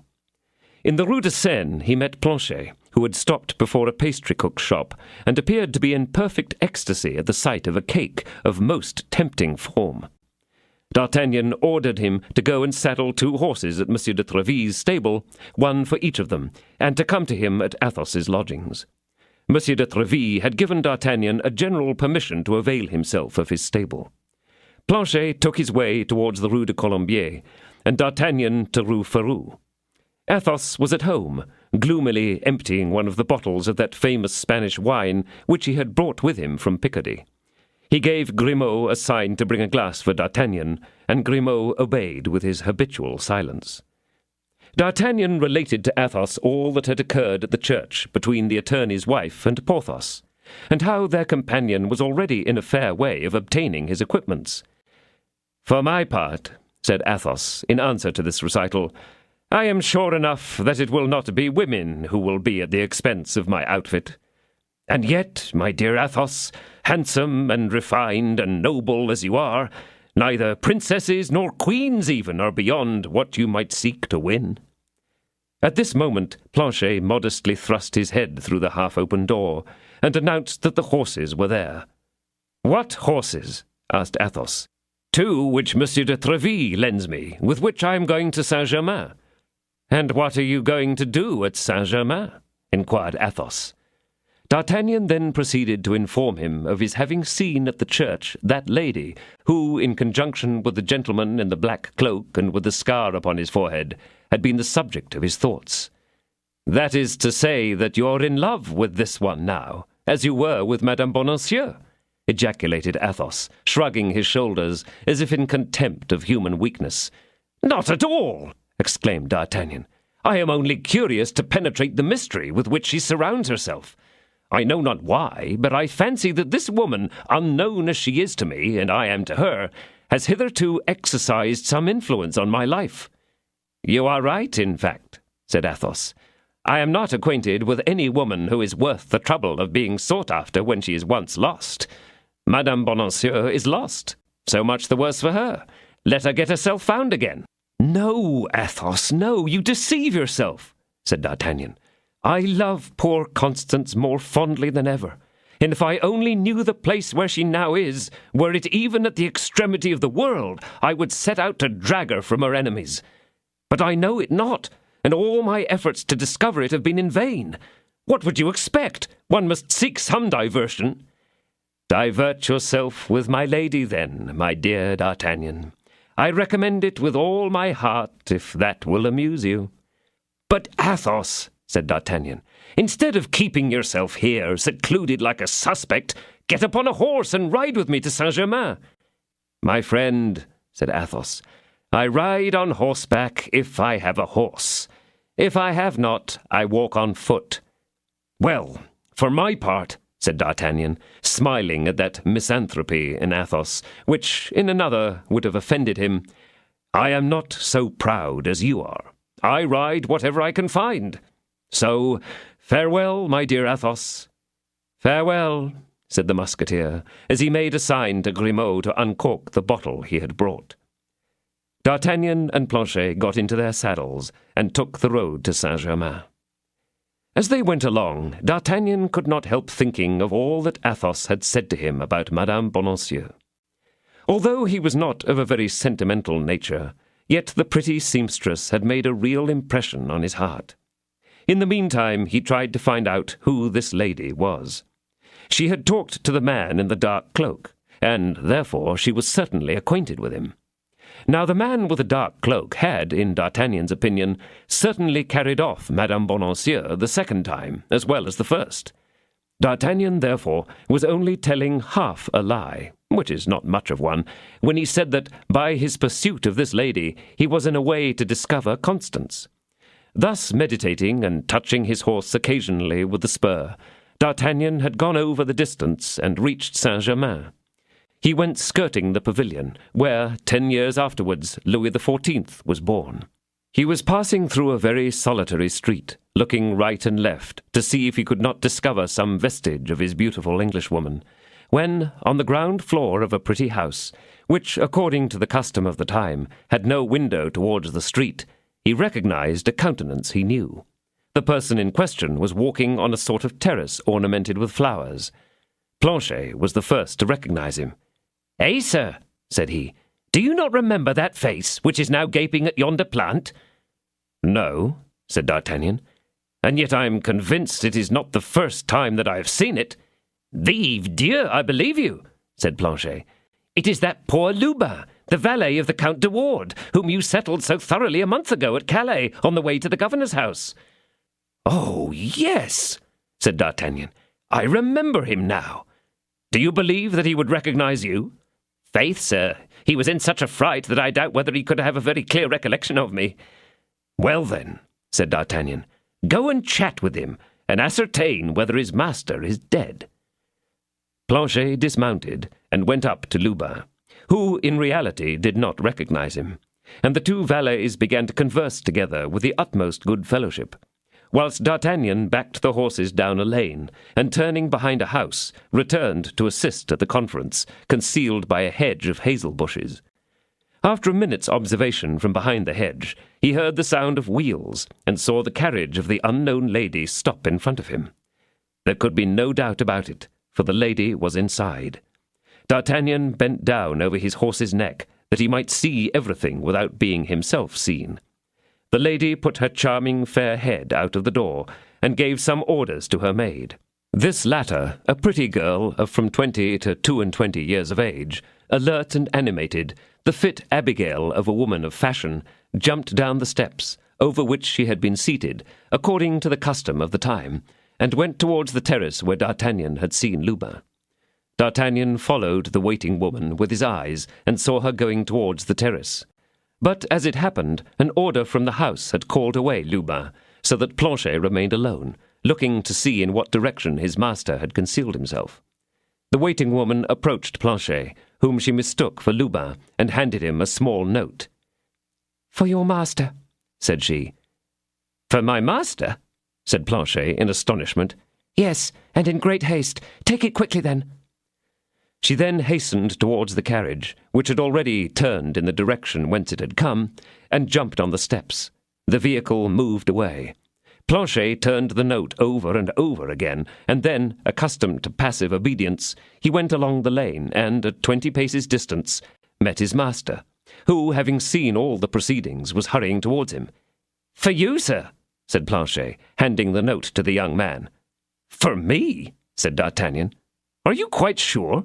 "Vive Dieu, I'm quite sure of it, for the maid said, 'For your master,' and I have no other master than you. So, a pretty slip of a girl that maid is, too, upon my word." D'Artagnan opened the letter and read, "A person who interests herself about you more than she can tell would be glad to know on what day you will be able to walk out in forest. A valet in black and red will be waiting tomorrow at the hotel of the Field of the Cloth of Gold for your reply."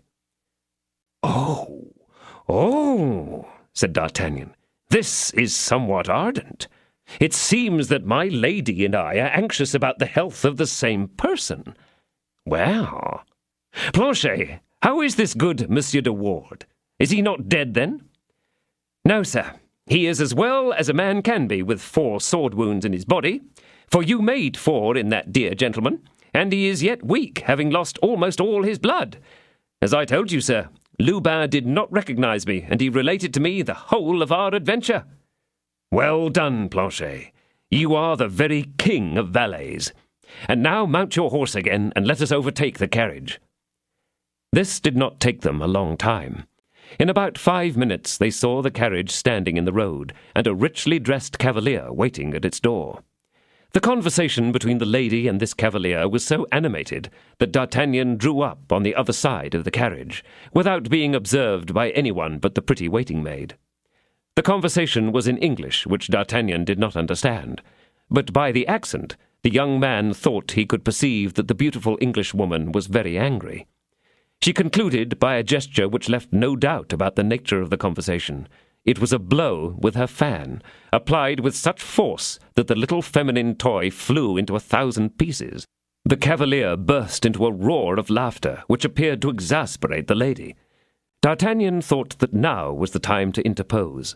He therefore approached the other door, and taking his hat off, respectfully said, "Madame, will you permit me to offer my services?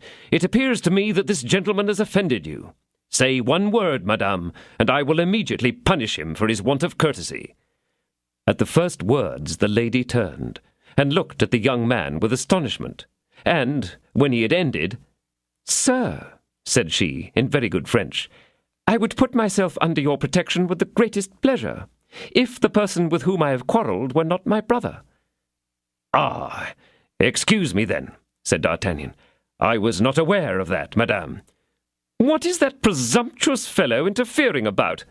exclaimed the gentleman whom the lady had claimed as her relation, lowering his head to the top of the door. "Why does he not go on about his business?" "Presumptuous fellow yourself," said D'Artagnan, bending on the neck of his horse and answering through the other door. "I do not go because I choose to remain here." The gentleman spoke a few words in English to his sister. "I speak in French to you, sir," said D'Artagnan. "Do me the favour, then, I beseech you, to answer in the same language. You are the lady's brother, but happily you are not mine." It might have been imagined that the lady, timid as women generally are, would interpose at the commencement of this quarrel, to prevent its proceeding further. But on the contrary, she threw herself back in her carriage, and coolly ordered the coachman to drive to the hotel. The pretty waiting-maid threw a glance of anxiety at D'Artagnan, whose good looks seemed not to have been lost upon her. The carriage hurried on, and left the two men face to face. No material obstacle now intervened between them. The cavalier made as if to follow the carriage, but D'Artagnan, whose already boiling anger was still further increased by recognizing in him the Englishman who, at Amiens, had won his horse, and was very near winning his diamond from Athos, seized him by the horse's bridle and stopped him. "Ah, sir," said he, "you appear to be even a more presumptuous fellow than I am, for you pretend to forget that there is already a little quarrel begun between us." "Ah! Ah!" cried the Englishman. "Is it you, my master? Then one must always play one game or other with you." "Yes, and that reminds me that I have a revenge to take. We will see, my dear sir, whether you are as skilful with the sword as with the dice-box." "You perceive," said the Englishman, "that I have no sword with me. Would you show off your courage against an unarmed man?" "I hope that you have got one at home," said D'Artagnan. "If not, I have two, and will play you for one." "Quite unnecessary," said the Englishman. "I am sufficiently provided with that kind of tool." "Well then, sir," replied D'Artagnan, "choose the largest, and come and show it me this evening." "Oh, certainly, if you please."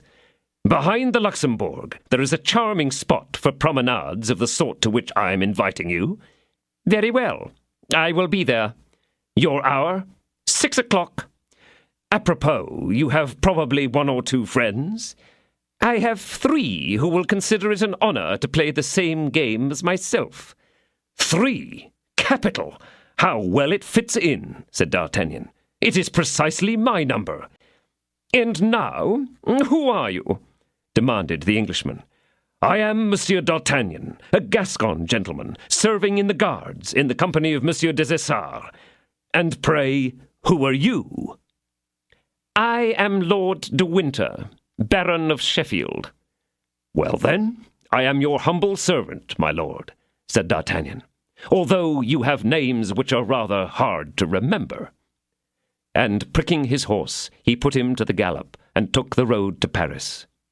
As he was accustomed to do under similar circumstances, D'Artagnan went straight to Athos's lodging. He found the musketeer stretched upon a large couch, where he was waiting, as he said, for his equipment to come to him. He told Athos all that had occurred, omitting only the letter to Monsieur de Ward. Athos was quite enchanted when he heard he was going to fight an Englishman. We have said that to do so was his dream. They sent their servants instantly to look for Aramis and Porthos, and to let them know what was in the wind. Porthos drew his sword from the scabbard, and began to lunge at the wall, drawing back from time to time, and capering about like a dancer. Aramis, who was working hard at his poem, shut himself up in Athos's closet, and begged that he might not be disturbed again until it was time to draw his sword. Athos, by a signal to Grimaud, demanded another bottle. D'Artagnan arranged the little plan in his own mind, of which we shall hereafter see the execution, and which promised him an agreeable adventure, as might be seen by the smiles which, from time to time, dashed across his face, and lighted up its thoughtfulness. 31. English and French. At the appointed time they proceeded with their 4 servants to an enclosure behind the Luxembourg, which was reserved for goats. Athos gave some money to the goatherd to keep out of the way, and the valets were ordered to do duty as sentinels. A silent party soon came to the same field, and joined the musketeers, and then, according to the English custom, the introductions took place. The Englishmen were all persons of the highest rank. The singular names of the 3 friends of D'Artagnan were, therefore, not only a subject of surprise to them, but also of disquietude. "After all," said Lord de Winter, when the 3 friends had been named, "we know not who you are, and we will not fight with men bearing such names. These names of yours are shepherds' names." "As you guess, my lord, they are false names," said Athos.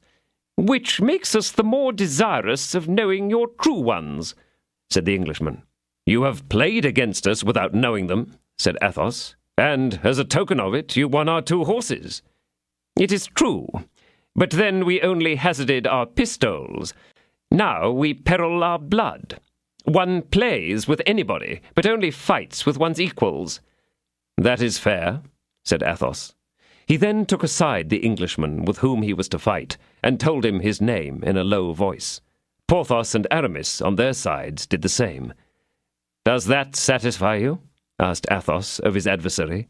"And do you find me sufficiently noble to do me the favour of crossing swords with me?" "Yes, sir," said the Englishman, bowing. "Well, then, now you will allow me to say one thing to you?" coolly resumed Athos. "What is that?" said the Englishman. "It is that you would have done well not to require me to make myself known." "Why so?" "Because I am thought to be dead. I have reasons for desiring that it be not known that I am alive. Therefore I shall be obliged to kill you, that my secret may not be divulged." The Englishman looked at Athos, thinking the latter was jesting, but Athos was not jesting at all. "Gentlemen," said he, addressing his companions and their adversaries, "are we all ready?" "Yes," replied with one voice both English and French. "Guard, then," said Athos, and immediately 8 swords were glittering in the rays of the setting sun, and the combat began with a fury which was natural enough between men who were doubly enemies.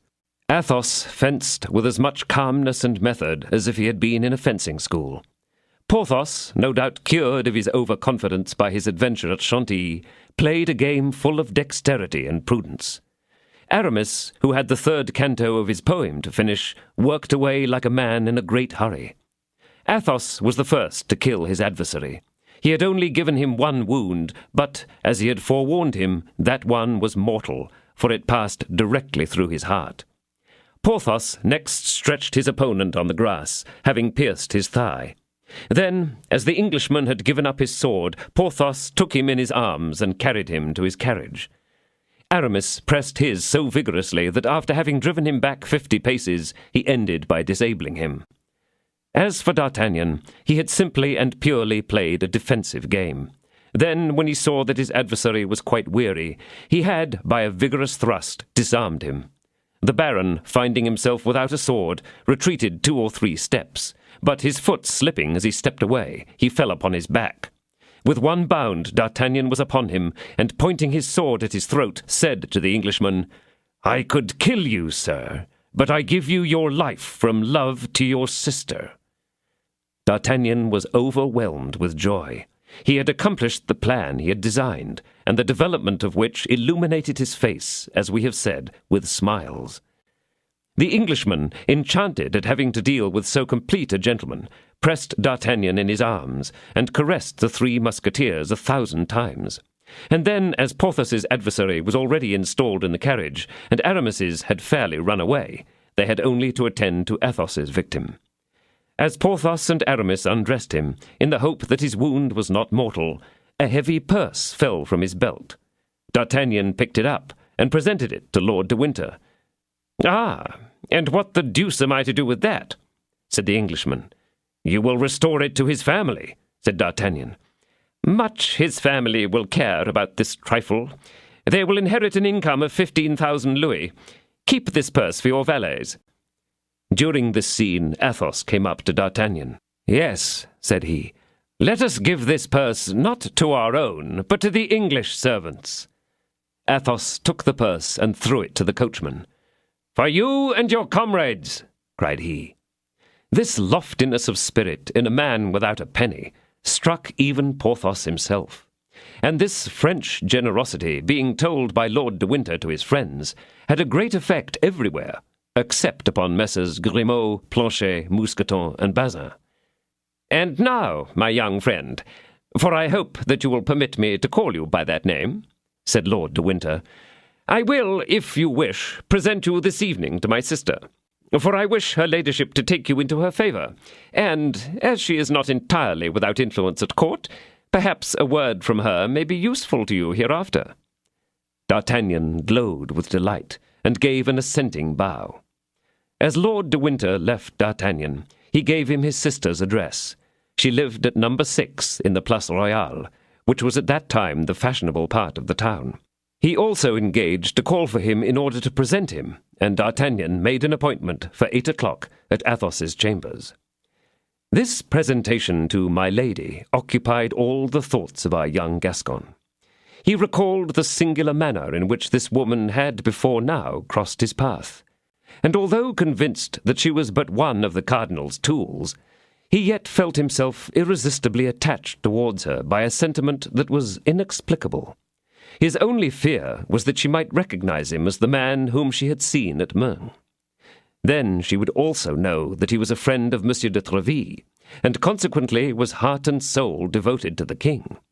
And this would involve a loss of some of his advantages over her, since, as soon as she knew him as well as he knew her, the game between them would be equal. As for her incipient intrigue with Monsieur de Ward, our self-complacent gentleman thought but little of that, although the Count was young, rich, handsome, and high in favour with the cardinal. It is something to be 20 years of age, and, moreover, a native of Tarbes. D'Artagnan began by dressing himself out in a flaming style at home, and he then went to Athos, and, according to his custom, told him everything. Athos listened to his projects, then shook his head, and recommended prudence in a tone almost of bitterness. "What?" said he. "You have just lost a woman whom you thought good, charming, perfect, and now you are running after another." D'Artagnan felt the justice of the reproach. "I love Madame Bonacieux," said he, "with my heart, but I love my lady with my head, and by going to her house I hope to enlighten myself as to the character she plays at court. Vive Dieu! The character she plays is not difficult to guess after all that you have told me. She is some emissary of the cardinal's, a woman who will draw you into a trap where you will right easily leave your head. The plague! My dear Athos, you seem to me to look at things on the dark side." "My dear fellow, I distrust women. What would you have? I have paid for it, and particularly fair women. This lady is fair, did you not say? She has the finest light hair that was ever seen. Ah, my poor D'Artagnan, said Athos. Listen, I wish to enlighten myself, and then, when I've learned what I want to know, I will leave her. Enlighten yourself, then, said Athos coldly. Lord de Winter arrived at the appointed time, but Athos, who was warned beforehand, went into the inner room. His lordship, therefore, found D'Artagnan alone, and, as it was near 8 o'clock, they set out at once. An elegant carriage was in waiting at the door, and as 2 excellent horses were harnessed to it, they were almost immediately at the Place Royale. Her ladyship received D'Artagnan graciously. Her house was furnished with remarkable splendor, and although the English, as a rule, frightened away by the war, were quitting or were about to quit France, she proved, by the new outlays which she had just made, that the public measure which drove away the English in general had no influence on her. You see, said Lord de Winter, as he presented D'Artagnan to his sister, a young gentleman who had my life in his hands, but would not misuse his advantage, although we were doubly enemies, since it was I who insulted him, and since I am also an Englishman. Thank him, therefore, madame, on my behalf, if you have any good will for me. The lady slightly frowned. An almost imperceptible cloud passed over her brow, and then a smile so singular appeared upon her lips that the young man, who saw this triple change, almost shuddered. Her brother observed none of it, for he had turned aside to play with the lady's favourite monkey, which had pulled him by the doublet. "Welcome, sir," said the lady, in a voice the singular softness of which contrasted strangely with the symptoms of ill humour which D'Artagnan had just observed. "For you have this day acquired an eternal claim upon my gratitude." The Englishman then turned towards them, and related all the circumstances of the combat. Her ladyship listened with the greatest attention, yet it was easy to see, in spite of her endeavours to conceal her emotion, that the account was not agreeable to her.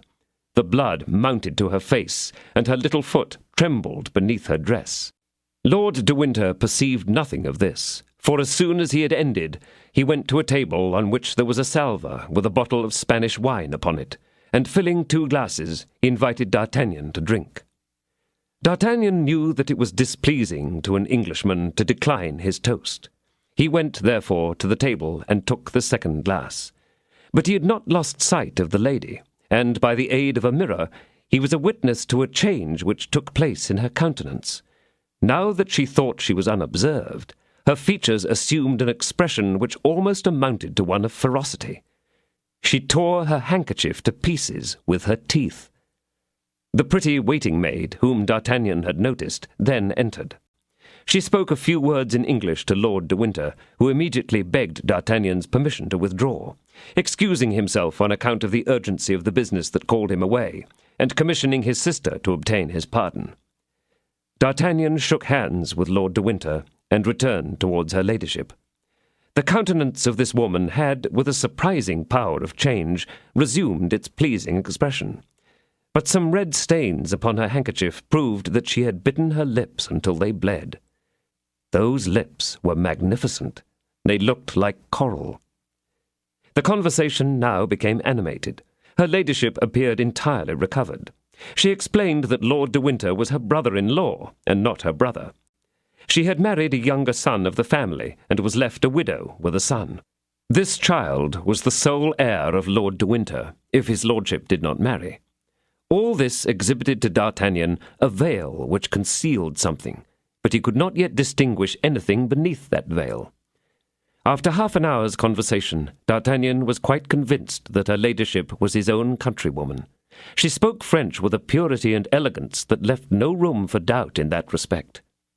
D'Artagnan uttered abundant gallantries and protestations of devotion, and, at all these fooleries that escaped from him, the lady smiled most sweetly.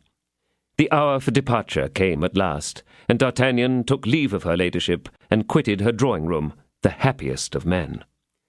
On the staircase he met the pretty waiting-maid, who, having touched him gently in passing, blushed to the very eyes, and begged his pardon in a voice so sweet that the forgiveness was at once conferred.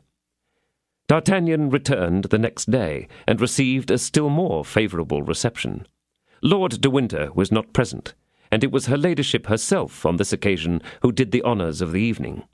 She seemed to take a great interest in him, inquiring who he was, and who his friends were, and whether he had not sometimes thought of attaching himself to the cardinal's service. D'Artagnan, who, as we know, was very prudent for a youth of 20, then remembered his suspicions concerning her ladyship. He uttered a fine eulogium on the cardinal, saying that he should not have failed to enter his Eminence's guards had he chanced to know Monsieur de Cavois instead of knowing Monsieur de Treville. The lady changed the conversation without the slightest affectation, and with the utmost apparent indifference of manner asked him whether he had ever been in England. He replied that he had once been sent over by Monsieur de Treville to negotiate for a supply of horses, and had even brought back 4 as a sample. In the course of this conversation, her ladyship bit her lips 3 or 4 times. She had to deal with a youth who played a pretty close game. D'Artagnan withdrew at the same hour as on the previous visit. In the corridor he met once more the pretty Kitty, for that was the Abigail's name. The latter looked at him with an expression of mysterious interest, but D'Artagnan was so engrossed by the mistress that he observed nothing but what was connected with her. He returned to her ladyship's on the next day, and the next again, and on each occasion my lady gave him a more flattering welcome. Every evening, too, either in the antechamber, in the corridor, or on the staircase, he was sure to meet the pretty maid. But, as we have already said, D'Artagnan paid no attention to this strange persistence on the part of poor Kitty. 32. An attorney's dinner. The duel, in which Porthos had played such a brilliant part, had not made him forget the dinner to which the attorney's wife had invited him. The next day, therefore, at about 1 o'clock, having received the last polish from Mousqueton's brush, he proceeded to the Rue aux Ours. His heart beat, but it was not, like that of D'Artagnan, with a youthful and impatient sentiment. No, a more material influence conducted him. He was at last about to cross that mysterious threshold, to ascend that unknown staircase up which the old crowns of Master Coquenard had mounted one by one. He was really about to see a certain strong-box, of which he had so often beheld the image in his dream, a strong-box, long and deep in form, padlocked, barred, and fastened to the floor, a strong-box of which he had so often heard, and which the attorney's hands were now about to open before his admiring eyes. And then he, the wanderer over the face of the earth, the man without fortune or family, the soldier who frequented wine-shops, inns, taverns, and posadas, the glutton generally obliged to be contented with chance mouthfuls, he was about to taste a family meal, to enjoy a comfortable home. To go in his capacity of cousin, and sit daily at a good table, to smooth the yellow wrinkled brow of the old attorney, to pluck the young clerks a little by teaching them the greatest niceties of Basset, Hazard, and Lansquenet, and by winning of them, by way of recompense for the lesson he should give them in an hour, all that they had saved within a month, all this accorded well with the singular manners of the times, and prodigiously delighted Porthos. And yet the musketeer remembered now and then the many bad reports which were current concerning attorneys, their thrifts, their pairings, and their fast days.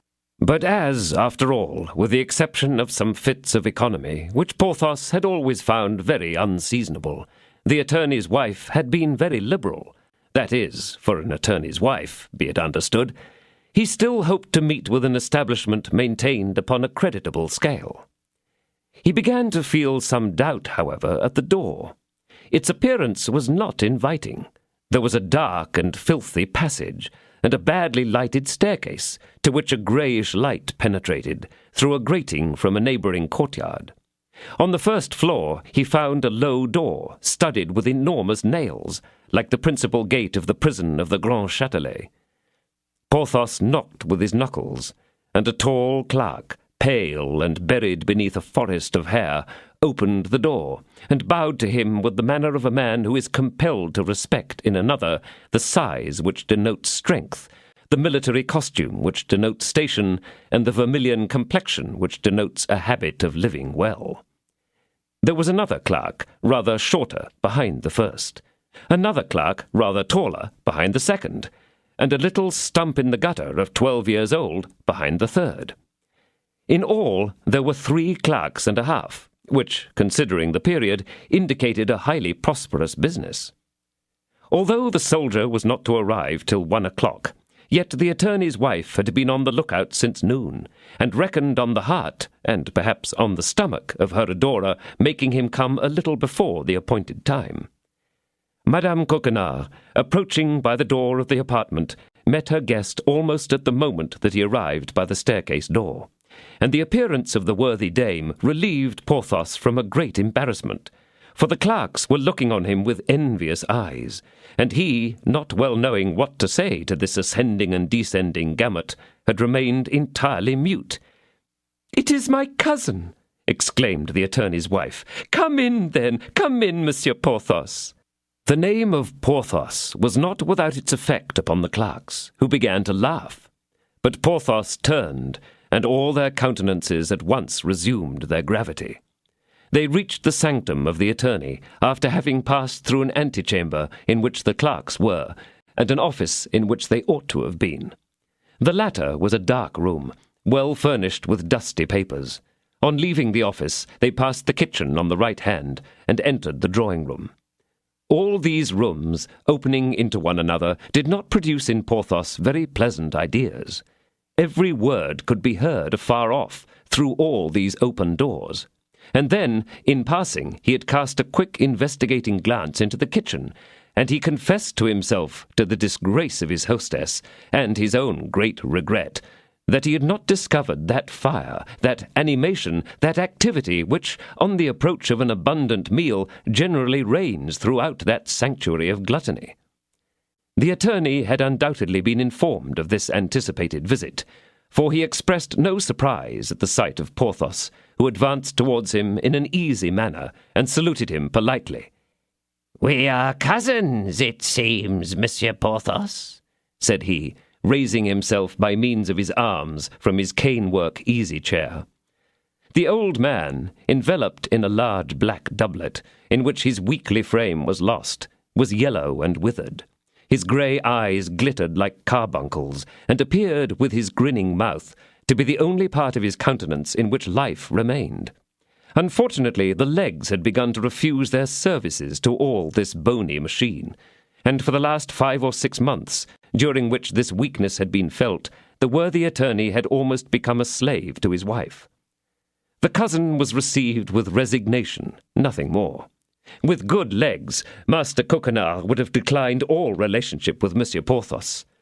"Yes, sir, we are cousins," replied Porthos, without being at all disconcerted, for in fact he had never calculated on being received by the husband with enthusiasm. "On the distaff side, I believe," said the attorney maliciously. Porthos did not understand the sneer, but mistook it for simplicity, and laughed at it beneath his thick moustache. Madame Coquenard, who knew that a simple attorney would be a rare variety of the species, smiled a little and blushed a great deal. Master Coquenard had, since Porthos's arrival, cast many a glance of uneasiness at a large press placed opposite his own oaken escritoire. Porthos comprehended that this press, although it did not respond in form to that which he had seen in his dreams, must be the blessed strong-box, and he congratulated himself on the fact that the reality was at least 6 feet taller than the dream.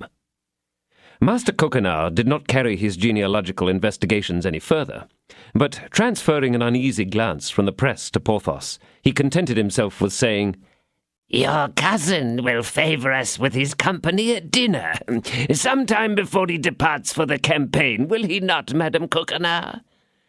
This time Porthos received the blow full in his stomach, and felt it too. Nor did Madame Coquenard appear entirely insensible to it, for she added, My cousin will not repeat his visit if he finds that we do not treat him well. But on the other hand, he has too short a time to pass in Paris, and consequently to see us, for us not to beg of him almost all the moments that he can devote to us before his departure." "Oh, my legs, my poor dear legs," muttered Monsieur Coquenard, with an attempt to smile. This assistance, which had reached Porthos at the moment when his gastronomic hopes were assailed, inspired the musketeer with exceeding gratitude towards his attorney's wife. The hour of dinner shortly sounded. They entered the dining-room, which was a large, dark room, situated opposite the kitchen. The clerks, who, as it seemed, had snuffed up some perfumes unusual in that house, came with military exactness, and held their stools in their hands, in perfect readiness for sitting down. They might be seen moving their jaws beforehand with fearful anticipations. "Lord bless us," thought Porthos, casting a look at these three famished beings, for the stump in the gutter was not, as we may suppose, admitted to the honours of the master's table. "Lord bless us! In my cousin's place I would not keep such gourmandizers. One would take them for shipwrecked people who had eaten nothing for 6 weeks." Monsieur Coquenard entered, pushed forward in his easy-chair by Madame, whom Porthos, in his turn, assisted in rolling her husband to the table. Scarcely had he entered before he began to move his nose and jaws after the fashion of the clerks. Oh, said he, "here is soup which is quite alluring." "What the plague do they smell so extraordinary in this soup?" thought Porthos, on beholding a tureen of plentiful but pale and perfectly meagre broth, on the top of which a few straggling crusts floated, like the islands in an archipelago. Madame Coquenard smiled, and on a sign from her, they all eagerly seated themselves. Monsieur Coquenard was served first, and Porthos next. Madame Coquenard then filled her own plate and distributed the crusts, without soup, to the 3 impatient clerks.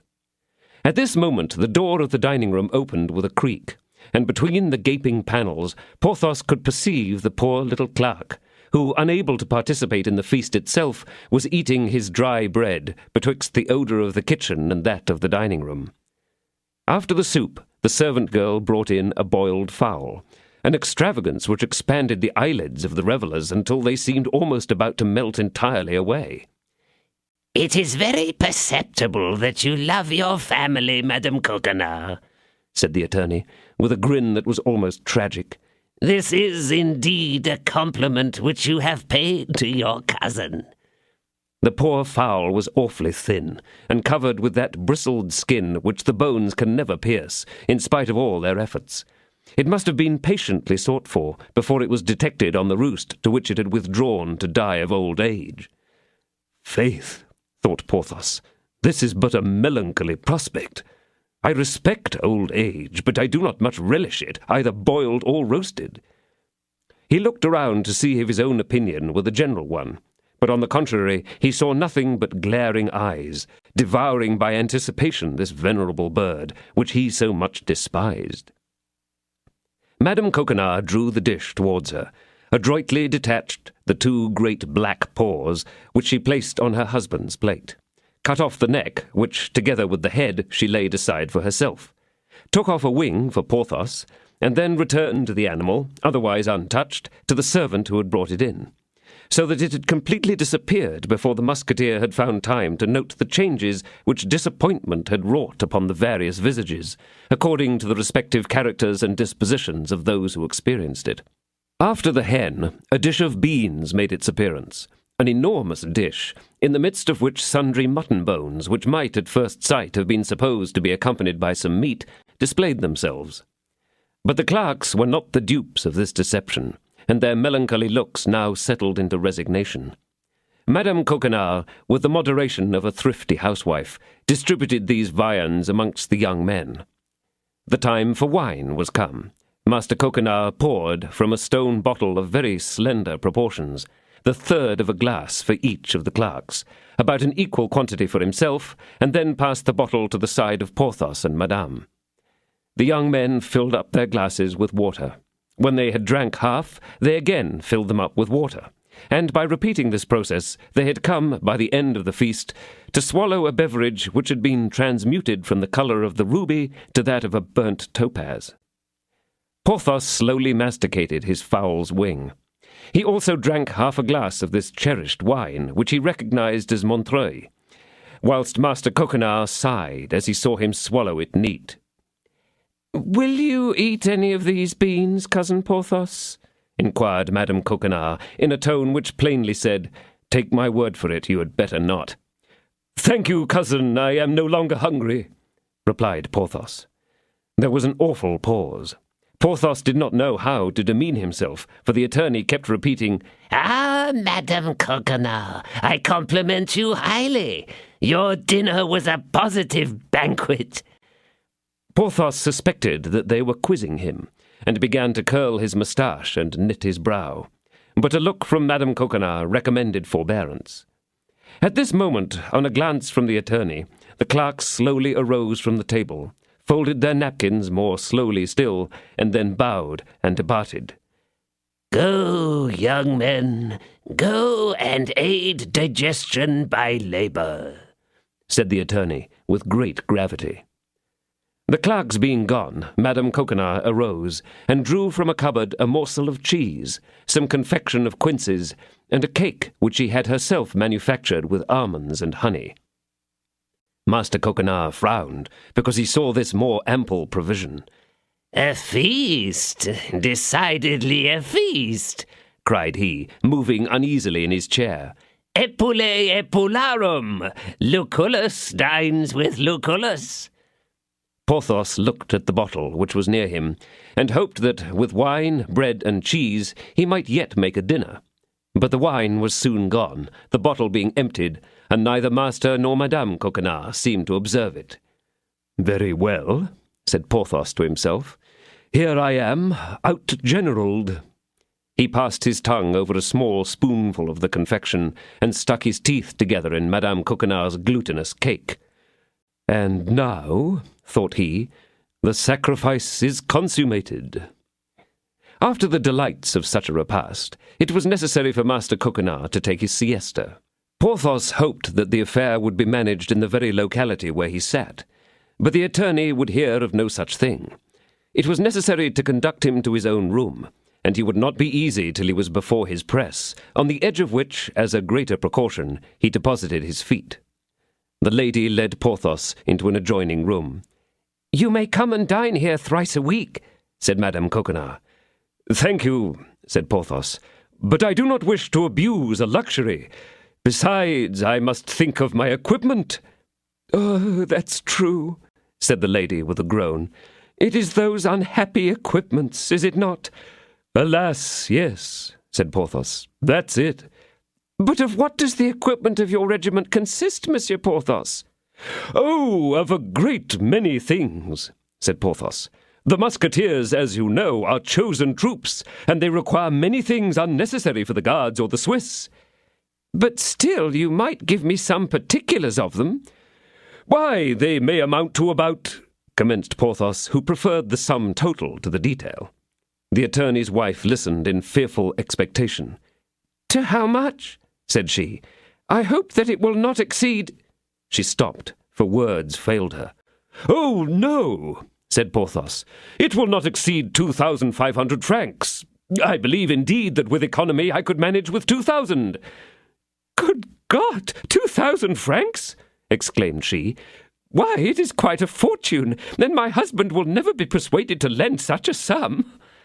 Porthos made a most significant grimace, which Madame well understood. "I asked the particulars," said she, "because, as I have many relations and connections in trade, I am sure to be able to get the things 100% cheaper than you would pay yourself." "Ah," said Porthos, "is that what you meant?" "Yes, dear Monsieur Porthos. And so you will want, first—" "A horse." "Yes, a horse. Well, I've got the very thing for you." "Ah," said Porthos, cheering up. "Then that is arranged as regards my own horse, but I shall require another for my servant and my portmanteau. As to arms, you need not trouble yourself. I have got them." "A horse for your servant?" resumed the attorney's wife, hesitating. But that is really being very grand, my friend.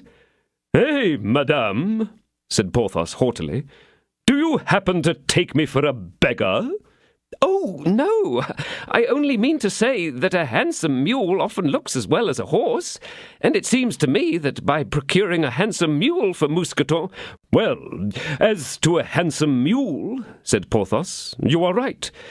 I have seen many great Spanish noblemen, all of whose followers were mounted upon mules, but then, you understand, Madame Coquenard, it must be a mule with plumes and bells. Be quite easy on that score, said the lady. There only remains the portmanteau, then, added Porthos. Oh, do not let that disturb you, replied Madame Coquenard. My husband has 5 or 6 portmanteaus, and you shall choose the best. There is one in particular which he used to prefer on his journeys, and which is large enough to hold half the world. But is it empty, this portmanteau? Demanded Porthos. Yes, certainly it is empty, replied the attorney's wife. Ah, but the portmanteau I want, exclaimed Porthos, is a well-furnished one, my dear. Madame Coquenard breathed forth fresh sighs. Molière had not yet written his L'Avare. Madame Coquenard therefore anticipated Harpagon. At length the remainder of the equipment was haggled over in the same manner, and the result of the settling was that the attorney's wife should ask her husband for a loan of 800 francs in hard cash, and should furnish the horse and mule which were to have the honour of bearing Porthos and Mousqueton upon their way to glory. These conditions having been arranged, and the interest and time of payment stipulated, Porthos took leave of Madame Coquenard, and returned home half famished and in a very ill humour. 33. Maid and Mistress. Now, as we have already said, in spite of the cries of conscience, in spite of the sage counsels of Athos, and the tender memories of Madame Bonacieux, D'Artagnan became each hour more deeply enamoured of her ladyship, nor did he ever fail to offer her a daily homage, to which the presumptuous Gascon was convinced that she must sooner or later respond. As he arrived one evening, scenting the air like a man who expects a shower of gold, he met the waiting-maid at the carriage gate. But on this occasion the pretty Kitty was not contented with giving him a passing smile. She gently took his hand. "Good," thought D'Artagnan. "She is entrusted with some message for me from her mistress, an appointment for some meeting which my lady wanted courage to announce herself." And he looked at the charming girl with the most conquering look he could assume. "I should be glad to say 2 words to you, sir," stammered the waiting-maid. "Speak, child, speak," said D'Artagnan. "I am listening." "Not here, sir. It is impossible. What I have to tell you would take up too long a time, and is, besides, too secret." "Well, but what is to be done, then?" "If you would please follow me, sir," said Kitty timidly. "Wherever you please, my pretty child." "Then come." By the hand which she had continued to hold, Kitty then led D'Artagnan to a small, dark, winding staircase, and after having made him ascend some 15 steps, she opened a door. "Enter, sir. We shall be alone, and may converse here." "And whose room is this, then, my pretty child?" inquired D'Artagnan. "It is mine, sir. It communicates with that of my mistress through this door, but you may rely upon it that she will not hear whatever we say, for she never goes to bed till midnight." D'Artagnan threw a glance around him.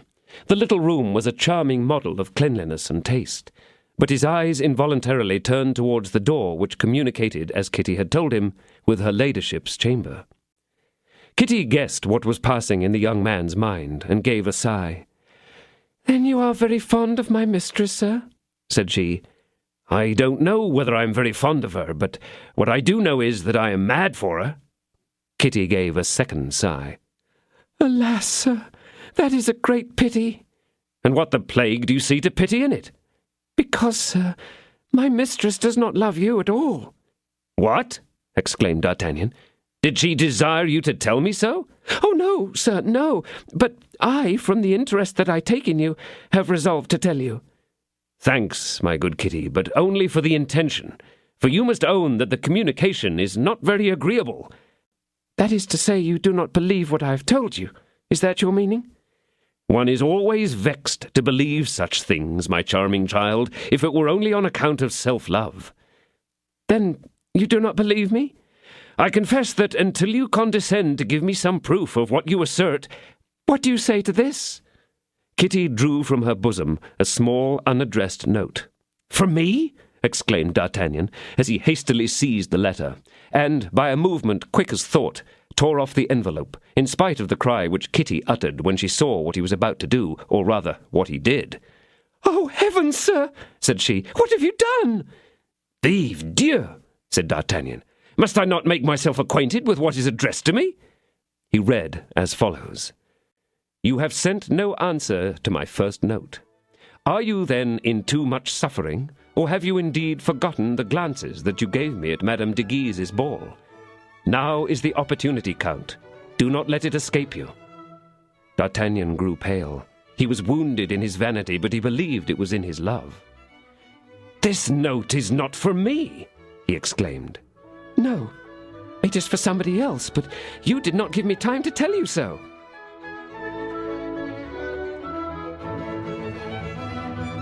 This is the end of disc number 11. Please insert disc number 12.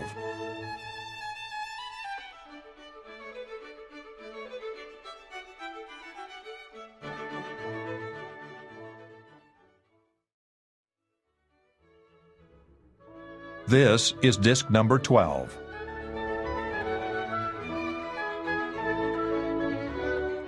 D'Artagnan grew pale. He was wounded in his vanity, but he believed it was in his love. "This note is not for me!" he exclaimed. "No, it is for somebody else, but you did not give me time to tell you so." "For somebody else? His name! His name!" exclaimed the furious D'Artagnan. "The Count de Ward." The remembrance of the scene at Saint-Germain presented itself at once to the mind of the presumptuous Gascon, and confirmed what Kitty had that moment told him. "Poor dear Monsieur d'Artagnan," said she, in a voice full of compassion, as she again pressed the young man's hand. "You pity me, kind child," said D'Artagnan. "Oh, yes, with all my heart, for I know well what love is myself." "You know well what love is?"